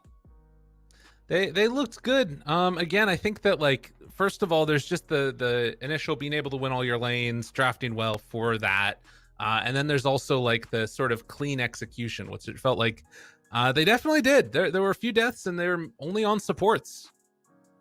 And Yawar got to be involved. That was nice. He didn't have to just farm the whole time. That's partially what helped end it early, I think. Because he obviously could have just like ditched and built complete farming items, and they still would have won this game. But he showed up, came in, just cemented the early game win. And Quinn flexing the Kunkka is a still very frustrating and strong hero right now, because he had it was just free, the Invoker, right? It's like he was always threatening him. It was like constantly, if I X you, you have to know that there's a chance you're about to die. You don't know how many allies are around me, but you're probably dead. Well, and I think that, you know, the panel was talking about it at the beginning. You pick this invoker so early on. There's going to be somebody that's really good against it towards the end, and Kunkka was that hero for this game, and it was kind of the Quinn show. I mean, Legion also had an amazing series. I think that LaSalle just played really good across both of the games. This whole team is like, there's a lot to watch for there, and likewise for Five-Man Midas, the fact that they put on a good performance in game number 1, this one a little bit less so, but it felt like an outdraft. I think that they can still, you know, have a lot to prove for themselves going forward. So. Yeah, it's hard to gauge their strength too if you're another team in the bracket, because they're against Quincy Crew, who's going to be one of the absolute best teams here. So, you know, you see this as someone else, you might think, oh, all right, these guys are easy. You know, they got wiped in 16 minutes, and then suddenly they might be crushing you in the next game, because there's going to be like really good teams make you look really, really bad at Dota. And Quincy Crew are extremely good. All right, well, ladies and gentlemen, that's going to do it for us for today. We're going to hear from the panel in just a second, but first, to a quick break. Welcome back, everybody, as we round out our Sunday and our very first week of NA DPC. It is over and done. I'm back with Sunsfan and Jenkins. Gentlemen, we have waited all week long to get the Quincy Crew debut. Here they come, and they look strong, 2-0. It's against Five-Man Midas, Sunsfan, but based on what we've seen, Quincy Crew, would you put them at the top of the pack right now? How are they looking after their first week showing? Small sample size, but this was a true shellacking, as we brought up before. We had to have like some sort of a shellacking rating for this. Stop smiling, Jenkins. I can't take you seriously. But yeah, they're looking good. Obviously, we're going to have to wait to see how they perform against some of the other teams that we thought would be the upper echelon, the EGs, Four Zoomers, Sad Boys, etc. But I think it's really important in games like this against teams that you quote-unquote should beat, because you do have the skill disparity and the experience disparity, that you go 2-0. It's really important not to give up games, because it might end up biting you towards the end of the, I guess, I was going to say group stage, but the entire thing is basically a group stage into the major itself, right? Yeah. Jenkins, real fast. I mean, for Five-Man Midas, you know, obviously a tough loss. Quincy Crew, though, are looking to be one of the favorites in the whole pack. Is there any positives they can walk away from this series with? I think in the first game, they made some pretty solid moves out of the laning phase, and the lanes went fairly well. But when you're playing against a team like Quincy Crew, they're going to take basically any opening you give them. They're going to make a lot more moves than you are, because they have the experience. So I think it's a really good starting point for these gentlemen on Five-Man Midas. I wouldn't expect them to beat Quincy Crew at this point in their career, but perhaps by the end of the season, they're going to start looking a lot better. It's better to have that baseline where they're actually making moves, as opposed to just getting stomped by Quincy Crew and like they didn't make any moves at all. You know, like they actually had something good to build on, which is really nice. All right, and it sounds like we do have our interview ready to go. We have none other than Quinn of Quincy Crew himself here joining us. Quinn, thank you so much. Congratulations, of course, on your league debut win. My question is something I've kind of asked some of the other guys, and I'm curious about you and your team's thoughts on this league system now. You had to wait the full week to have this one series, and now you're going to have a full week again to prepare for your next series, where you'll play us off against Four Zoomers. How do you like this league system of having the full week to technically study your opponent and prepare? You know, do you like that? Does that make the games more interesting and hype, or would you prefer that there were more quick fire matches to kind of get through and stay consistent with? It's kind of weird, for sure. I'm not gonna lie. It's like a long time with no matches, so it's just a lot of scrims. Like, we have a lot of scrims throughout the week to keep like playing, because you don't want to just like be idle for a week. I don't know. It's definitely strange. I'm not sure how exactly I feel about it since it just started. All right, we have Sunsfan and Jenkins here. They have a couple of questions they want to ask you before we let you go with the victory here. Sunsfan, what do you got? Quinn, as always, even though I'm going second and not last, this will be a much more important question than what Jenkins is going to come up with. I need to understand what is in your guys' mindset with the metagame of your nicknames. You used to be known as CCNC, now it's Quinn. You have Yawar, who for some reason goes by YS now. And then SVG, out of nowhere, after so many years, is now LOA, which I don't even know what the hell that stands for. Maybe you can enlighten us. But what's going on with the nicknames, man? Need to know. I don't know, honestly. I changed mine mostly because I mean, I like CCNC is kind of a mouthful, and I just kind of felt like changing it. Maybe like down the line or something, if I were to become a streamer, CCNC is kind of weird or something, so maybe just a name is better. That was like sort of my rationale, or at least part of it. I'm not sure why the rest of the people changed their names, and I think I'll let Avery say what his name means if he wants to when the time comes. That just makes me imagine that one day a teammate turns around and says, guys, today I am now known as King. I'm Bill. What? All right. I'm now Bill the Builder. Like, okay, Bill, I don't know why, but we accept that. Jenkins, what you got over there? Yeah, so apologies for that, Quinn. I'm going to go ahead and raise the IQ points up in here with the questions a little bit. I'm curious what your thoughts are as the resident OD expert. What do you think of this hero in the mid lane? We see some teams picking it there. It's not looking so good. I want to know what you think about it. It's okay. I don't think it's like incredible or anything, but it's just an annoying flex because it's a pretty strong laner. I think he could have done better in the OD lane versus me. He skilled W it too, which I'm not sure if it's correct. He kind of had no mana, so his orbs weren't doing damage. So I think the hero can definitely be a mid. I mean, it's just like this annoying flex. You know, you pick it and it counters some heroes, so it reduces your hero pool or whatever. Okay. Awesome. Terrible Quinn will, Thank you, Jenkins. True. Travesty. I mean, just kind of walking away from that, I mean, do you guys feel good? I'm sure there's expectations that you guys should be performing probably the best of the whole group. I mean, I know EG's in the group, but you probably have more recent, practice kind of being as a team. You've been a roster set longer. Was there any sort of pressure coming into that? And, and do you just feel good being able to walk away with a clean 2-0? I don't know if there's any pressure coming into this match. I mean, personally, I don't really feel that much pressure for this whole thing in general. I just want to keep getting better and win. I don't really like read social media or Reddit or anything like that. So, I mean, everybody hates NA anyway, So if we own, then we prove people wrong. And not like even if you can care, they can go if you can do something. Yeah, I don't really feel any pressure. I'm just trying to win. That's an interesting perspective because these do matter. It's like crazy because there's only 2 spots, Yeah, it does and the a top lot. spot gets to go straight to playoffs. Second spot gets just group stage. So yeah, and NA is just kind of in that weird space, and I'm with you on that. I feel like all the other regions kind of looking at NA, and we know that we're not where we used to be, and that there's a stigma there. But I think that if a lot of players just kind of keep their heads down and play their best games, that we could surprise them come next international time. So appreciate the grind that you guys are putting out. You put on a hell of a show today. We look forward to seeing you next week against 4 Zoomers.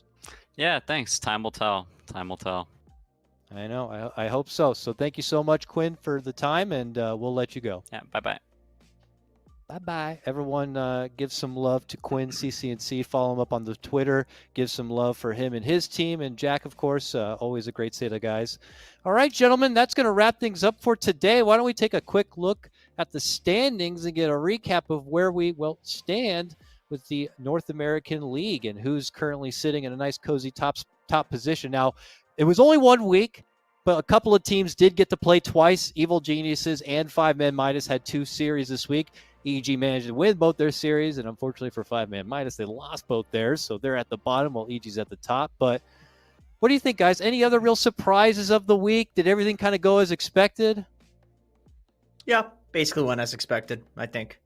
With the upper division. I think the odd game losing here or there, like Zoomers taking a game off of EG and making them really sweat in that series, probably was unexpected. And I think that first game versus Quincy, we saw, like I said, a couple of, decent moves here or there. I think maybe a lot of people would expect it to be a lot more of a stomp. So within the actual games, sure, there's a little bit of unexpected stuff happening, but I think within the whole series, it's going just about as you'd expect. Here we have a look at next week's schedule, and I want you guys to take it in for a moment and tell me what you think are the hype matches to look out for, and we'll quickly run it here. Remember, oh, sorry, my bad. This is still this week. I was read going it to say, wrong. we're going to see a EG Zoomers rematch. All right, calm down, folks. Calm down. It's a recap of what has already transpired this week. Fair enough. That's my bad. And what a week it has been. we've gotten to dabble in both the upper and lower division a bit. Arkosh scored that first win in the rival match against Dogchamp. You already mentioned it, Jenkins. EG had to warm up a bit to finally secure their series win against Four Zoomers. Four Zoomers return next week against Quincy Crew. They're going to want to score a win at some point, so that is going to be a super hype series. And then a lot of these teams in the middle need to kind of prove themselves that they're going to be able to stay in the upper division, or if they're going to be at the risk of falling potentially into the lower division. Here we have next week's schedule. Now, notice there may be a couple of changes here, specifically to the lower division. Some matches have been moved around a bit for the ease of scheduling on some of these teams. Plus, it will allow them to be broadcasted at a better viewing hour with more exposure, we'll say. So here we have it. Monday, we're back at the lower division. Arkosh, the Slacks Arkosh gang will return against the Cut. Tuesday, me and the crew here of the upper division team will return to bring you Four Zoomers versus A-Team, followed by Jiang versus the Cut. Thursday, it's back again for a double header of upper division matches. Undying 5-Man Midas, EG Black and Yellow. And then it's Sunday later on where we are stacked with matches, including Quincy Crew versus Four Zoomers. So, Suns fan, looking over this schedule, what are you hyped to see? What are you looking forward to? Well, the Quincy Crew Four Zoomers is going to be probably the most important match because I think, let's say Quincy Crew ends up losing to EG 2-1. So everybody has basically lost to EG 2-1, right? So it's all about that second spot. So that one theoretically would decide, in theory, who has a possibility of getting second. It would basically take somebody out of the running, right? For the most part. Obviously, that's not 100% the case because, again, the 2-0s are a big deal, which is why I want to bring that up again. The fact that EG has won both series 2-1 has actually opened the door for some teams potentially to squeak on in. So it's going to make things quite interesting. You get more points for a 2-0 or what? Or is it like for tiebreakers? For tiebreakers, yeah. Okay, I see. Gotcha. But somebody has to beat EG at some point for that to even matter, for the first spot at least. Yeah, exactly. Yeah. It's a good thing because with so much at stake, the top of the groups, it's battling out for one of those two spots. For the bottom of the groups, it's battling to just stay in the upper division. It feels like each match matters each week, and it's been a lot of fun. So with that said, gentlemen, I'm just going to wrap things up here. It was a pleasure to kind of bring you our first week of NA DPC coverage. We'll be back in 2 days. No, tomorrow. We're right back in it. More lower division action. We have a media day underway for upper division teams. Content should start rolling out within the next week. I look forward to watching our broadcast continue to grow with a lot of fun and content. Suns fan Jenkins, for both of you, it's been an absolute pleasure. We'll see you on Tuesday for more upper division matches, but check back on Monday tomorrow for more NA DPC action. Take care, and we'll see you then. So I kind of like the pick, even though I don't really like the hero. I think in the context of this game, what's going to work well for them with the stand-in, I think it's good. Yeah, I've been trying to look up just now online, Venomancer, how is he trending in your high-tier pubs? He's getting a decent amount of play from teams and finding a lot of good success against the likes of your Mars, Hoodwinks, Monkey King, if he does come out. But none of these heroes have really stepped up to the plate right now.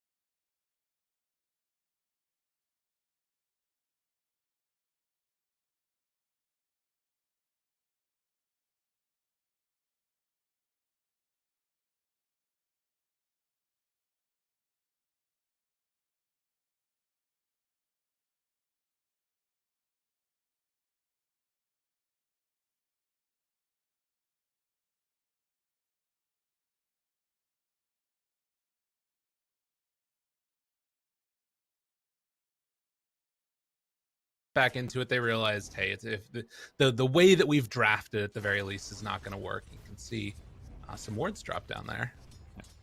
I think it's, the comebacks you see are generally going to be from, like, if a team like an EG, Quincy Crew falls behind against a team that beats them in the lanes, those are the teams that will come back because they play the mid to late game so well.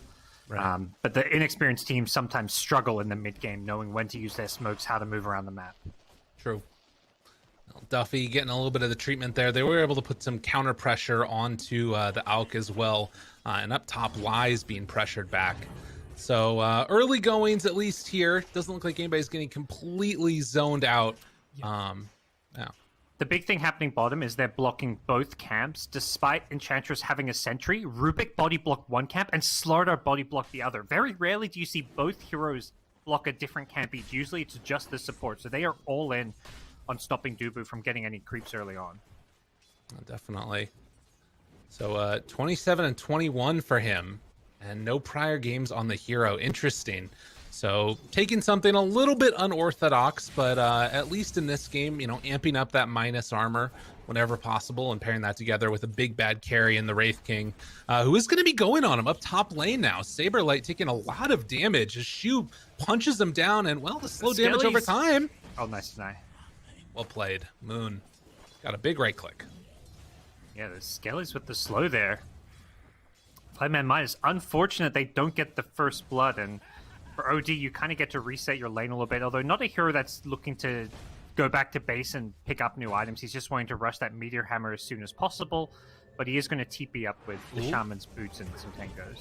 Down bottom instead, it's Aikster that's able to pick it up, and now extra damage right now onto Dubu, trying to get the kill. Tomato picks it up with the Acid Spray as the rundown continues, and eventually they kill it off, so Duffy able to get involved early. Nice bit of play from the 5-man minus off lane. I'm still a little concerned, winning these clashes is one thing, but they're not securing the farm and CS. Only 5 CS so far on Duffy. Dubu's done a really good job of just zoning and bullying back the Slardar, so even though they lose the kill trade, it is still Alchemist getting good CS early on. This is something that we've seen a couple of different times, is up top again. They're trying to go onto Saberlight. Shu continuing these right clicks, and now he might have cloned a little bit too close to the sun there. Still a lot of damage onto the OD, as he only has 2 tangos left, and Skeletons keep on pummeling him. But yeah, the CS battle is definitely where you're going to start to see things fall off a little bit. Yeah, mid lane's gone slightly Bryle favored, but not dominatingly in his favor. We'll have to see how the 4-minute runes come into play. That's where both Void Spirit and Puck could see a big kind of boost in their laning dominance, but back at bottom, more aggression. Yeah, and the 2 points up in the Acid Spray. The chase down coming from the creep. Man, that Hellbear Smasher just got a lot of value out of it. And a big creep wave going underneath the tower. Slardar's going to miss some of this. Yep. He's not coming back in time. Makes sure, the Rubik's, he's happy, but that's not really what you were hoping for. And Slardar will miss pretty much the entire creep wave. 4-minute runes coming up, though, and we'll see whether or not Void Spirit or Puck gets it. Both of those heroes with an empty bottle. Oh, and where is it going to spawn? It's down bottom. RRL gets a little bit of love right there. Yeah, Bryle wanted to guess, if you don't gamble, Puck can always kind of beat you to the room with an orb, so he plays the 50-50 trade, loses it. Back at top, though, Moon in some trouble. He's going to get denied again. God. Saberlight. This lane, they're just hurting each other, but it works out. Yeah. That's I feel like this is a serious problem with Veno as a 5 in the support role, is just how easy it is to deny against him, because, Veno is never going to be able to get the last hit on kills. You need basically an ally in your lane who can secure that last hit, which Wraith King is also not good at. Yeah, that's part of the reason why I was thinking that it was going to be like a 3 Veno or something, playing down bottom, just spamming out wards or whatever, but we'll see how it ends up working out. It's still going to be a ton of magical damage, and like I talked about earlier, there isn't that clear-cut pipe builder, but Lies could throw out the stun here if he wants to. A little banishment as the battle continues, and Shu taking a lot of that right-click damage. He's going to have to salve up, but he gets the bounty rune for his troubles. Yep, and it looks like Bryle's going to be able to grab the other one to refill his bottle, so that'll at least help him out a little bit in this mid lane, where he still is now 10 CS ahead of the Puck, so he's starting to pull ahead more and more. Bryle just, showing his prowess as one of NA's best mid laners. Another bit of damage coming in onto Saberlight, but Moon with the big hands gonna keep a hold of Shu for the moment, and he's eventually gonna fall. Again. Yeah, this, I mean, OD's just a harder to kill. 900 health, 8 armor, like, and it's mostly physical damage that they're dishing out. And just like sitting pretty with the ring of health the whole time too, so you can just keep chilling. As Saberlight thought about going a little bit onto Lies there, but Moon just using his mana pool for not all that much. Yeah, this is a very interesting one. Should mention Aikster's had a really good game, getting all that CS underneath the tower. Now he's going to have Arcane Boots, but it's coming at the cost of Duffy a little bit, who's going to be ran back by Tomato, netted by the creep, and they're just going to try and spam things out. So they're giving up a hard 3 for a 4 that's getting a little bit of extra XP. Yeah.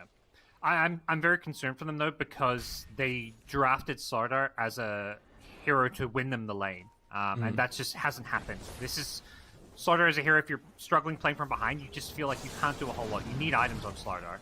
Yeah. Moon may go down at top. He's trying to just trade his life, it looks like, for the other side. Skeletons and Venom. Yeah, they still have the Astral, but yeah, super dead.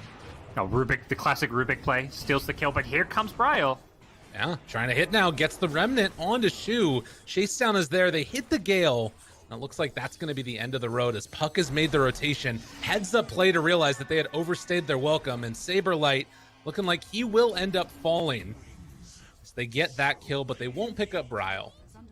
Yeah, I think they saw the Puck TP from mid, which is how they knew to just immediately back off. It looked like they could probably go for another kill there, but they knew Puck was coming and they just absolutely bailed.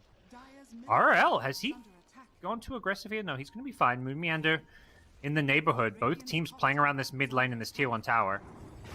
Yeah, this is tough, and Dubu actually spotting that the Puck is coming back in to keep the pressure off the towers. Now they show up with Moon, and RL now is in a little bit of trouble as everybody made the rotation over for him. Throws out that orb and can jaunt away, but that might mean it's Aikster's turn to die instead. No matter what, somebody was going to go down there, and Aikster ends up giving his life for the cause. I think luckily for RL and the Puck, Bryle's spells were on cooldown. He'd used the Aether Remnant mid lane to pressure the Wraith King, so luckily for Puck, there was no Void Spirit aggression, but still, it's Undying who win the trade, get another kill. They're up 2k gold with an Alchemist who is more or less free farming so far, already well on the way to his Battle Fury. Yeah, and that's really, I think, the thing to keep in mind, right, is it was like all those rotations up top, and then running back mid, and nobody's looking at Tomato. Tomato's just happy as a clam, off in the jungle doing what he wants to do, and looks like it's going to continue being that way. This rotation wraparound for Shu, we'll see if they end up TPing some people in response or not. Yeah, they want to pressure this tower with the Meteor Hammer now. Moon may have overstayed his welcome, though. Yeah, yet again. This is a nice play from 5-man Midas. And oh, a deny.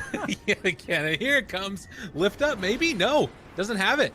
Beatdown commences. Saberlight finds the kill. They're going to come back in with the Puck again, trying to take down Saberlight. He does have Sanities. Looking for a deny now by the creeps. Not going to happen. Wow, man. These Venno denies. It's like the third one this game. Yeah. Fourth one? I don't know. That's crazy.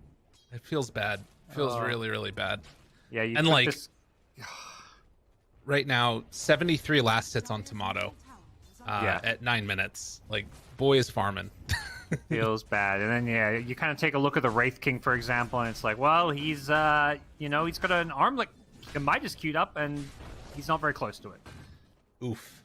And OD is now fully online. All you need is this Meteor Hammer, and you can go around making kills. It looks like he wants to go on Duffy here. Easy Astral to start it all off. Meteor Hammer afterwards. Dubu's in the area. Doesn't time it right, actually. Dude does not have a big mana pool, though. Yeah, and he just gets gobbled up. Now Bryle moves in as well. They take down another. Aikster wants to keep him alive. Does not quite have level 6, though, so no spell steals available. Another banishment now onto some creeps. He needs just a little bit more. Now he gets it. Now trying to save, maybe with another Astral. Astral's them, and it looks like Lies is barely... Does he get a Hadouken? All right, he's dead. They got him. Well played by Undying. Everyone's just chilling out in the Nether Realm when it's Rubik versus OD. True. Moon runs over, sneaks the bounty rune, and now just going to shackles up the Puck. I don't think he's going to get anything out from this, but they'll at least get the bounty. Yep. Puck gets some more Urn charges. Bit of an unconventional Puck build, seeing the Urn pickup. I guess you don't have a good teammate to go for it unless Slardar does, so... Yeah. I don't hate this. The Spirit Vessel does have a lot of value against Alchemist, but at the same time, I don't think you want to rush a Spirit Vessel on Puck. It's just a big gold investment. Yeah, it's a tough one. He might go for it after bots or something, potentially, but like you said, yeah, there's some problems with that as well. But this Puck needs to be the one, like, making a lot of plays. Probably fighting with Slardar, even though Slardar's had a rough time. I think these are the two strongest heroes on the Dire side, so probably Puck and Slardar just need to defend every tower, try and make some plays happen. Alchemist is just kind of too deep farming that you can't really stop him now, but you've got to try and make some wins elsewhere on the map happen for your team. And this is not the way to do it. No. Shackles come out, Lies, long duration on that ulti as the stun is there. One final touch is all they need. Dropping wards, goes for the wraparound, Lies, hide in the trees. Do they know where he's at? They don't see him. Now jumps back the other way and the wards are going to eventually kill him. That was amazing. I loved it. style points as far as deaths go. That was a pretty impressive death. Yeah. Definitely showing some nice moves. But see if 5M Minus can get this bottom tier on tower. Dubu doing his own moves, hiding in the trees here. Maybe he just goes for like a... Oh no, he's just going to reveal himself. Okay. Well, they do have Aikster coming down bottom again, but it's not an easy kill onto Dubu if you don't have coil, but I guess they do, so maybe they can just go on him here. Summon the creeps, pulls back the attention. I think, coiling the Enchantress doesn't feel good, because that's when, like, they may TP into defend it with OD and Void Spirit. Right. And Dubu, one man defending a tier 1 tower here. We'll get going on, and here come the TPs, though. And the OD's heals. first. He's living. That raindrop saving lives, walking away, and one more punch is going to do it to him as they find the Hex onto Aikster afterwards. And now the rundown. Duffy tries to get the jump away, but Bryle on his butt, and they find that finish as well. So 2 for 1. Dubu will take that every day. Yeah. You know, I mean, once you commit those spells, I mean, it was just like an illusionary orb and a telekinesis fade bolt, but it basically means that Void Spirit OD who are TPing in, there's no damage. You can't deal with these heroes when you don't have your nukes. And with that, Undying not just getting kills, but they're going to get this tier 1 bottom tower. Even though it does get glyphed, I imagine we'll see them try and commit to this one. Right. And, I mean, one of the at least nice things about Shu here, he's been able to get level 7, so 4 points in Plague Wards. Does make this a little bit less palatable for Undying, but like you said, with the Meteor Hammer, it's a pretty easy knockdown. Although Aikster's showing up also. Yeah, they're going to keep the tower alive for now. It's pretty nice. So what is this build we're seeing from Alchemist? Sanj into Heart, going for all the HP regen. Oh, God. I've only seen a little bit of Alchemist play in this patch, but this is, you know, I like this. 24% self HP regen and lifesteal amp, so you get so much regen from your ultimate, plus the Heart of Taras. The synergy between these items is going to be really nice. I don't think he dies again this game if he gets this. Yeah, he's going to be unkillable. I think that's pretty safe to say. I mean, I guess then the argument is you can just focus on killing everybody else and maybe... do you think he has enough damage if he does it like this? You can definitely just kind of run away from him. He doesn't have like any kind of Abyssal Blade or way to kind of stay on top of people, but hold that thought. Here come Undying. Aikster got him yet again, lifts to try and slow it down, but eventually he will go down here, although Dissimulate afterwards, jumping in from RRL. What more can they find? Another big stun. Shu is on top of all of them. Doesn't have ulti, but can start summoning these wards and dropping them down on their head. Saberlight will find that follow-up stun as Duffy eventually goes down. Now Bryle, and that gives them the levels, so they do pop the ulti. Bryle's fallen. Now Puck may be in a little bit of trouble as well. Moon is here. For the long duration shackles, Bryle's still able to live a little bit longer. But I think that Undying might have gone a bit too far. They get punished a bit here. They're trying to chase down 2 for 1 and Dubu, barely able to make the escape. So Moon, he'll have to give up his life. But a nice win there, at least for Private Minus for a bit.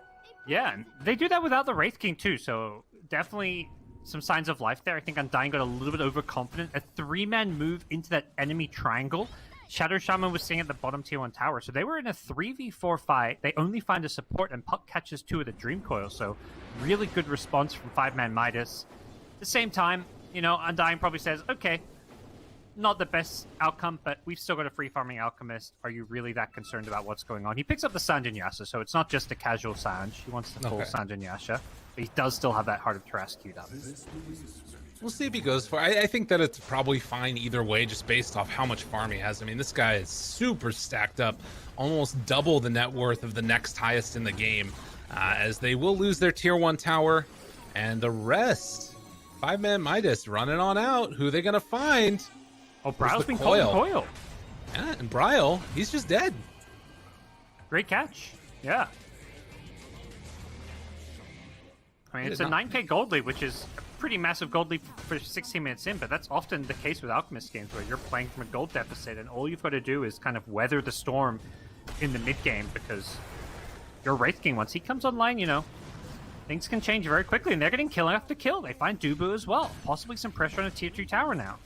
And a smoke up immediately afterwards. If there's one thing that's really good about this lineup, they don't have much that they need to actually just go for people. You know, maybe a coil is pretty necessary, but depending upon the person, you know, you find Tomato, there's a chance if he's completely alone and like you run into him with everybody, maybe you could do something, as they're going to set up and try and take this mid tier 1 tower, it looks like. Yeah, like Dagger ready. Doesn't look like they're going to go on the Alchemist. He's just a little bit too tanky, and they don't have the Spirit Vessel yet. No Dream Call for 12 seconds. Can sort of find a good initiation. They're going to back off. It looks like they want to at least wait for the Dream Coil. An Alchemist can fight at this stage, and they will catch Venno. Yeah, and that's a pretty easy one there. Although, at the same time, they blow up Dubu very rapidly there. And the Meteor Hammer afterwards onto Aikster. So the final tally ends up being a 2-for-1, if in a bit of a weird way. I think Undying are learning. They just need to bring numbers. You know, they lost that previous fight because it was 3v4. They're happy to, I think, recognize that it's kind of perhaps time for Tomato to show up to some of these fights, even if he's not able to stay on heroes that well, just to kind of be there to deter 5-man Midas from playing too aggressive. Right. Yeah, we will see Wraith King Lies going for an Armlet Deso build, trying to synergize his item build with the Slaughter, going for all kind of single target physical damage. Yeah, that definitely feels like what they need. You have to kind of have that burst potential against the Alchemist, and in lieu of I mean, they have magical damage, but it's like, you know, Venno magical damage. It's for everybody else besides the Alch, pretty much. It just tickles them. Yeah, Alch is kind of like, in many ways, a hard counter to Venno because he's got that sustain from HP regen against this slow damage over time. Right.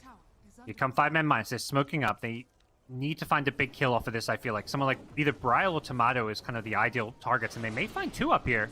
This is really good if they can secure this one. Lift afterwards, Bryle mega dead. Can they get Saberlight though? No, he's away. So they get a nice pick off, again, lowering that lead a little bit, finding ways for this Wraith King to get a little bit of catch-up time. And I don't know, do Undying kind of need to keep making moves right now, or are they comfortable with the state of the game?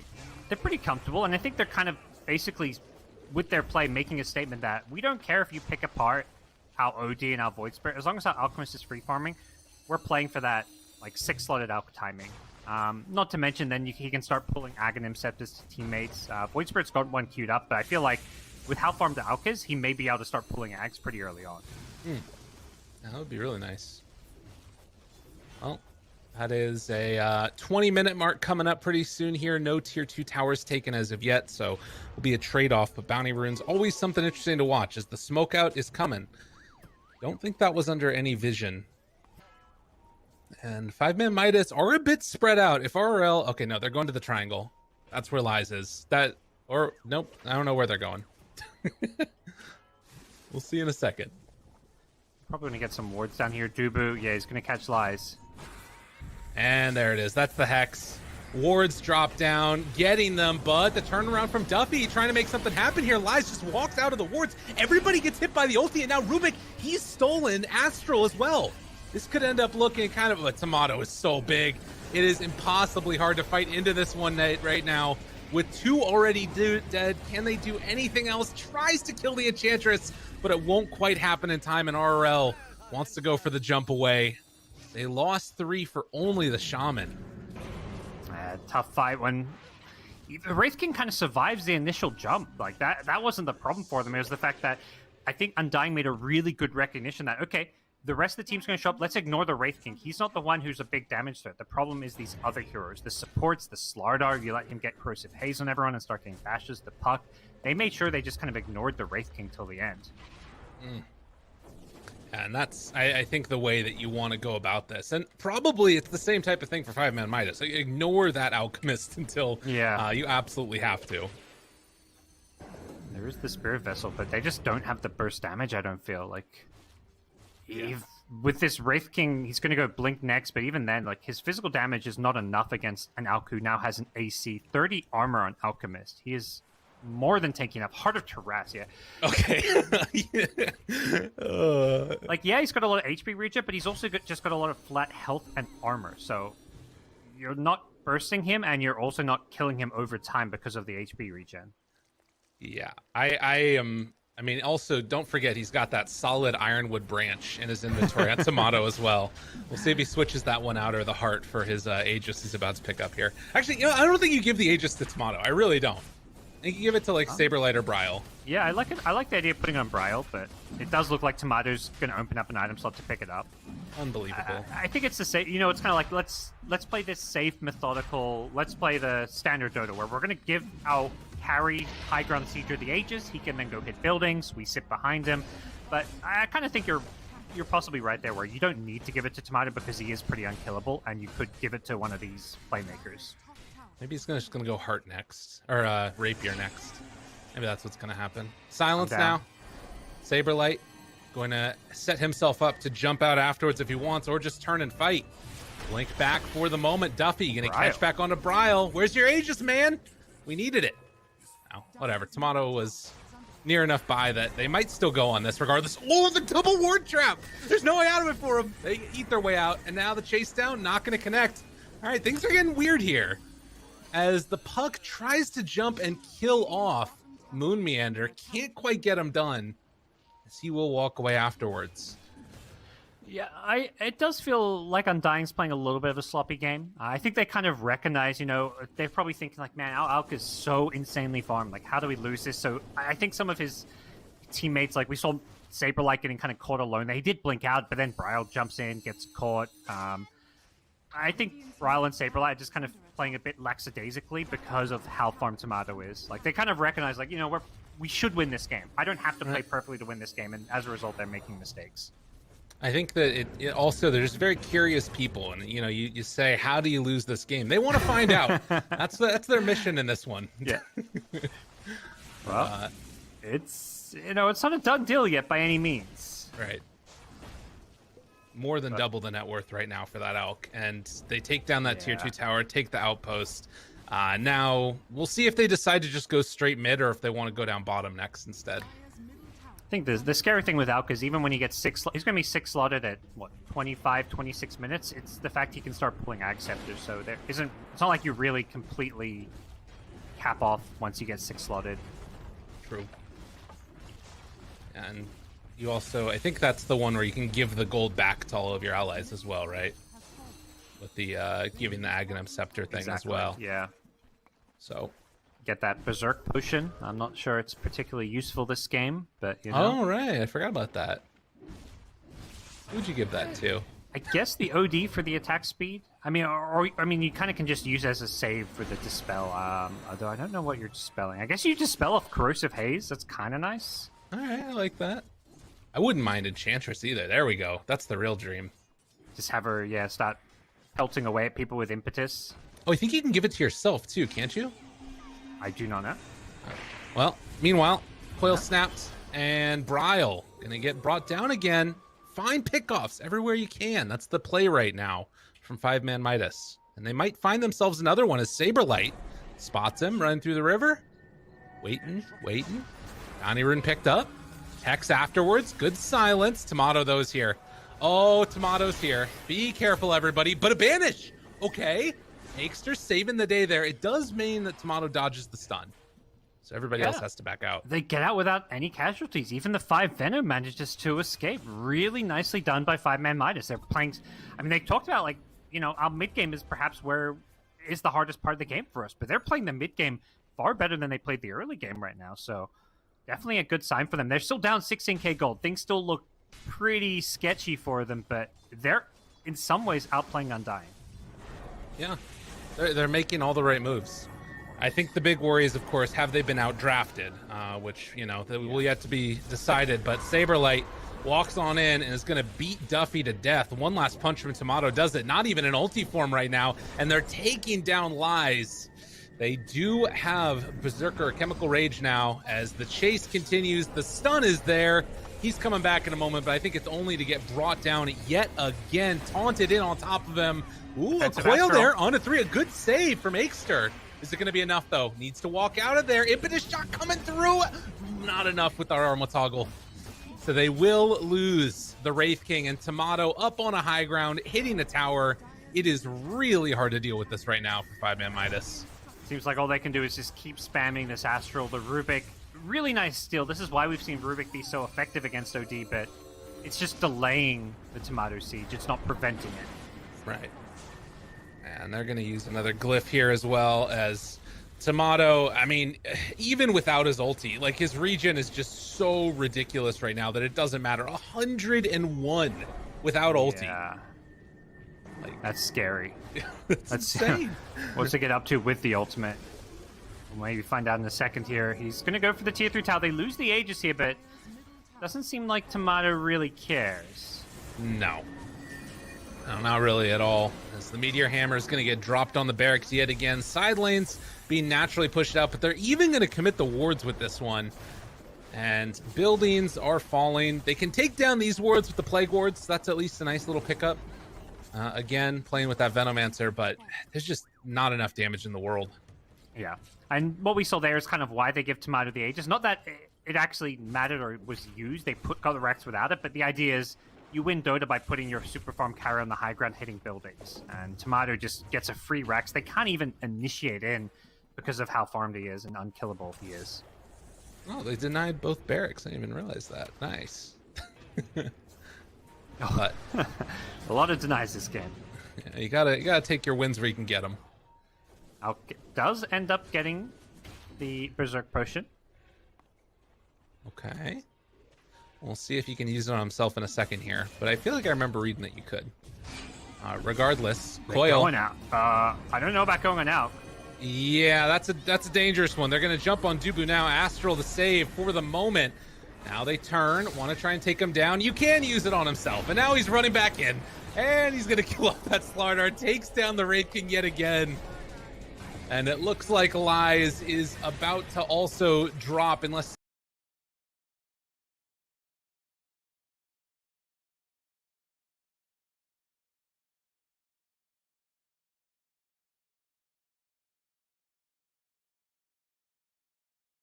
Well, that is, that's pretty insane. Yeah. There we go, 308.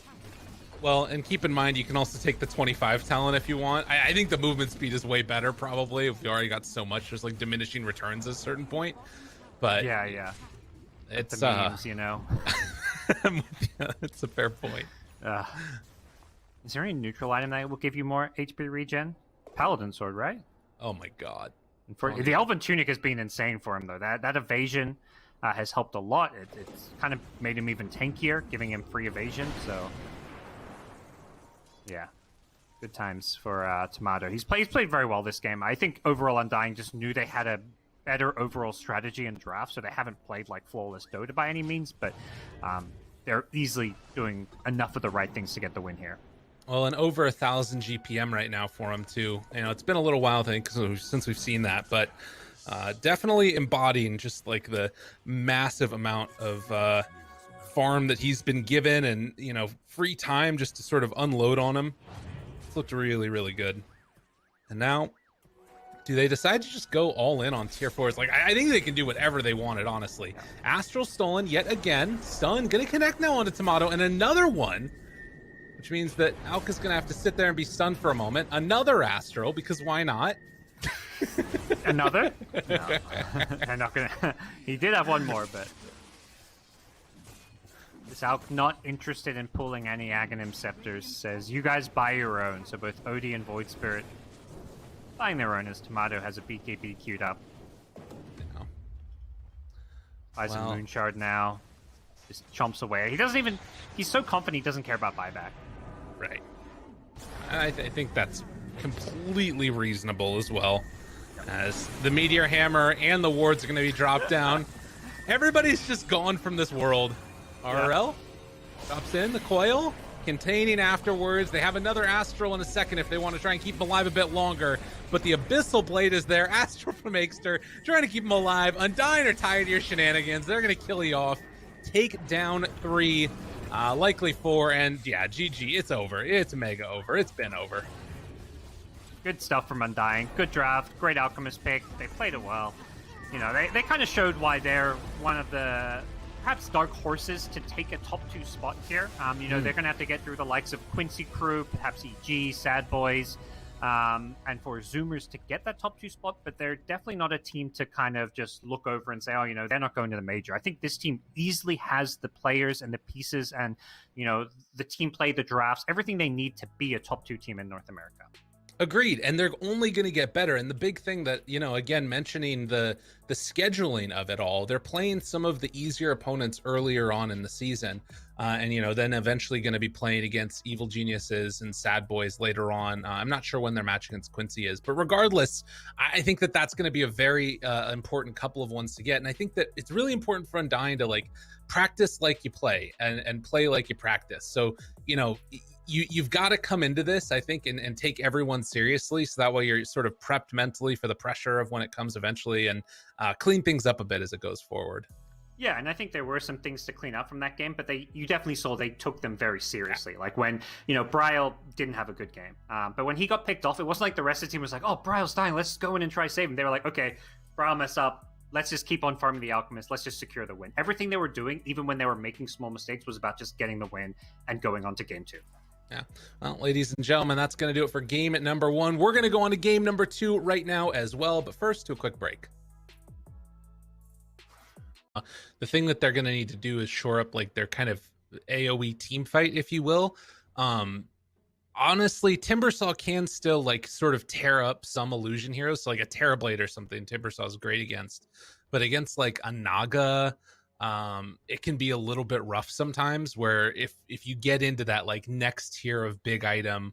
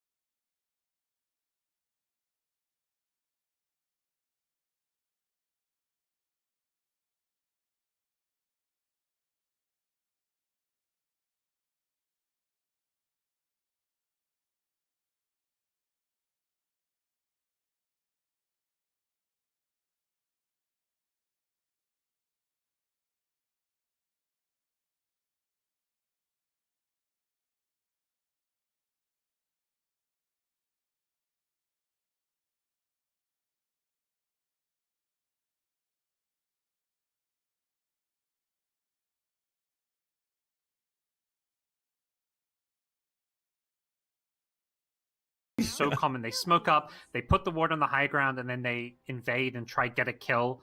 If not, they at least secure double bounty runes. So, and if Undying aren't quick, they need to get to the top side. You may see Radiant get 3 or even 4 bounty runes here. Dude, you know what the real play is going to be eventually? People start doing this, and then Dire, run on in, level 1 Roche. It's the perfect plan.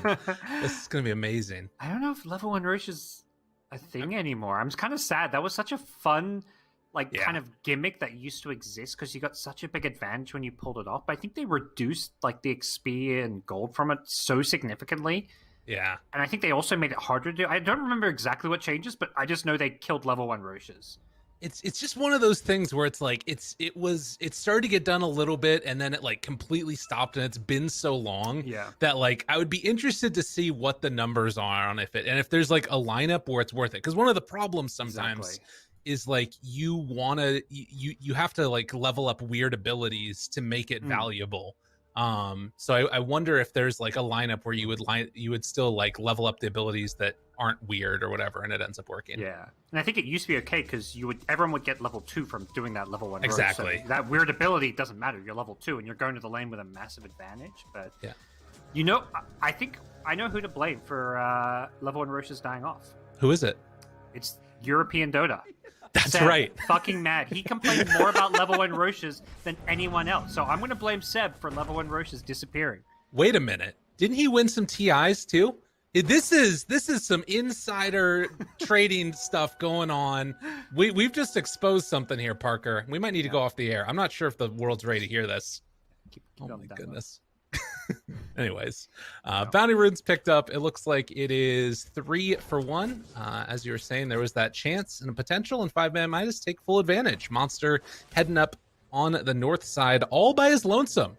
So they're going to be doing this. Well, it was trialing for a second. They almost broke that TP too. Yeah, both Radiant wards on these cliffs in pretty good position. Surprised neither has been dewarded yet. But yeah, a good start for 5-man Midas. The triple bounty rune. We're going to see how some of these lanes match up. I think this is going to be a pretty hard Timbersaw game. There's just a lot of pressure coming out from both Enchantress and Juggernaut. Juggernaut having the magic damage from Blade Fury means, early point in Timber Chain is pretty much required.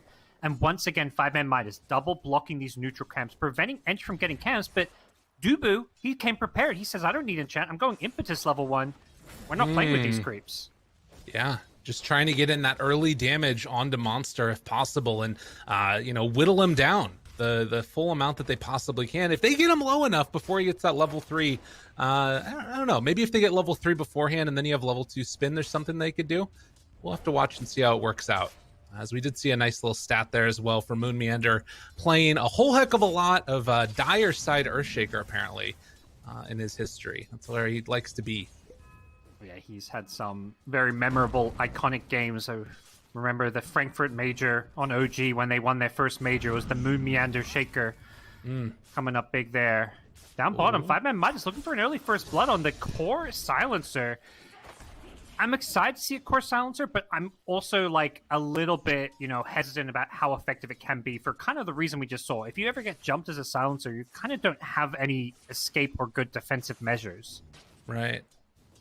That's a big problem when you've got, pretty strong lockdown in the early going. CM taking her 2 first skills in the early going, as Moon is going to be able to push her back. And, I think that there was a lot of people that they remember Core Silencer being played by Iceberg in mid, coming out of the CIS region. But some people forget it was Whisper, South American player who did it in the off lane, as Aikster is going to get jumped and eventually whittled down by Tomato.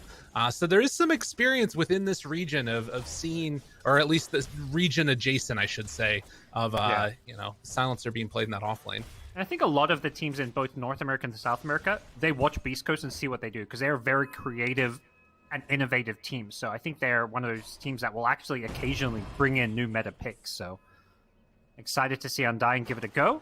They tie things up with the kill up top, and now they have the Enchantress creeps to play around as well. Which is definitely that little bit of extra that you need. Has Shockwave available, a couple more of them left, tries to keep the punch going onto Monster and Aikster. And, I mean, you can keep killing the Shaman, no problem, but I think at this point it's a lot harder to take down Monster. depending upon what his next item is that he gets, as well as the block off is there. Shu forced away again, and Moon just being a butthead right up in their face. Oh, is Shu dead? Shu, yeah.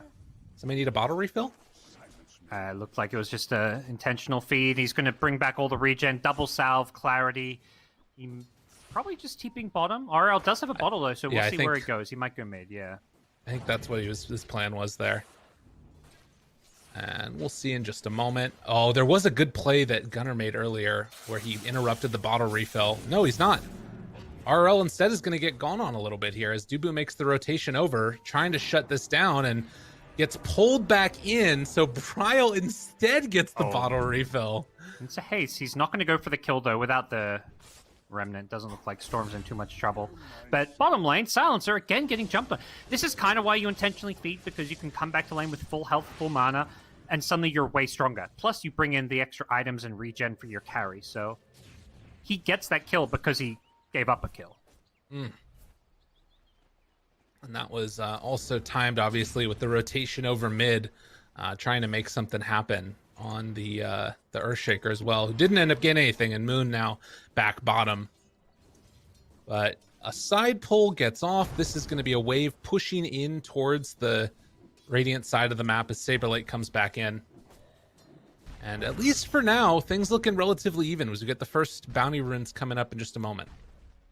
Yeah, I think a much more even laning stage compared to the last game, where Alchemist was kind of free farming and the Slardar offlane was having a really rough time. We see Monster's Timbersaw doing well, and that's the big thing. They had a stand-in in that first game. Monster is actually back for game number 2, so they're playing with their full normal lineup now. Right, and this is what we've seen from them a couple of different times. This guy can be a player, standout performer as mid. They go a little bit onto Bryle yet again. RL trying to keep the pressure on, forces out the haste rune, and again, almost getting that level 6. Has it completed now? We'll see if he wants to go on him. A couple more seconds until the pull is back up, and they're going to use the bottle. Taunt pulls him in. He can jump away if he wants to, or he can go for more. RL in trouble, and he's going to die. Didn't have anywhere else to go. Yeah, even with the raindrops, there was just too much chase potential with the haste rune. Back at bottom, though, Five-Man Might is looking to bounce back. It's Saberlight, who they can't quite bring down, and Moon able to kind of bodyguard. Ixter got him there with the shackles afterwards, and Lies. A couple more punches is all they need. Can they do it? He will fall. Ixter, the one that gets the final touch, and even breaking a little bit of that extra regen from Saberlight. So forced Lies to TP home. He had a lot of damage coming out on him as Saberlight's looking for some solo kills here. Can't quite bring down the CM. Saberlight just going in 1v3 does actually bring him down. The damage over time is just enough. Jeez. Okay. So making a little bit of a comeback there. Again, getting some permanent agi along the way as well as the spin and then the walk away. Yeah, this is where Timbersaw becomes a problem. This is a big problem now. They have the catapult here as well. Yeah, we may see Jug just go back to jungle soon. Has got the Maelstrom queued up, so going for the slightly less greedy farming item. Is he dead? Tomato? He wants to keep alive that tower. Very, very low. Aikster dies elsewhere, and Monster, not that much mana. Although, with the chakra, he just gets the spin back up. Damn, dude. That timing. Back at bottom, though. Lies being chased under the tower. They already lost the Shadow Shaman, and Moon wants more, but Lies jukes through with the Quelling Blade. Jeez. I'm impressed Tomato lived to tell the tale, and he's doing a really nice thing here to keep his tower alive. He's going to cut the waves from behind. This is kind of what you got to do against Timbersaw, is just play away from him, but try grab the creep wave. And, I mean, you can soak up some of this, but he doesn't quite have that 4th point reactive armor, as they're going to try and go onto Lies. Lies will get the jump away, but I think he might still die to this. Yeah, the slow, steady burn down is enough. And Aikster eventually will also fall. Man, the fact that Timbersaw got forced out of top at the same time is huge. Yeah, he kind of forced himself out of top. I'm a bit surprised because it was just tanking too many tower shots. You mentioned, yeah, he didn't have the 4th point in reactive armor, and I think he just made a bit of a mistake with tanking too much damage because he just gave Jug a free multiple creep waves kind of unnecessarily. Yeah, I think that there's that natural desire to, like, let your catapult stay alive, take the tower early. But, you know, at a certain point, you kind of got to give it up. And it did give him a couple of waves. Regardless, though, He did a ton of damage onto that tier 1 top. It's almost ready to go while Saberlight finishes the tower down bottom. So the laning stage starting to break down a little bit here, and Jug off to the farm the jungle. Yeah, and we'll see the moves. They're already coming from the Undying supports for Bryle. I think it's going to be more around the Ghoul Scepter, although he can make moves with these power runes. He's going to DD for now. Tomato up top again. I'm just going to spin away as Monster was threatening, but he kills the whole creep wave again. And still only 3 points in reactive for Monster means he can't just hang out under the tower. I think he will be able to get the tower the next creep wave, but just delaying this push. Like, this tower, I think you'd ideally want to go down at like 7 minutes as a Timbersaw against a Jug with no help, but it's going to be almost 10 minutes before this tower goes down. And they're TPing to defend this. They're actually not going to give it up. That's wild. That's wild. Saberlight's there. Ready to go. He's got global afterwards. Monster tries to get away. At least a deny. Yeah, they can't get the kill, but they just secure a deny. Back mid. Barely gets that jump away, but it's not enough. Bryle able to clean him up afterwards. So they don't get the final touch on the tower up top, and now more onto the mid. Undying are looking really clean this game. Yeah. It's just every move makes so much sense. The Silencer TPs to secure the deny, and it's not like they have no one bottom. Moonmeander says, cool, there's a free lane bottom. I'm going to take it. He may die here to another TP, but we're going to see more action top first. Yeah, they keep the pressure on. And, I mean, Moon is getting chased around. He might actually just be able to walk away from Extra. I don't know if they have the damage. It's a storm. Yeah, they can get him with the storm. But, you know, that's like a totally okay death. It's not like a misplay in any at all. It's very much just to calculate, well, the only way they kill me is bringing multiple heroes, and if they do that, it means we're pressuring top, we're pressuring mid, we're farming. Basically, we're out-farming the enemy team if they kill me. Right. And you can see that that is indeed happening. A 4,000 gold lead as Dubu pushes in towards mid with this next catapult wave. Top lane, Tomato going to go for another spin TP away. He has been abusing the crap out of that. Yeah. It's always really good. Whenever you can pick Jug in a situation where they have nothing to cancel spin TP, the hero feels that much stronger. You can just split push anywhere you want, unafraid, until Shaman gets like maybe an Aether Lens or a Blink Dagger. Mm-hmm. Well, good stuff all around the board. And they're taking the mid tier 1 tower now. Smoke up goes afterwards, and they're going to head up towards the north side possibly. I thought they might have gone for Storm, but he's probably going to TP out of here in just a second. Unless he thinks that they're coming down for him maybe or something. But it's mid. Monster, are they going to go on him instead? There's the opening up on it. Eul's Scepter lift up afterwards. The taunt comes in. Storm makes the jump. There's going to be the fissure afterwards. RRL trying to go into Bryle. The Aether Step, jump away afterwards. Ward's up on the high ground, keeping control of Moon. And he doesn't have a way out of there. They went a bit too deep. Yeah. They back off. It's kind of I think that was kind of one of those fights similar to last game where 5-man Midas just, you know, feeling like we're struggling. We need to get some kills. They bring numbers. They bring their entire 5-man team. But Undying, you know, they sacrifice the support to let Tomato continue to free farm. His Maelstrom is on the way out, so a good move from 5-man Midas, but a good, even better response from Undying, just to give up a support and keep farming their carry. Very, very well done. And yeah, you can see down there, Tomato feeling very safe as well. Even though he's underneath the ward, he spun in the wave next to the tier 2 and just finished the spin and moved on to farm more. They are very much not afraid right now, at least.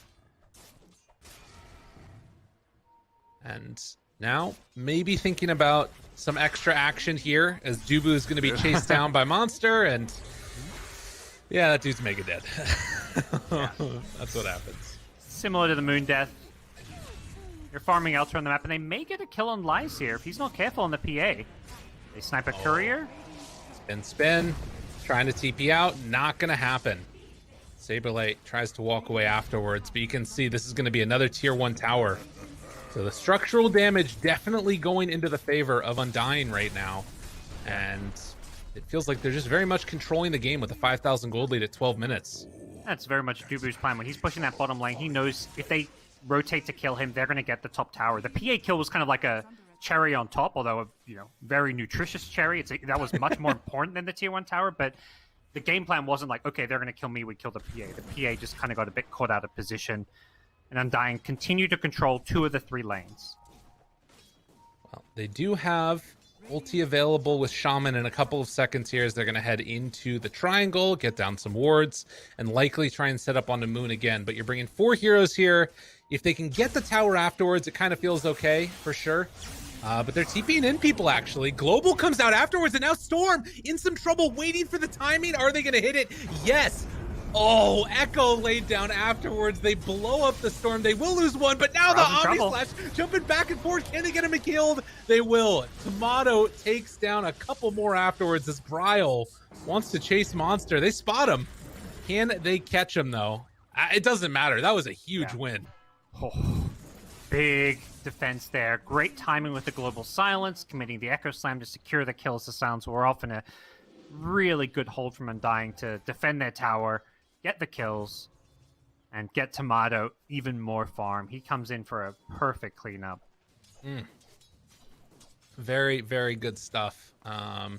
As you know, the whole tone of this game is just like it's feeling like it's 5-man Midas that they now just have to play scared for a while. Like they're queuing up a Battle Fury on PA because they feel like they need her to become huge, but it seems like it's going to be a while. We're seeing this both games where Undying just make these better rotations, and they're just doing a better job of securing free farm for their carry. Like they're basically holding their own in these fights while their carry free farms. On 5-man Midas' side, both games, this on the Wraith King last game, the PA this game, Lies is being pressured while his team can't win fights. Well, that is the signal of a bad time for sure.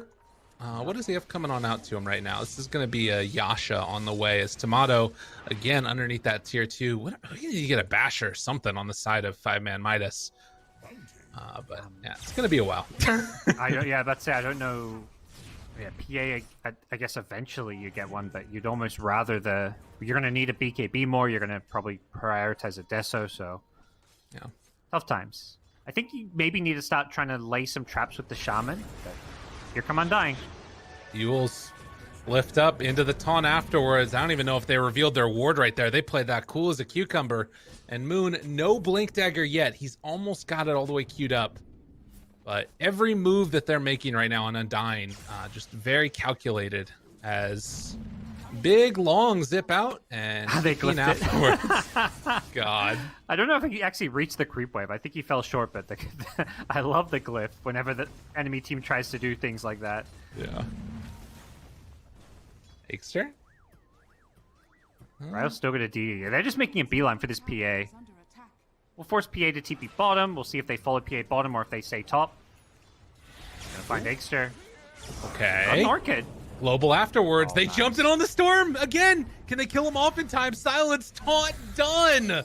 Oh, it feels bad. They do have wards now down. Bryle tries to get out of there, but they end up finding the kill with Ixter. Monster goes through all of them, misses there on the fissure, but 3 already dead and now looking for another. If Saberlight can chase them down with a little help from Moon, it's going to be a little bit more into the coffers of Saberlight. He's a smart boy.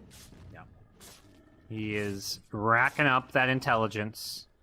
20 stolen int with the Witchblade. This item was just built for the core silencer.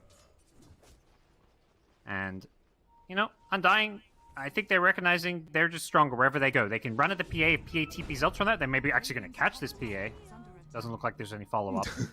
I mean, they forced the PA to TP away from top lane to go farm bottom, and then they say, okay, we'll just push or take a fight up here because we've got such good map control, and their vision right now is amazing. Well, they've hexed Tomato. The turnaround, though. Moon there to save him. Omni afterwards gonna gobble up Shu. Oh, my goodness. It looks good for a moment, and they're gonna try and chase him down. Can they get him in time? Yeah, that curse might be enough. He's gonna try and bottle through it. It's too much damage. There's so many ticks. Oh, it's so much damage. Since when did it last that long? I think he must have used it a bunch, and he gets the tip afterwards. Yeah. I knew it was going to happen.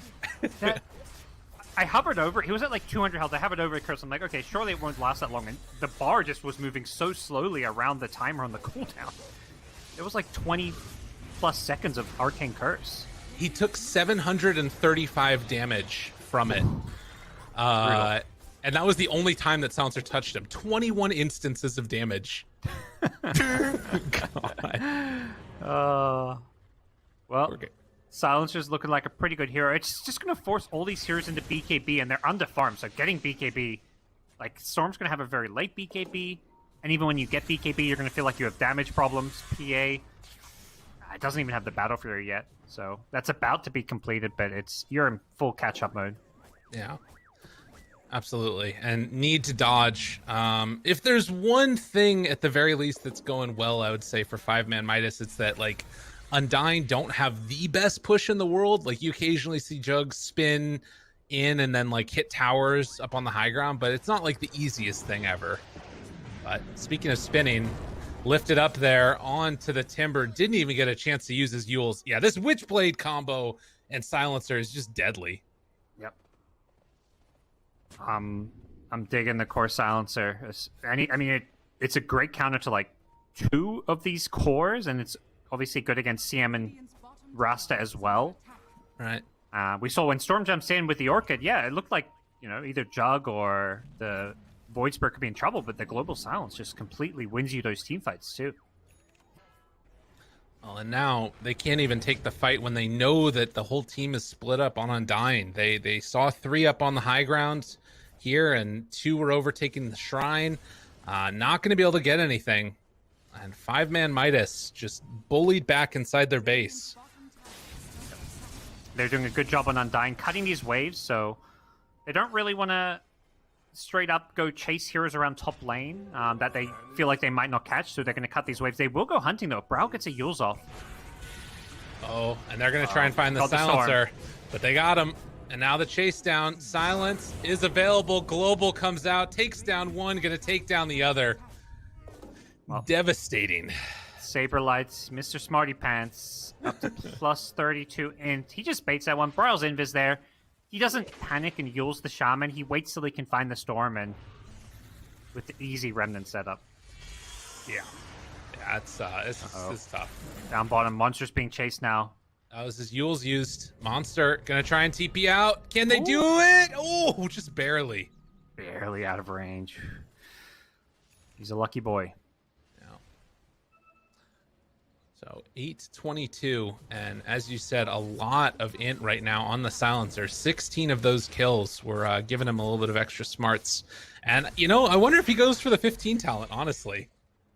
I think, be cool. I think it's the worst talent, but given the state of this game, why not? I think you might. Let him keep on scaling. I mean, the Arcane Curse damage, though. We've seen how many stacks he gets of Arcane Curse damage. I don't know how you can say no to that. When you saw what it did to the Storm. Yeah, that's fair. I mean, it's almost a double damage at that point. Yeah. It's pretty insane, that talent. Especially if this game slows down and, 5-man Mice just go into, play high ground, just try and farm and split push. You're not getting as many kills, so... True. That's where I just feel the permit instill. If it applied retroactively, then I think it's worth it, but... Obviously... that would probably also be a bit OP. Yeah, a little bit. Just a bit. Oh, double Astral. Finds his man. Ooh, no, it didn't hit, though. But the Silence is there afterwards. He stuck around a bit too long. Tries to jump. Does get one spin. And the second one, TPing back home. They will find and kill off Aikster. And he did do it. So -4s now instead. All right. -4s. Let's go. I'm on board. Jeez. The Witchblade. Yeah, she's just stacking up damage with all this. Echo. Again, catching. Lies, pulled back in. Lies, chased down. Lies, dead. There's picking them apart wherever they go. There's just so many heroes that have catch. The Shaker, the Void Spirit, the Silencer in some ways. And they're just roaming all over the place. 7-1 and 5 on Browse Void Spirit, playing a flawless game. Like we kind of mentioned, he didn't have the best game last game, even though they won convincingly this time around. Perfect game from him.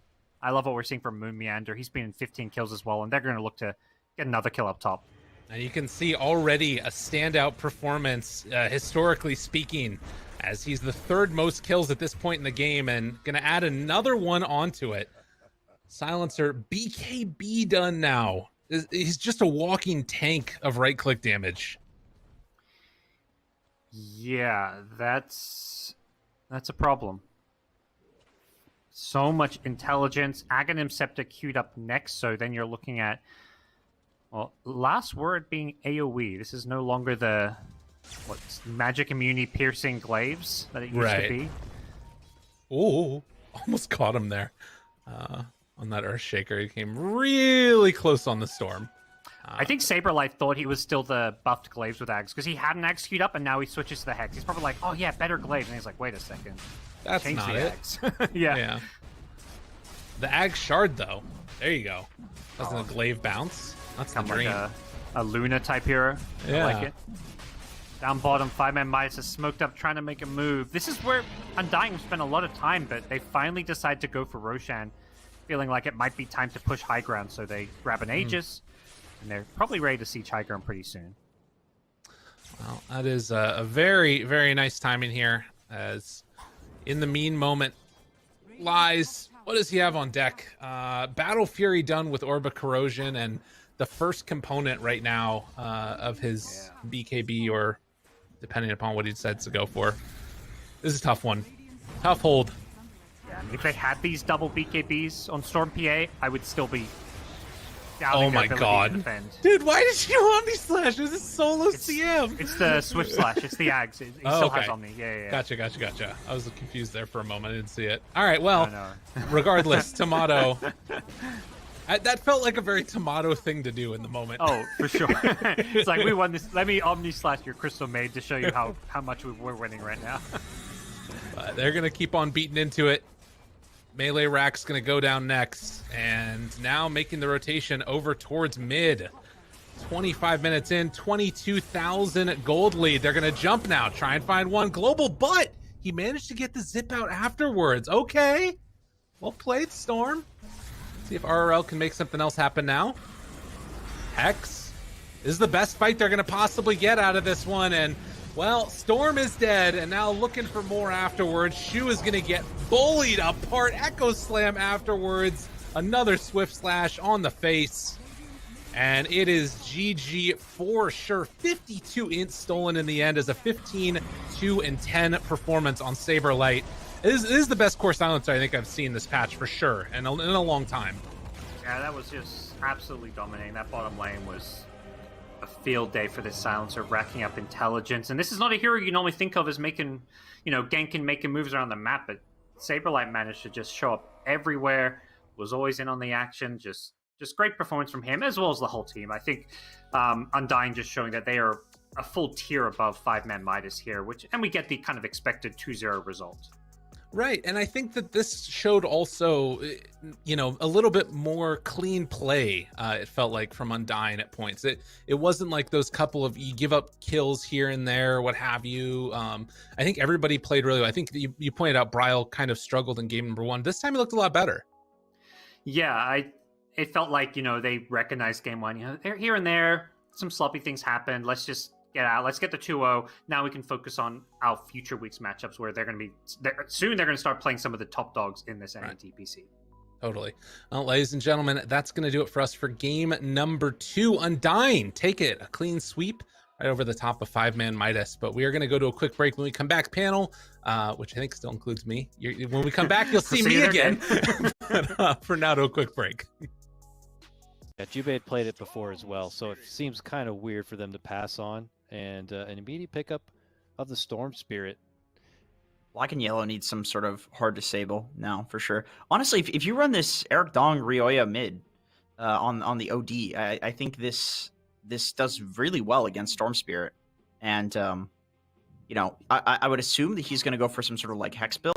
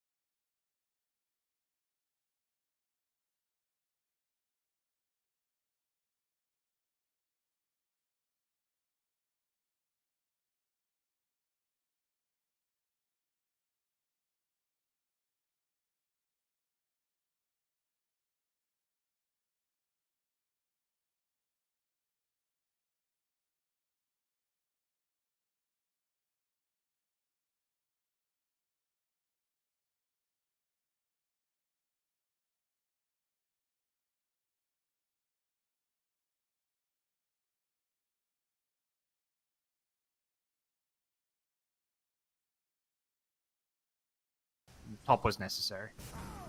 Well, and Arteezy already going to try and push back Zero a little bit as we see up top, securing that creep for crit. Yamsum going to find the chains actually onto him, and there's a lot of damage onto that Rubik. But he is obviously nice and speedy with his own boots and can head back over afterwards. Yep. Tiny going to pull some creep waves. Fly just going to do as much damage as possible, and also probably try follow this wave in case it meets another creep wave. You want to make sure you contest the last hits, get the XP.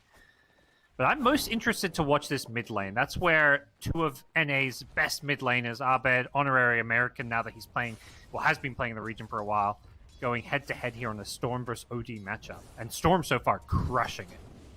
Yeah, having a really good time. And, you know, he's going to try and spam out as much as he can with this Arcane Orb, but Abed off to a hot start, 9-4. As you can see, the lane pulled all the way back by Flea to the tier 3 tower. I don't know if that was the plan. Pretty sure it wasn't. I think the plan is you have the creep waves like meet between the tier 2 and the tier 3, but because the Enchantress chased him, he had to run away. He was just dying to an Enchantress, so I think he felt like he just had to get back safely, and as a result, he doesn't deny any of his own creeps. And this does mean, of course, that it's going to be a big double wave that's pushing into the tower for Arteezy and Fly. And top lane, Yamsum in trouble. He's just going to die. First blood, drawn by the bird.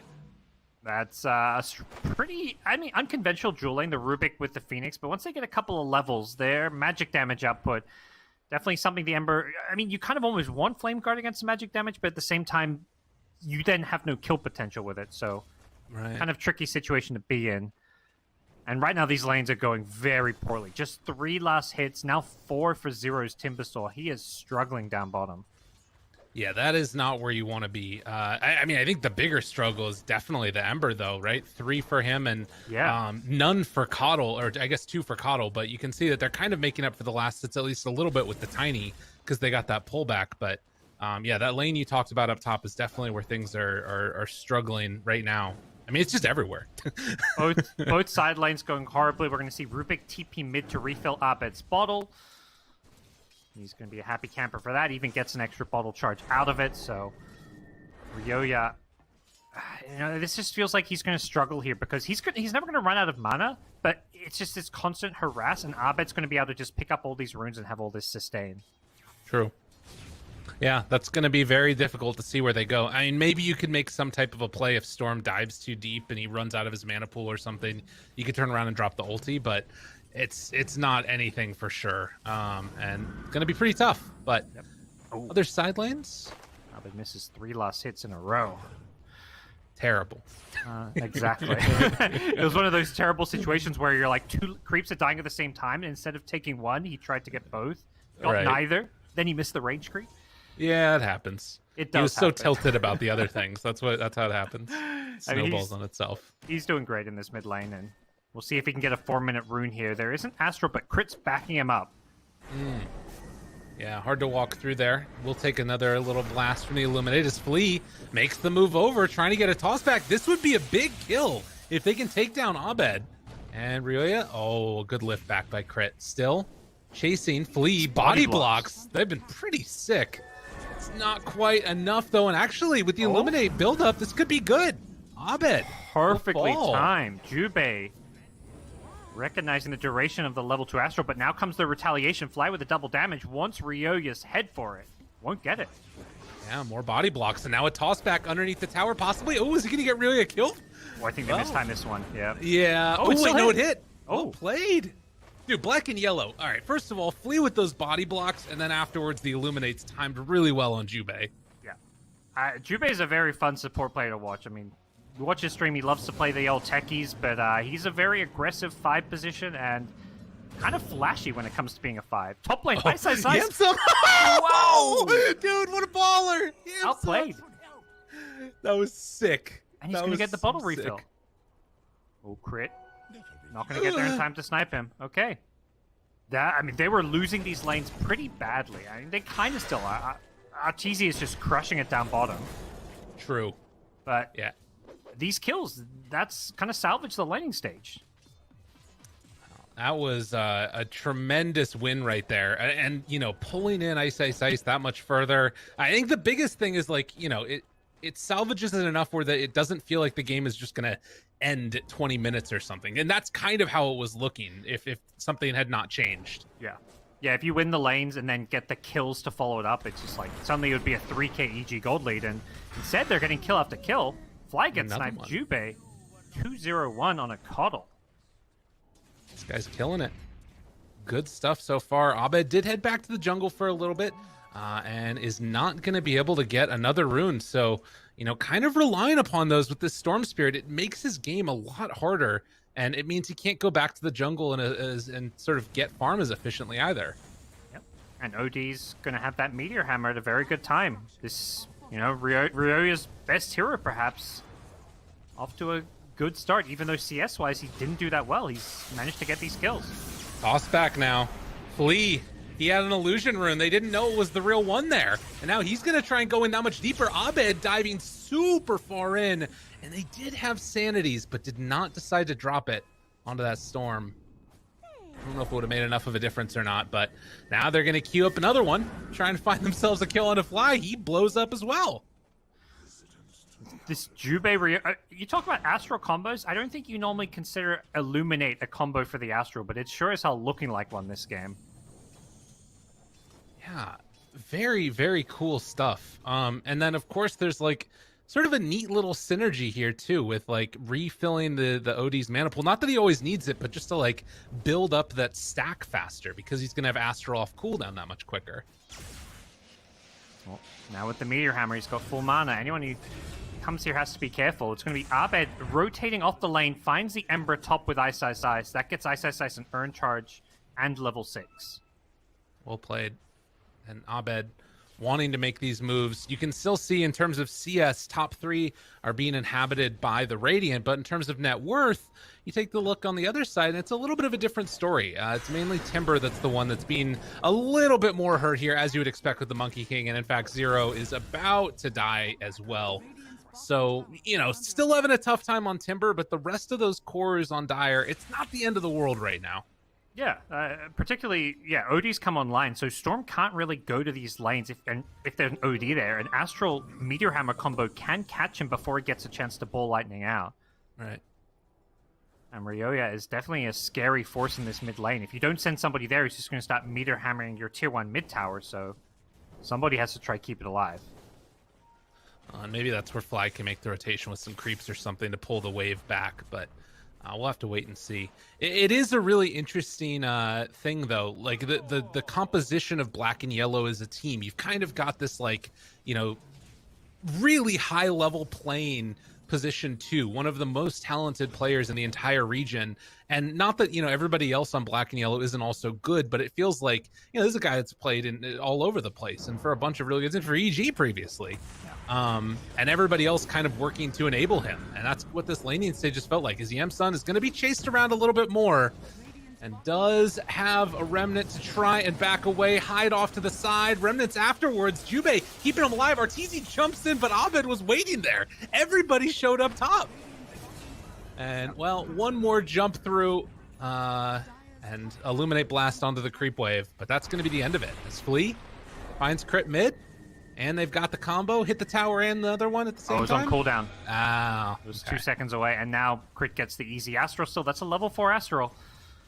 Really handy spell for Rubik to have, and Ice Ice Ice TP'd bottom to defend the tier 1 bottom. All of that, from my perspective, is because Arteezy makes a great TP top.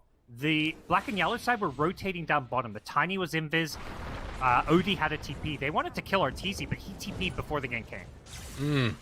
Wow, what a stun on the trouble. land for the telekinesis, and Yamsun has to retreat. Crit doing such a good job of keeping this mid-tier 1 tower alive. And I think that's what's been impressed about EG's rotations, is the way they've defended these tier 1 towers and avoided the key ganks. Like, if Arteezy gets picked off there in the bottom lane with an OD TP, things are looking pretty good, or at least even for Black and Yellow. But EG make sure they're the ones making the first move. Right, and keep that momentum going the whole time through. And even when they do start to get aggression back their way, you see multiple TPs coming mid, and then everybody separates back out to go farm elsewhere. And now Arteezy up here on the top line. You see multiple heroes rotating bottom, and that includes the OD, who's here underneath the cover of a smoke. Ice. Yep. Has level 8. And it seems He hard uses to the dive. I mean, he still has supernova. I feel like if he supernovas, everybody's going to get here. Yeah, that's the thing. He might die here. They're either going to TP to back him up, or they're going to just leave him to die. Let's say he might be baiting, because he's definitely, if they go on him, he's going to die. It's just a question of whether or not he was baiting or not there, and it turns out there was no backup coming his way. Okay. Yeah, I guess they don't have, like, I mean, the main catch is the two cores with Abed and Arteezy on the Monkey King and Storm, so if they're not there, you're not going to kill people. And very guaranteed tier 1 tower. Siege Creep plus Meteor Hammer. Not sure what the idea was there for Ice. If they'd made a plan to like coordinate like a double, triple TP in with Storm and Monkey King, that might have made sense there, but yeah, he just got blown up. Well, after that tier 1 tower gets taken, they move the Ember back towards mid, while more farming goes on a little bit here. And it feels like the pace of the game's starting to slow down a little bit now. Trying to get in towards that Blink Dagger for Rayoya. Zero already has the hood done, but now needs to go in towards the Yule Scepter. Sort of a couple of these survivability slash, I guess, chase down items in the version of the Blink Dagger. Yeah. I think the worry for Black and Yellow, they are looking to find crit here, but he'll just disengage, is that Timbersaw is a pretty farm-dependent hero, and he is struggling in terms of net worth. The least farm core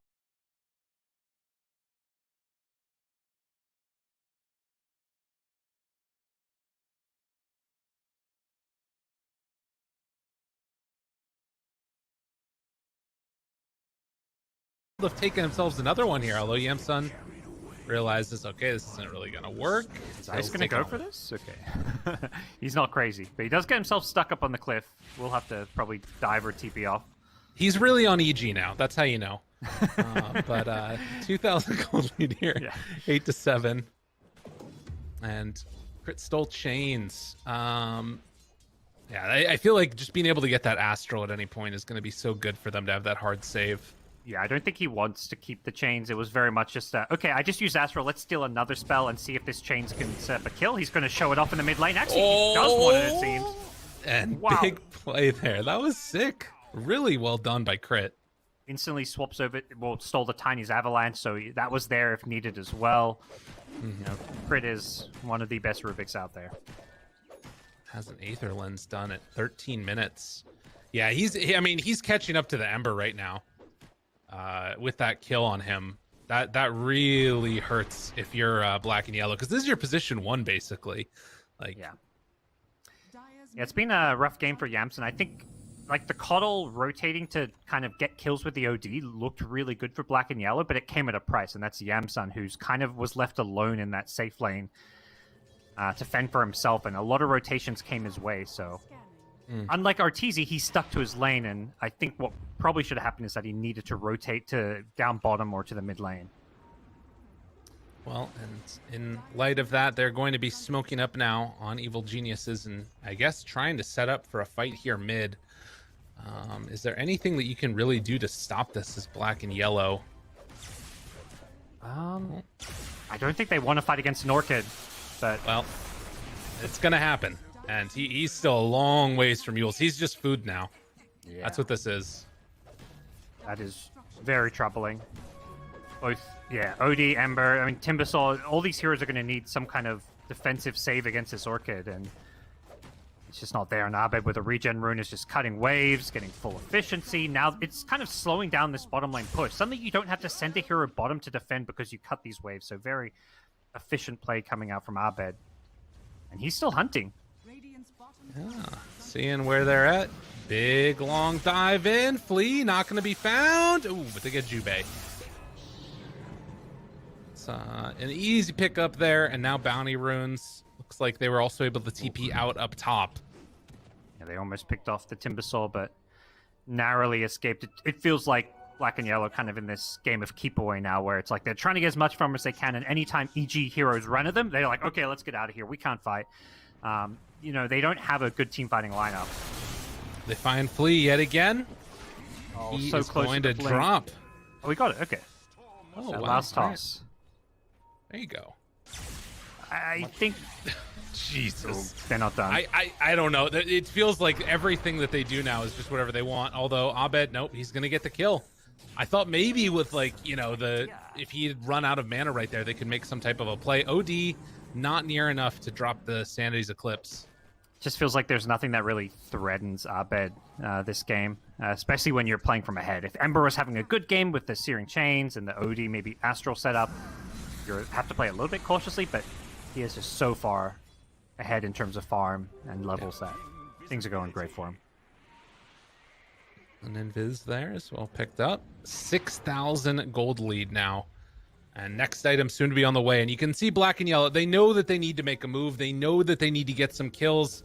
This is not the kill I think they wanted, but it's going to have to be the kill that they get. Yeah. As can they get it? Surely. Okay, yeah. Wait, they're moving in. They're using moving everything. in. They're going on her. Okay. Little deadly, but they got the kill. Okay. I think if Arteezy is there, EG just go in and fight because they committed, like, even the Meteor Hammer was committed for that kill. That was a big spell investment, but they get the kill. It's just a support. They want more. If they can catch Abed here, that's really the big prize to be gained. And with a nice aggressive ward, well, it gets pinged. EG with a ward of their own to protect their jungle. They know exactly where black and yellow are. They know exactly where this ward is. And EG is just not going to give them any more kills. True. Yeah, this is really good stuff. Moving around the map, dodging the ganks as they come in. They are outside of vision right now, so you might be wondering a little bit as EG where black and yellow are headed to. That's why Abed's hanging out pretty far to the side in the trees. But they show themselves again on that ward, and that kind of gives the game away. Fly's not even going over to de-ward it. He has the sentry ready, but he knows they're still there. He draws circles on the map. He's like, look, if they're not showing, it's because they're right here. What he doesn't expect is maybe this mid lane ward. I like that black and yellow kind of doubled down, put 2 wards aggressively. Really 3. They have a triangle of wards around this mid to bottom lane. They want to just try to get any kill they can, but EG are just so aware of all this. They knew the ward was there. They go and get it away. Oh my god, Fly, why you gotta do that to him? Fly's just baiting. He's 0-5, but he's not playing badly. Like, you can't look at his kill KDA and judge his performance here because he has bailed EG out on numerous occasions. Well, he just de-warded them and then all chat voice lined them. Like, I don't know what more you could be doing as a 5. You're trying to break the spirits. That's the whole goal here. Oh yeah, and when you tank 5-man smoke ganks and they have to use every spell to kill you, I think that is pretty spirit breaking. Yeah, absolutely. Well, 7,000 gold lead right now, and they are still fairly split up. Actually going to start to split up a little bit on black and yellow because they have to catch this other wave here before they push out the bottom lane that much further.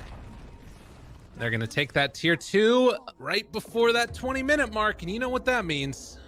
I'm going to take the outpost.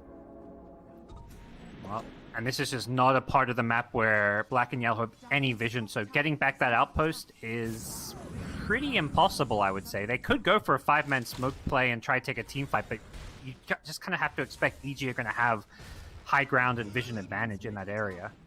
Right. And particularly with like a storm, even if you went for some type of like a single person smoke into it, they're so mobile that they would get you and interrupt before you could take it back over. And black and yellow, like, tactically, they're doing on paper what's the right thing, you know? Get down aggressive wards bottom, play around the vision, just camp these wards, don't let EG know exactly where this high ground ward is. They just don't care. They're just playing away from it. They're making sure that mid and top lane are pushed out, and they're just kind of ignoring what's going on down bottom. They'll even give up this tier 2 tower, potentially. I think if you're black and yellow, you try and pressure this tier 2 bottom with the Meteor Hammer so you can take the outpost yourself, but they're going to be a bit too late as the 20-minute mark approaches. Yeah, just a second bit too late there. And as you said, the one thing is if they're able to farm the triangle and get that as well, then everything's pretty much okay as they're taking the mid wave and the bottom wave.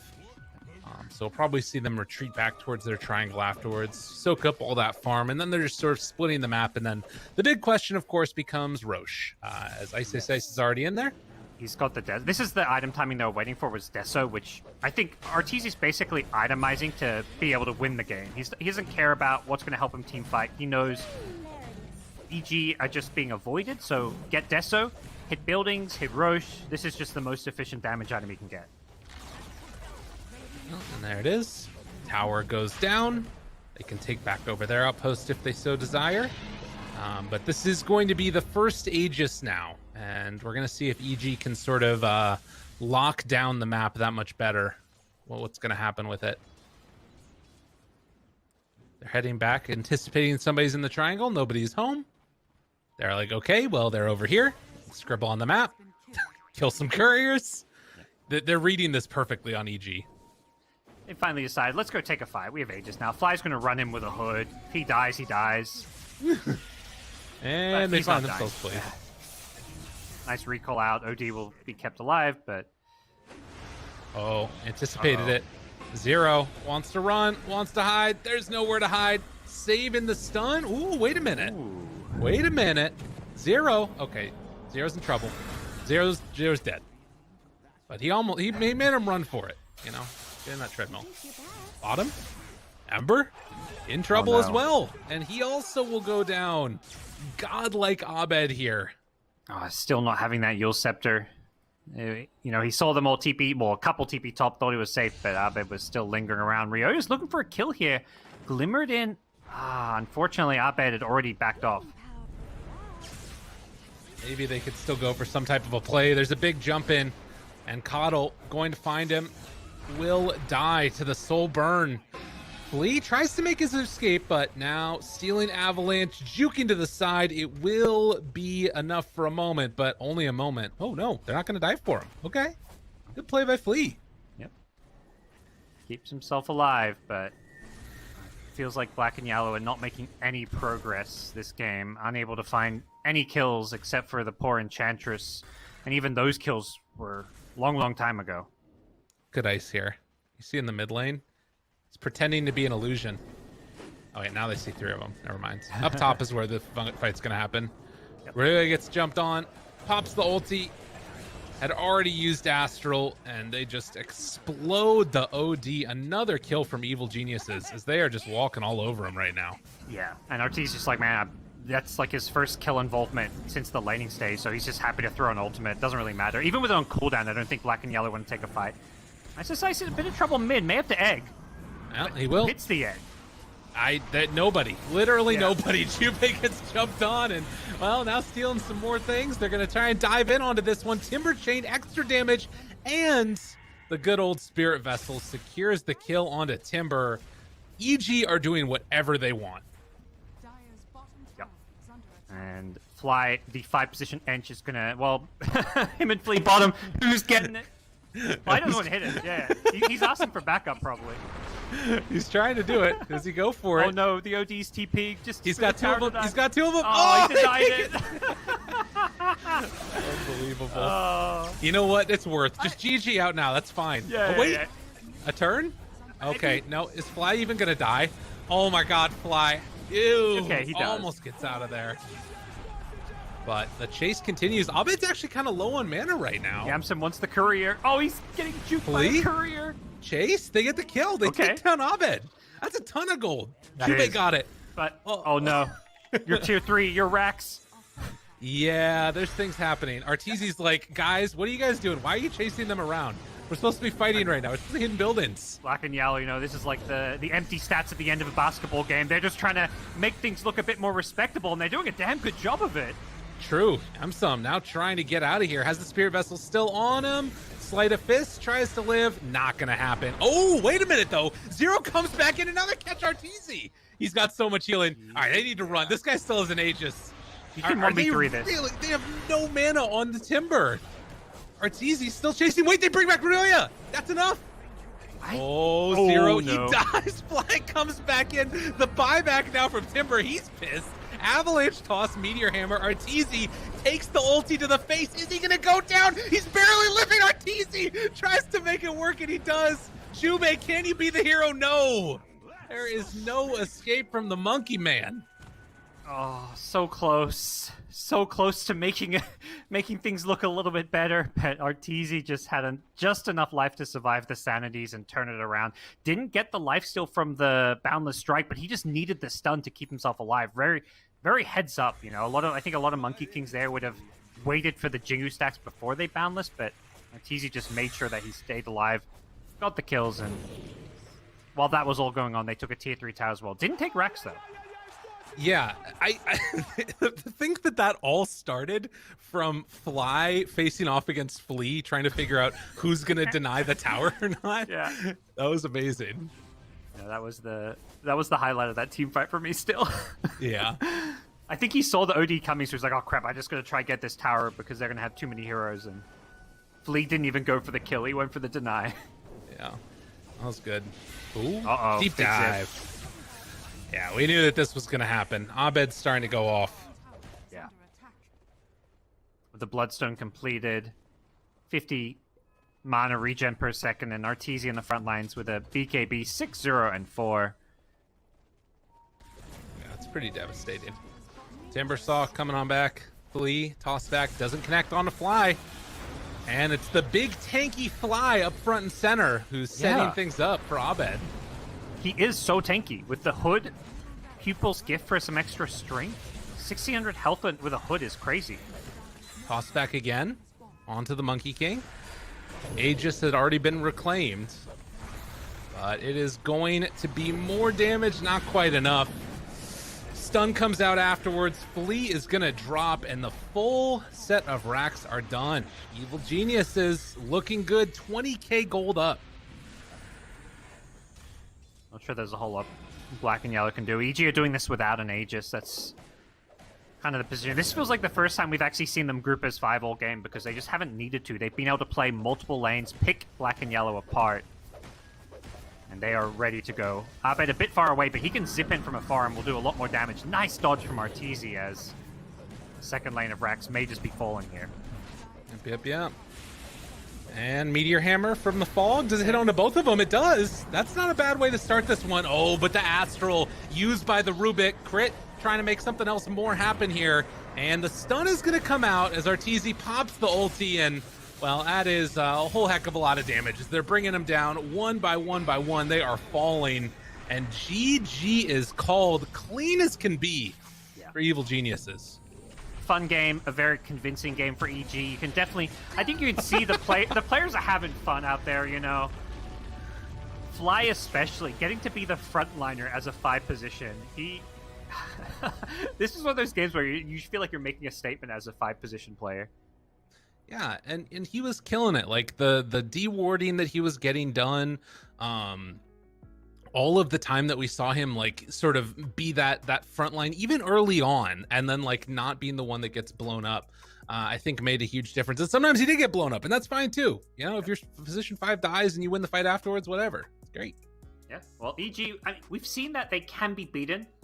They lost a game in both their first 2 best-of-3s against 4 Zoomers, as well as Sad Boys, but right now, Black and Yellow, it's going to be a tough task ahead. They talked about in their kind of interview before the series, you know, this team is beatable, but they're going to have to draft and play better than that.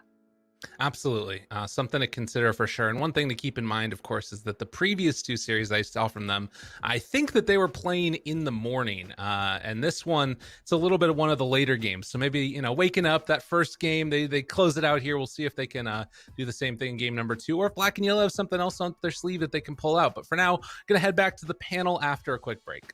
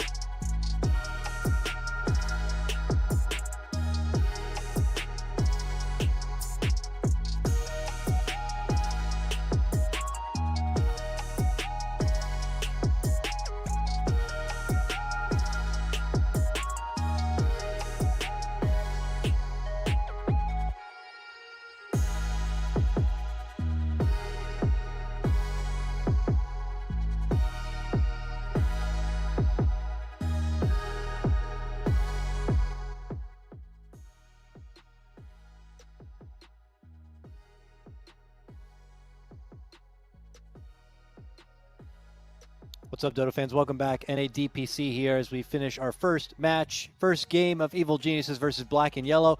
Evil Geniuses coming out on top, looking pretty convincing here. I'm back with Sunsfan and Jenkins. And Sunsfan, I want to get your take on game number 1 first. You know, Evil Geniuses make it look pretty easy. Some cute plays, though, in the early game by Black and Yellow, by Yamsun, by Jubei's Coddle, but it just wasn't enough to get it done. Yeah, bit of a shellacking, gentlemen. Bit of a shellacking going on here today. You're right. We had the Astral into Illuminate that actually got Ryoya back in the game. And he had a decent game overall. He was pretty high in the net worth. Unfortunately, he was the only one on his team. We saw Crit at a certain point just start to steal Astral pretty much every time, which is kind of Rubik versus OD matchup in general. And Crit started getting really involved and creating a lot of space for Arteezy to be able to farm. And I mean, this is just part of it, but the Timbersaw pick, we discussed it in the pick draft. Picked up really early, had pretty much no impact. Don't understand why it was even picked to begin with. I agree. You know, like you said, Ryoya had quite a, decent game, but I would expect that given that there were 3 heroes sitting in his lane the entire time. I'm actually impressed that Abed had such a good game because it really seems like they identified Abed was the issue. They wanted to see what happened when they, tried to take him out. It was interesting. They basically sacrificed on Black and Yellow the 2 side lanes. Yamsun had no game. Zero had no game. And Ryoya did have a game, but it didn't pan out because they just lost to the 2 side lane heroes and then Abed anyway. So I appreciate the effort. I thought it was interesting, but it didn't work. It was something new, though, which is cool to see. Is this the, do you guys see this in the background? Is this the new Poggers? Right here? You pointing at yourself? Oh. Pointing at the TV. Are you asking us if that is the new PogChamp? That would, what is that? This is just Chromecast. It puts random ass. I mean, usually it's just landscape. Oh. But now it's just a little PogChamp above me. Interesting.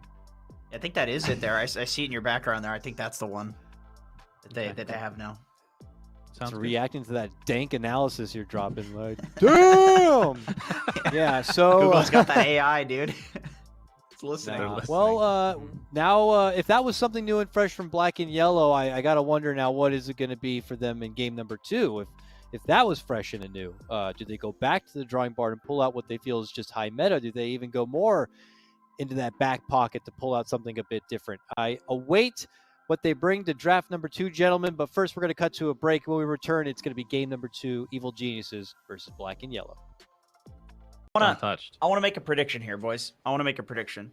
I think that in like 2 to 3 weeks, we're all going to be complaining about how OP Earthshaker is. I think this hero is unbelievably broken and unbelievably overrated. I think the Aghanim Shard is completely nuts. You can one-shot creep waves by underrated. I think people go for it, but I think this hero should be first round pick, first round ban every single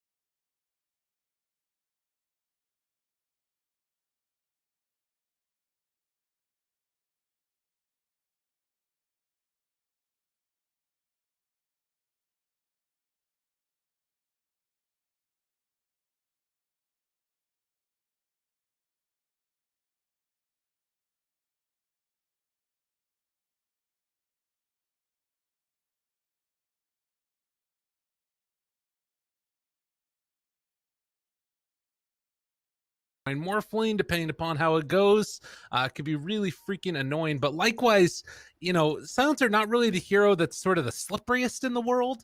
I think that's sometimes where Ice does the most damage. Yeah, he could still maybe make some like good plays or whatever, but I don't know. I'm not sure if I love the hero player matchup as much. He's probably just gonna own everybody's face, and then I'm gonna look like.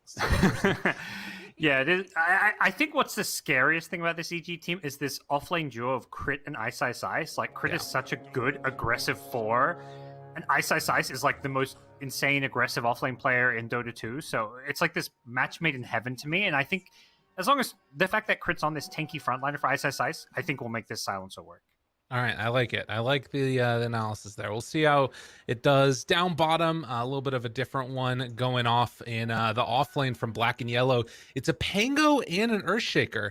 And of course, you know, Jenkins was talking about the combo that he had seen before of Zero playing with Yamsun and doing like a Earthshaker Morphling combo, deciding that they need to switch it up after seeing the silencer picked up, and it's going to be the 3 Pango instead, and then a 4-position Earthshaker. Yeah, and they can still theoretically make use of that combo. Oh, top lane already early rolls in from Crit, just some casual harass. But, I mean, yeah, the Shaker Morph is just not what it quite used to be, and I think this Morph is going to have a tough time because you are playing against a lot of annoying heroes. The Silencer, the Puck, even Earthspirit with his silences can be annoying. It's a pretty tough Morphling game.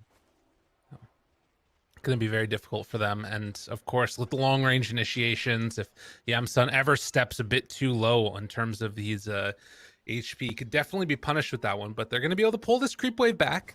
Crit trying to bring it back behind the tower, and in the meantime down bottom, sort of the bash bros going on with the Pango and the Earthshaker. It's going to be hard to stay on target and sort of beat down Fly here. It feels like he's going to have a pretty free time just messing with them. Yeah. They're just harassing and poking whenever possible. I like what Fly does. Just uses the Illuminate, doesn't full channel it so the range creep gets down to deny range, just does some light harass whenever possible. Very nice stuff. Mid lane, Abed facing off against Ryoya. Ryoya already off to a much better start than we saw in the last game. So he moves forward, tries to maybe get a pull action on. No, doesn't have it yet. Just now gain level 3. Yeah, even though we saw last game Abed win the 1v1 matchup perhaps more convincingly than the hero matchup should have gone, by no means is that reflective of Abed, you know, being the better 1v1 mechanical player. I think Ryoi is a very mechanically strong player, maybe just had a bit of an off game. Oh, and that was nice right there as well. Uses the pull to ensure that he can deny the ward in mid. And, you know, level 6 being so important, if he did get that ward, you know, that could be the difference between him getting level 6 before him or not. That's gold that Abed invested to buy the Sentry. He saw the ward get planted because he had a ward of his own, and when you invest that gold, you're really hoping to, you know, make it back. But Ryoya getting very low. He may just die here. Has got the Fairy Fire. And, jeez, fortunately, no point in waiting Rift just yet. Playing that on a knife's edge right now. There is a courier coming on out, but this is a little bit tough. So he's going to have his bottle, but he's kind of getting boxed out a little bit. Needs to get this range creep, but Abed's not going to give it to him. And moving in, gets the first blood afterwards. Very well played. Oh, wait, maybe a turnaround, though. Now Abed, they kick him back underneath the tower with Crit here. Dodges the Fissure. And now chasing down Fleet. Damn, double kill for Abed. That was sick. Dude, Abed's so good. Unfortunately, that left Ice Ice Ice alone, so he gets instantly gone on and brought down because Crit rotated mid, but it's well worth it. Abed is going to be off to such a good start with those 2 kills. Jeez. You don't expect it. You never think that it's going to turn into that little extra bit, but it did. And, well, a whole level ahead right now of Ryoya. Definitely having a good time here. And, you know, when he gets level 6, all it takes is 1 rotation from Crit, and that's going to be an easy kill, most likely, as they jump again up top, trying to take down Yamsun. And he will be able to back out of there. As Morphling, not the easiest hero in the world to kill if you can't catch him before that attribute shift. Pressure. They have got the regen on Jubei, so Yamsun can shift and heal up, but 4-minute runes are going to come, and unfortunately for Black and Yellow, it spawns top, so this should be an easy rune pickup for Abed. Shaker was camping the bottom one, but this time the luck goes Abed's way. Yeah, and that was exactly what you want to see. if you're an EG fan, good stuff across the board right now, winning all 3 lanes. And then, you know, I mean, it's not like they're having a terrible time. Earthshaker a little bit behind, but I think it's more just like it feels like the pace that they're playing at, they're kind of going to accelerate from here. And I think this has been a kind of recurring theme. We saw it in the Undying series where they were the heavy favorites. These top teams are just way better at securing their carries farm. Arteezy has had uncontested free farm. Meanwhile, Morphling has had a pressured lane. So even though they kill Ice, they haven't fully given Yamson the best time. And I feel like... Ooh. Chase for it. Dude, and that's the 5-minute rune too. Oh, no. Yeah, the bottle refill. They got all 4 bounties. And now the roll through finds Jubei up top, kicks him back under, silence afterwards, trying to take down this Witch Doctor. Can they kill him in time? Although Ice, he might have gone too far. Jubei walking away, cool as a cucumber. Crit, gonna try and find him for the finish, but I'm not sure if they're gonna be able to get it. Rolls off the marks. He really wants those urn charges. You know, that's an easy kill if they have urn charges. You just pop it offensively, you get the kill. But Crit unable to find his first charges. Mid They're lane. going in mid, yeah. Yet Nice again, dodge. don't get the illuminate damage, but will be able to find one more punch here. Most likely phase shift and jaunt away. Abed again does it to him. Yep. Gets given the tango for some extra heal and a 6-minute rune coming up. No black and yellow heroes anywhere nearby to contest it. So Abed gets all the regen, will get the rune, and is now level 7. Dominating stuff. This is a wild puck game. This is crazy. I mean, yeah, he's gotten a couple rotations coming to his lane, but some of this has just been outplay too. Oh, for sure. He's just so masterful on his hero. Like, when it comes to the CS thing, the last hits denies, Rio can hold his own, but Abed just knows when to pick his fights and when he has the advantage. He'll keep the siege creep alive mid, so pressure on the tier 1 mid tower now. Yeah. And, well, back mid again. You talking about it, that pressure. They're going to try and alleviate it. Throws down the fissure, but not drawing the creeps away. And at 6.5 minutes, I think they're coming close to losing this tower. They're going to at least need to deny it. Yeah, it's gone. I don't know if Fleet can deny. He's just going to die. And they have a glyph. Okay. Didn't use the glyph. That's fine. Was it on cooldown? No, it was definitely up. Okay. Ice is in no man's land. It was a classic. Yep. Perfectly fine. There's a couple more hits there before he ends up going down, but it's all setting up for Abed. Setting up the pins to try and knock him down afterwards. The TP out is going to be good as Abed chases Jubei and has eyes on the Witch Doctor chasing again. Coil is even going to be dropped as he tries to back away. Eventually, the Witch Doctor goes down. Yeah, I think maybe you're onto something about this not necessarily being an Ice hero. He's still doing fine though. Like he's ahead of the enemy offlaner by a huge margin, and that's I think kind of goes back to what I was saying where these experienced teams they're willing to give up those deaths because they secure farm. Oh my god! Another kill. Ooh. The dynamic duo with Crit jumping in there too, and Abed is able to help clean that one up. And again, all of this space being made for Arteezy. 62 last hits right now, and taking a look at it, really high up on that net worth as well. Yeah, it's the dream game as a carry where your team is just giving you complete free farm and also winning the game without you. There's no pressure on you to do anything right now if you're Arteezy. When your team's winning without you, it just gives you an extra 5-10 minutes to farm. Good zip away there. Really recognizing the danger and backs out just in time. Yep. I think it reveals the fact there's a ward. They just don't know where it is. Right. Well, meanwhile, Ice back up towards the top, wanting to keep the pressure on, it looks like, is pulling the creep wave along with him as he gets into position. 4 heroes actually up top right now. Yeah, Ice is only level 5. Like, that's where if they have a global silence, they can probably get that kill mid, but he's a bit underleveled. Yeah. Fly comes back in, gonna spam it out, illuminate damage, and up in the river, in the jungle rather, they find another kill onto this Witch Doctor. Yep. This is where having Cuddle as a 5 can feel so nice because a lot of the time you just have to give up your safe lane tower at this stage when the enemy rotates there, but Cuddle's just the perfect hero to sit behind the tower, spam illuminate. No, Arteezy's getting kind of pushed out of his jungle, but he's got backup, and it looks like they want to try to take the fight here, but Dire side with some good vision around that mid lane. Yeah, they're playing it well. They're heading down bottom now on Dire, and they drop down a ward, fly off to the side. They're gonna try and hunt for him a little bit. It looks like Zero goes for the roll-up play. Thought about it. They'll find he him just now. accepts his fate. Yeah. Okay. So a trade, and not really anything being gained that much by the rest of EG. It's mainly just like spraying out and farming, maybe a little bit of damage onto this tier 1 top. Yeah. It's a nice move from Black and Yellow. You want to get that tower, and getting the extra kill is really nice as well. So we'll see if EG make another move soon. They have got Puck's Doom Call back up. Rune gets denied by Jubei, so that's at least preventing Puck from continuing his Rune dominance.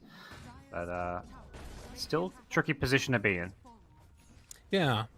They're really kind of huddling them up just in this side of the map over there, not really giving him much of an angle onto even farming that mid wave. It's pretty dangerous right now for Black and Yellow. And, you know, when you're stuck to your own triangle and that's about it, this net worth lead is just going to keep on ballooning up. Yeah. Going for the Witchblade on Abed's Puck. Very strong item for this hero. EG have got all the tools they need now to start taking some fights with the gold lead, and also all their key level 6s now. Well, we can see the plan at least right now for Yamsun. He's trying to get into the Manta to deal with the silences that are plaguing him, and then afterwards right into the Aghanim Scepter. So this timing, we've seen it a bunch of times. Usually it's nicer when you're, starting out a little bit ahead, but you can pull things back around, and particularly when there's like super immobile heroes like the Ice Silencer, who, by the way, is about to get jumped on here. Roll out. Can they He's find him? got backup, though. Trying to do something here. Echo Slam going to be used. The follow-up with the Fissure. Chase down dead, but can they get out afterwards? Coil only hits onto one. Crit trying to find himself another target as Zero TP's out, and Jubei also looks like he's going to escape. So they trade 1 for 1 there. Not too bad for Black and Yellow. Yep. I think Zero just barely outside of that Dream Coil range. He did a good job to get the hell out of there once they killed off the SSI Silencer. So 1 for 1 trade. Definitely something you take as Black and Yellow. All about getting their Morphling online, but the concern is always going to be Arteezy is just continuing to free farm, and he is out farming your Morph. Absolutely. And I mean, those little kills don't matter quite as much. Jubei going down. The biggest thing with that is just, giving earn charges over to Crit. He's got 3 of them right now. And when he eventually finishes off that Spirit Vessel, it's going to be a pain. Yeah, it's definitely tough for Morphling. Even when he has this Manta style to get off 1 silence, there's just a lot of silences. Then there's a Spirit Vessel charge, so... Right. An AoE Earth Spirit silence, there's the Global Silence itself, there's the Puck silence. 3 of these heroes with hard silences to deal with. It kind of almost feels like he's going to need, like, Manta and BKB, but then also he needs, the Aghanim, so it's sort of a damned if you do, damned if you don't type of situation, it feels like. Yep. But regardless... Interesting Coddle build, the double fluffy hat. Hey, I like it. I mean, like the similar idea to the Ant, where it's like, I'm just going to tank up and be unkillable. Well, except he's a Coddle, so he's definitely still killable. Yeah, no doubt about that. I mean, it's I guess also sort of interesting, right? Because like bracers are garbage now, right? So what else can you get that's really effective as that? They find him.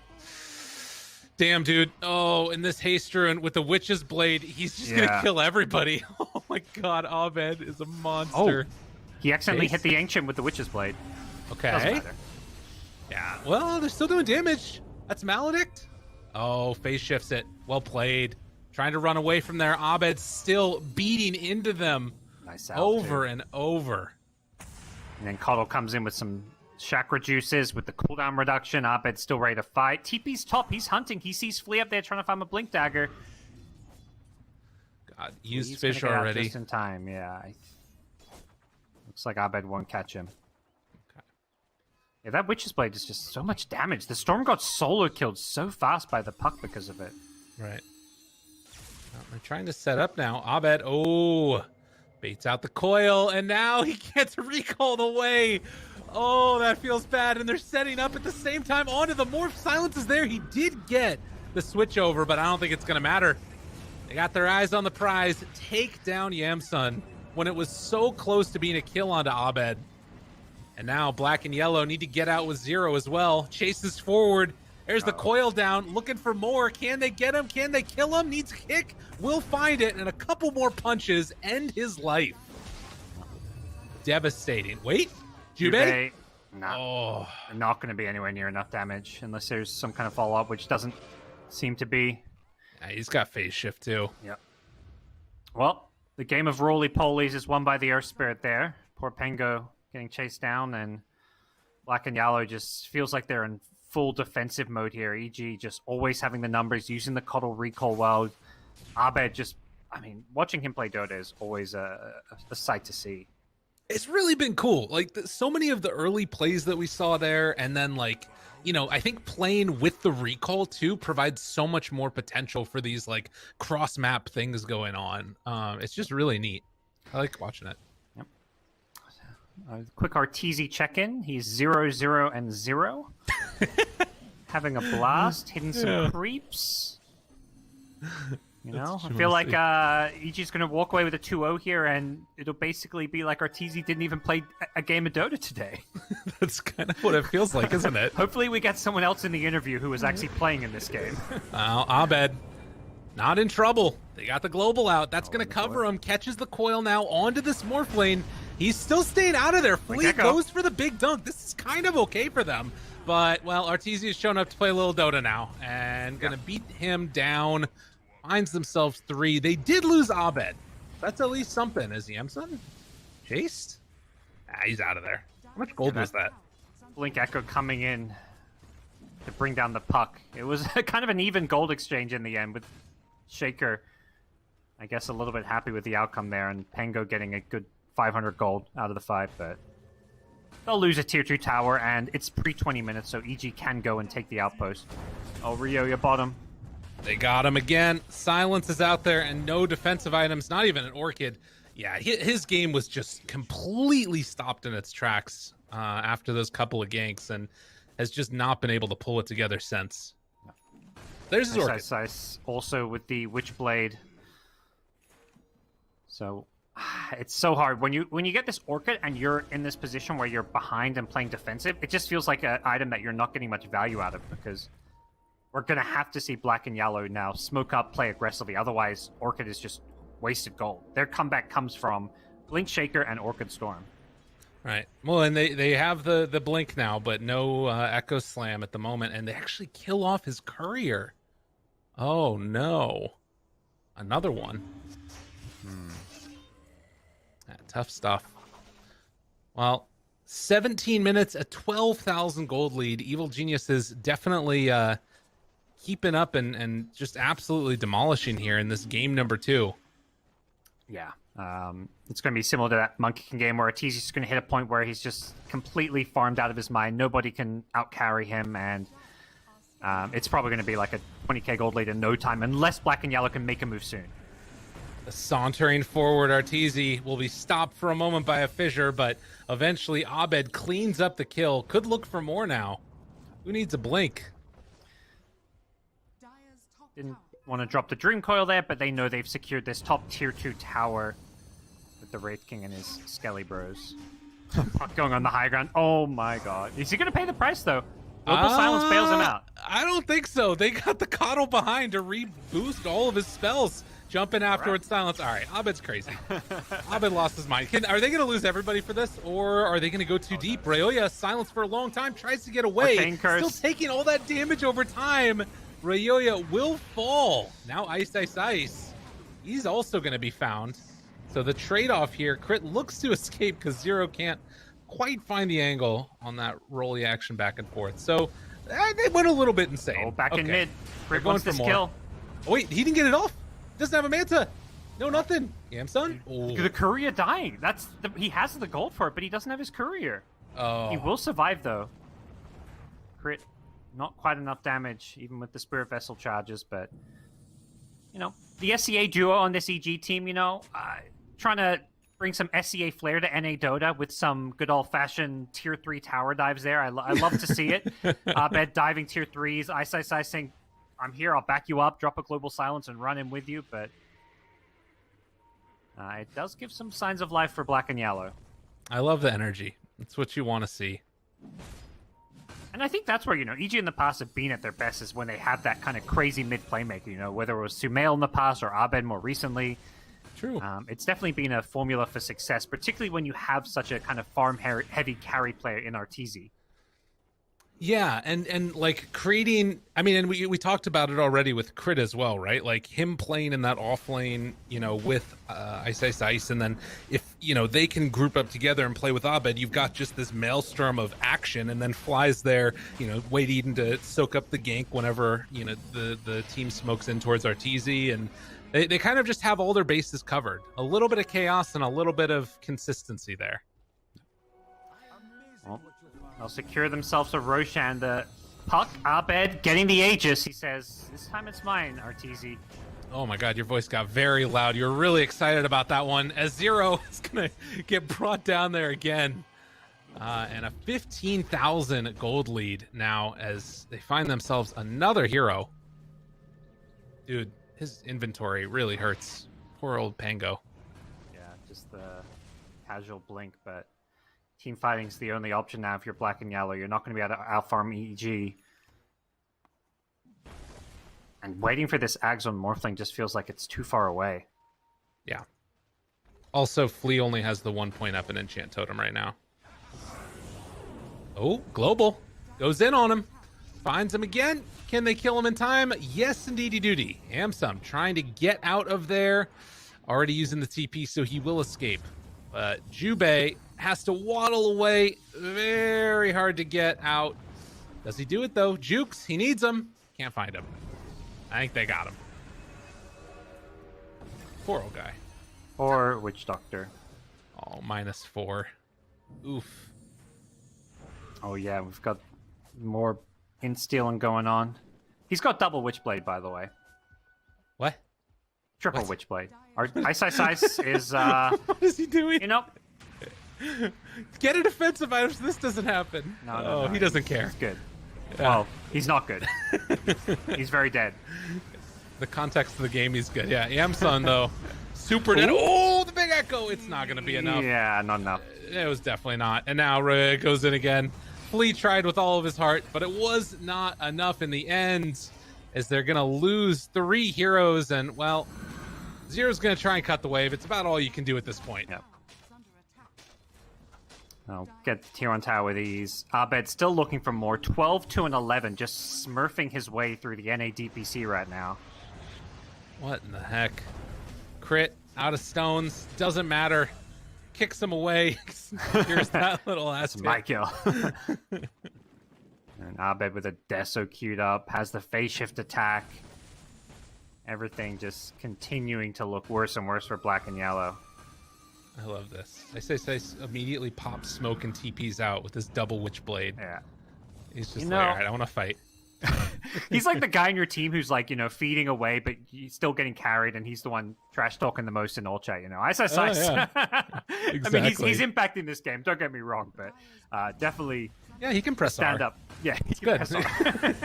There it is. There we go. He got it. Thanks, buddy. Now roll in, and because of that R, they win the fight. Yep. Jeez. Well, a lot of damage onto these buildings. They've taken the other tier 2.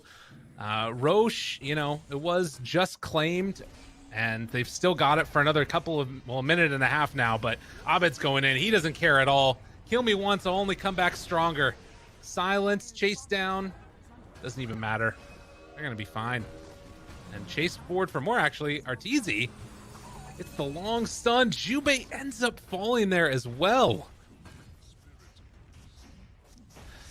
Well, yep. That's a tier 3 tower, and that's likely a set of racks. Do we have the Aghanims yet? We're still 1,500 gold away. And just 2 points in Enchant Totem still, so... Not sure if things are going to just magically turn around for black and yellow anytime soon. They're not going to GG out just yet. They're going to go down at least 1 Rax. As you see Yamson just farming the enemy jungle, playing keep away. All right, he queued up another Witch's Blade. Ice is a meme. Jeez. 25,000 gold lead, 31-9, and well, now they're settling down towards the bottom side. Still about 20 seconds left on this Aegis, so if they walk up there, there's a chance they could burst Abed. But I don't. Oh my God, he's just going in. Aegis being reclaimed soon. He's got another 15 seconds. Lots of damage out there. Crit thought about going for the roll-in. They hang out again for the moment. Jubei just being bullied under his tier 4 towers. Oh no. And now the coil. He jaunted in. He went in. This guy's crazy. Aegis is about to be reclaimed. It's going down now. He breaks the extra regen coming through for it. Crit. Getting a lot of extra damage onto him as well.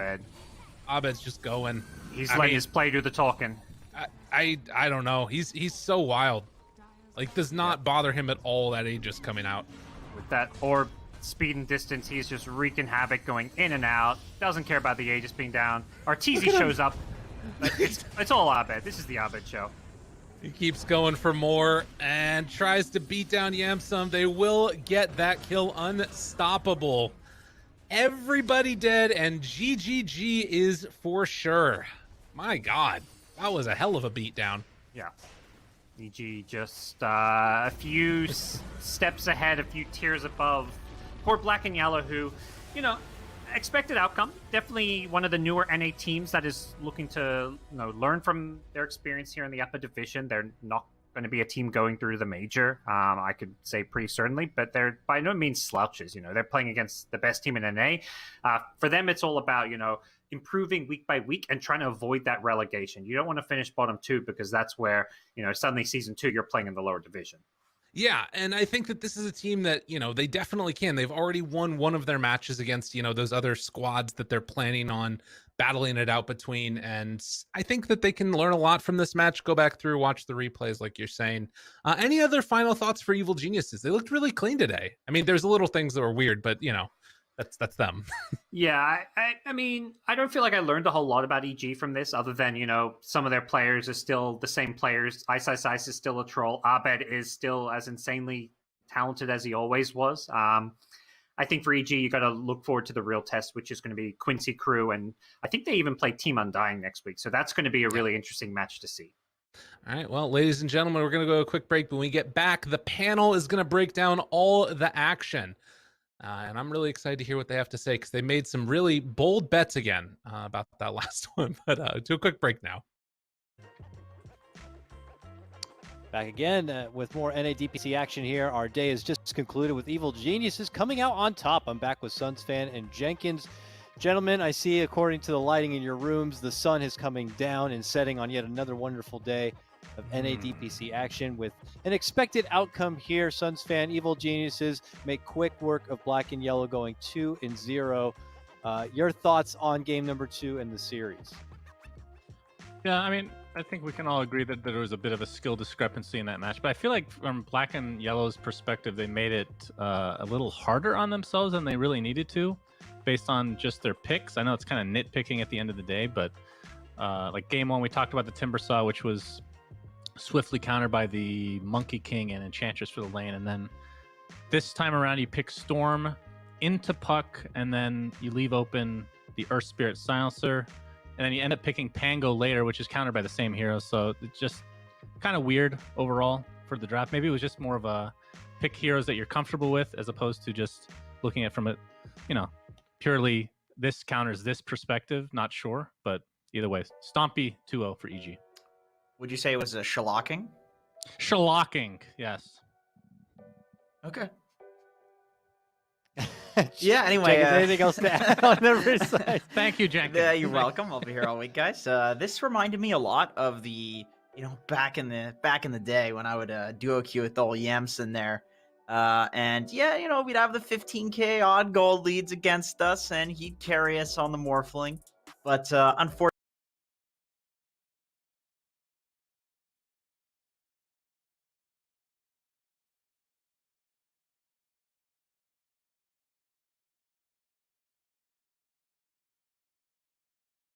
just won all the lanes essentially, and then Arteezy was farming while the rest of them ran around killing everybody.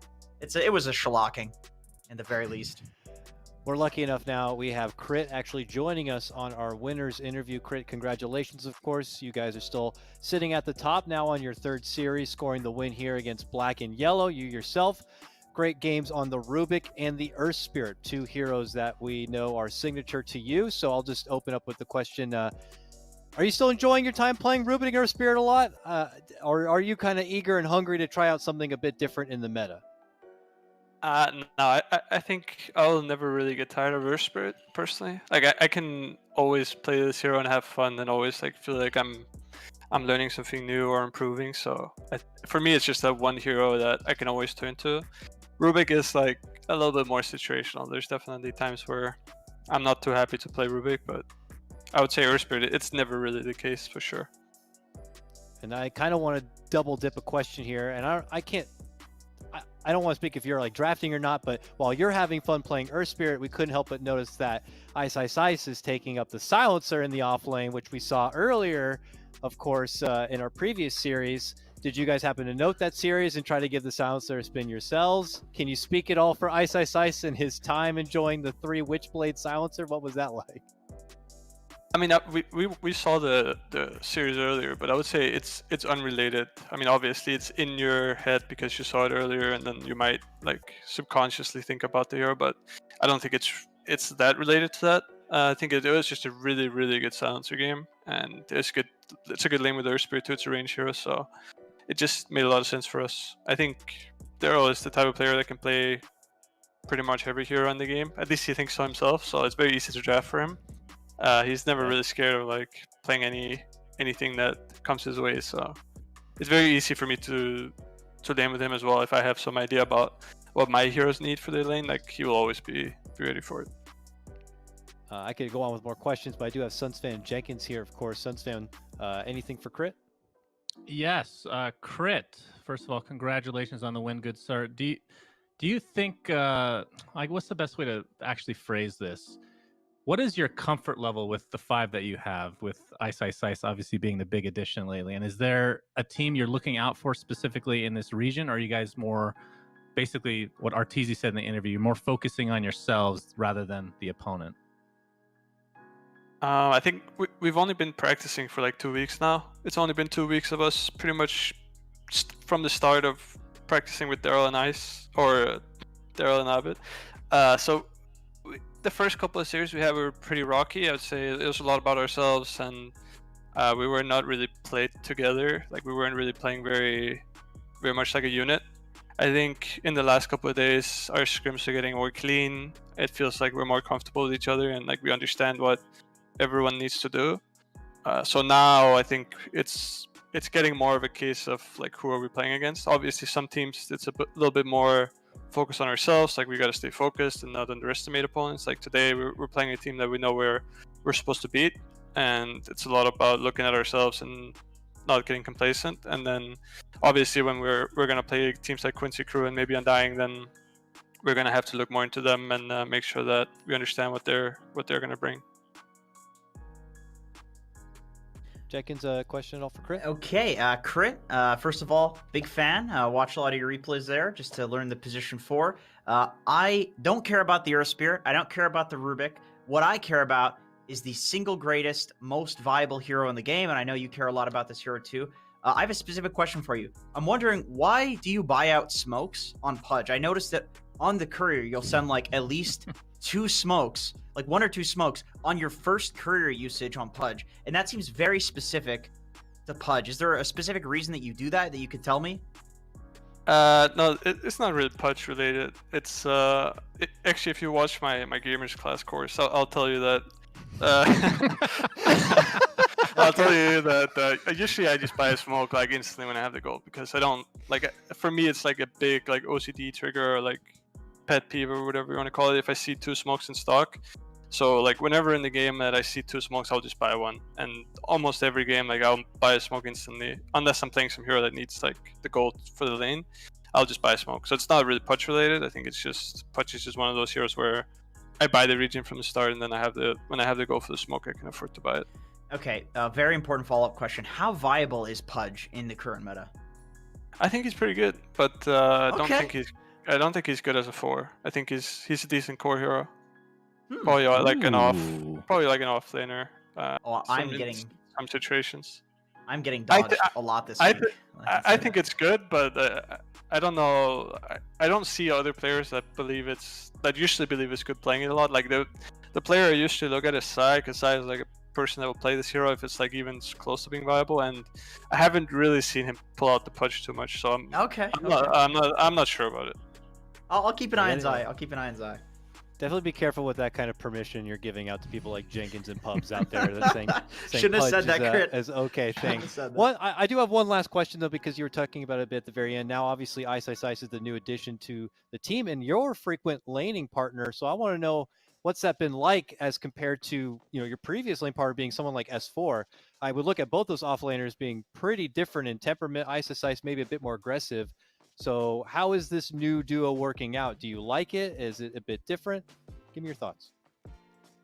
It's very different from what I've had previously. I would say that the most similar offlaner that I've played with was probably Moon, and that was a while back. In terms of style, other than that, like both S4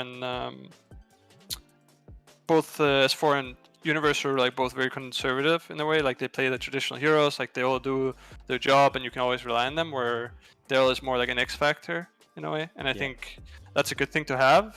But he's also reliable. Like it's very easy for us. Like if we need something from him in the game, like he will know it. He doesn't really need to be told. Like if he needs to be like that X factor, if he needs to be like the stable like aura team fight offlaner, then he will do that. So he's very knowledgeable, and he understands like the different types of roles that I think makes offlane like one of the harder roles. Is that there's a lot of difference in the type of heroes and the roles you might play like between the games, whereas other roles are kind of like, if you're a mid laner, you're mostly the same role. If you're a carry, it's mostly the same role every game.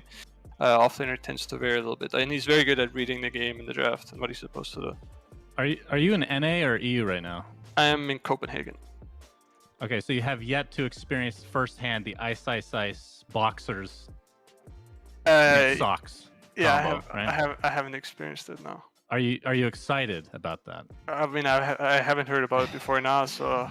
Really? There may be a day in the future you're going to be on stage in a box, look over, and suddenly see Ice just with boxers out, and you're going to be like, "Wait, we're about to lane together." Are you okay? Oh yeah. All right, dude. I can remember it now. Yeah. I mean, I've definitely seen it. I've seen it before. I just didn't think about that I was going to be part of that now. And now he's thinking about that tonight. So he's like, "Oh God, when we get back to LAN, I'm gonna be in there with Ice with no pants on."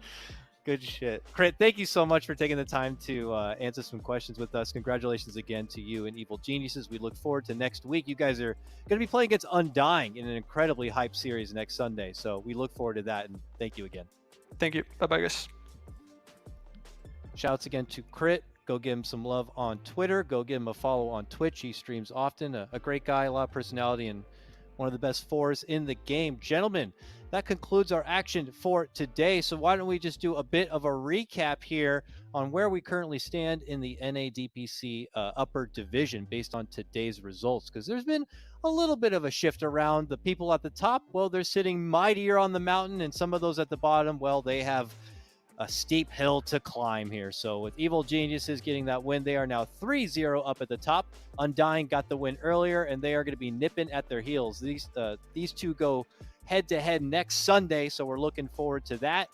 And obviously there at the bottom, 5-man Midas now dropped to 0-3. They are at risk of being moved into that lower division if they can't string together a couple of wins. But gentlemen, looking at this, any new surprises? I think things are still continuing to develop as we expect, right, Suns fan?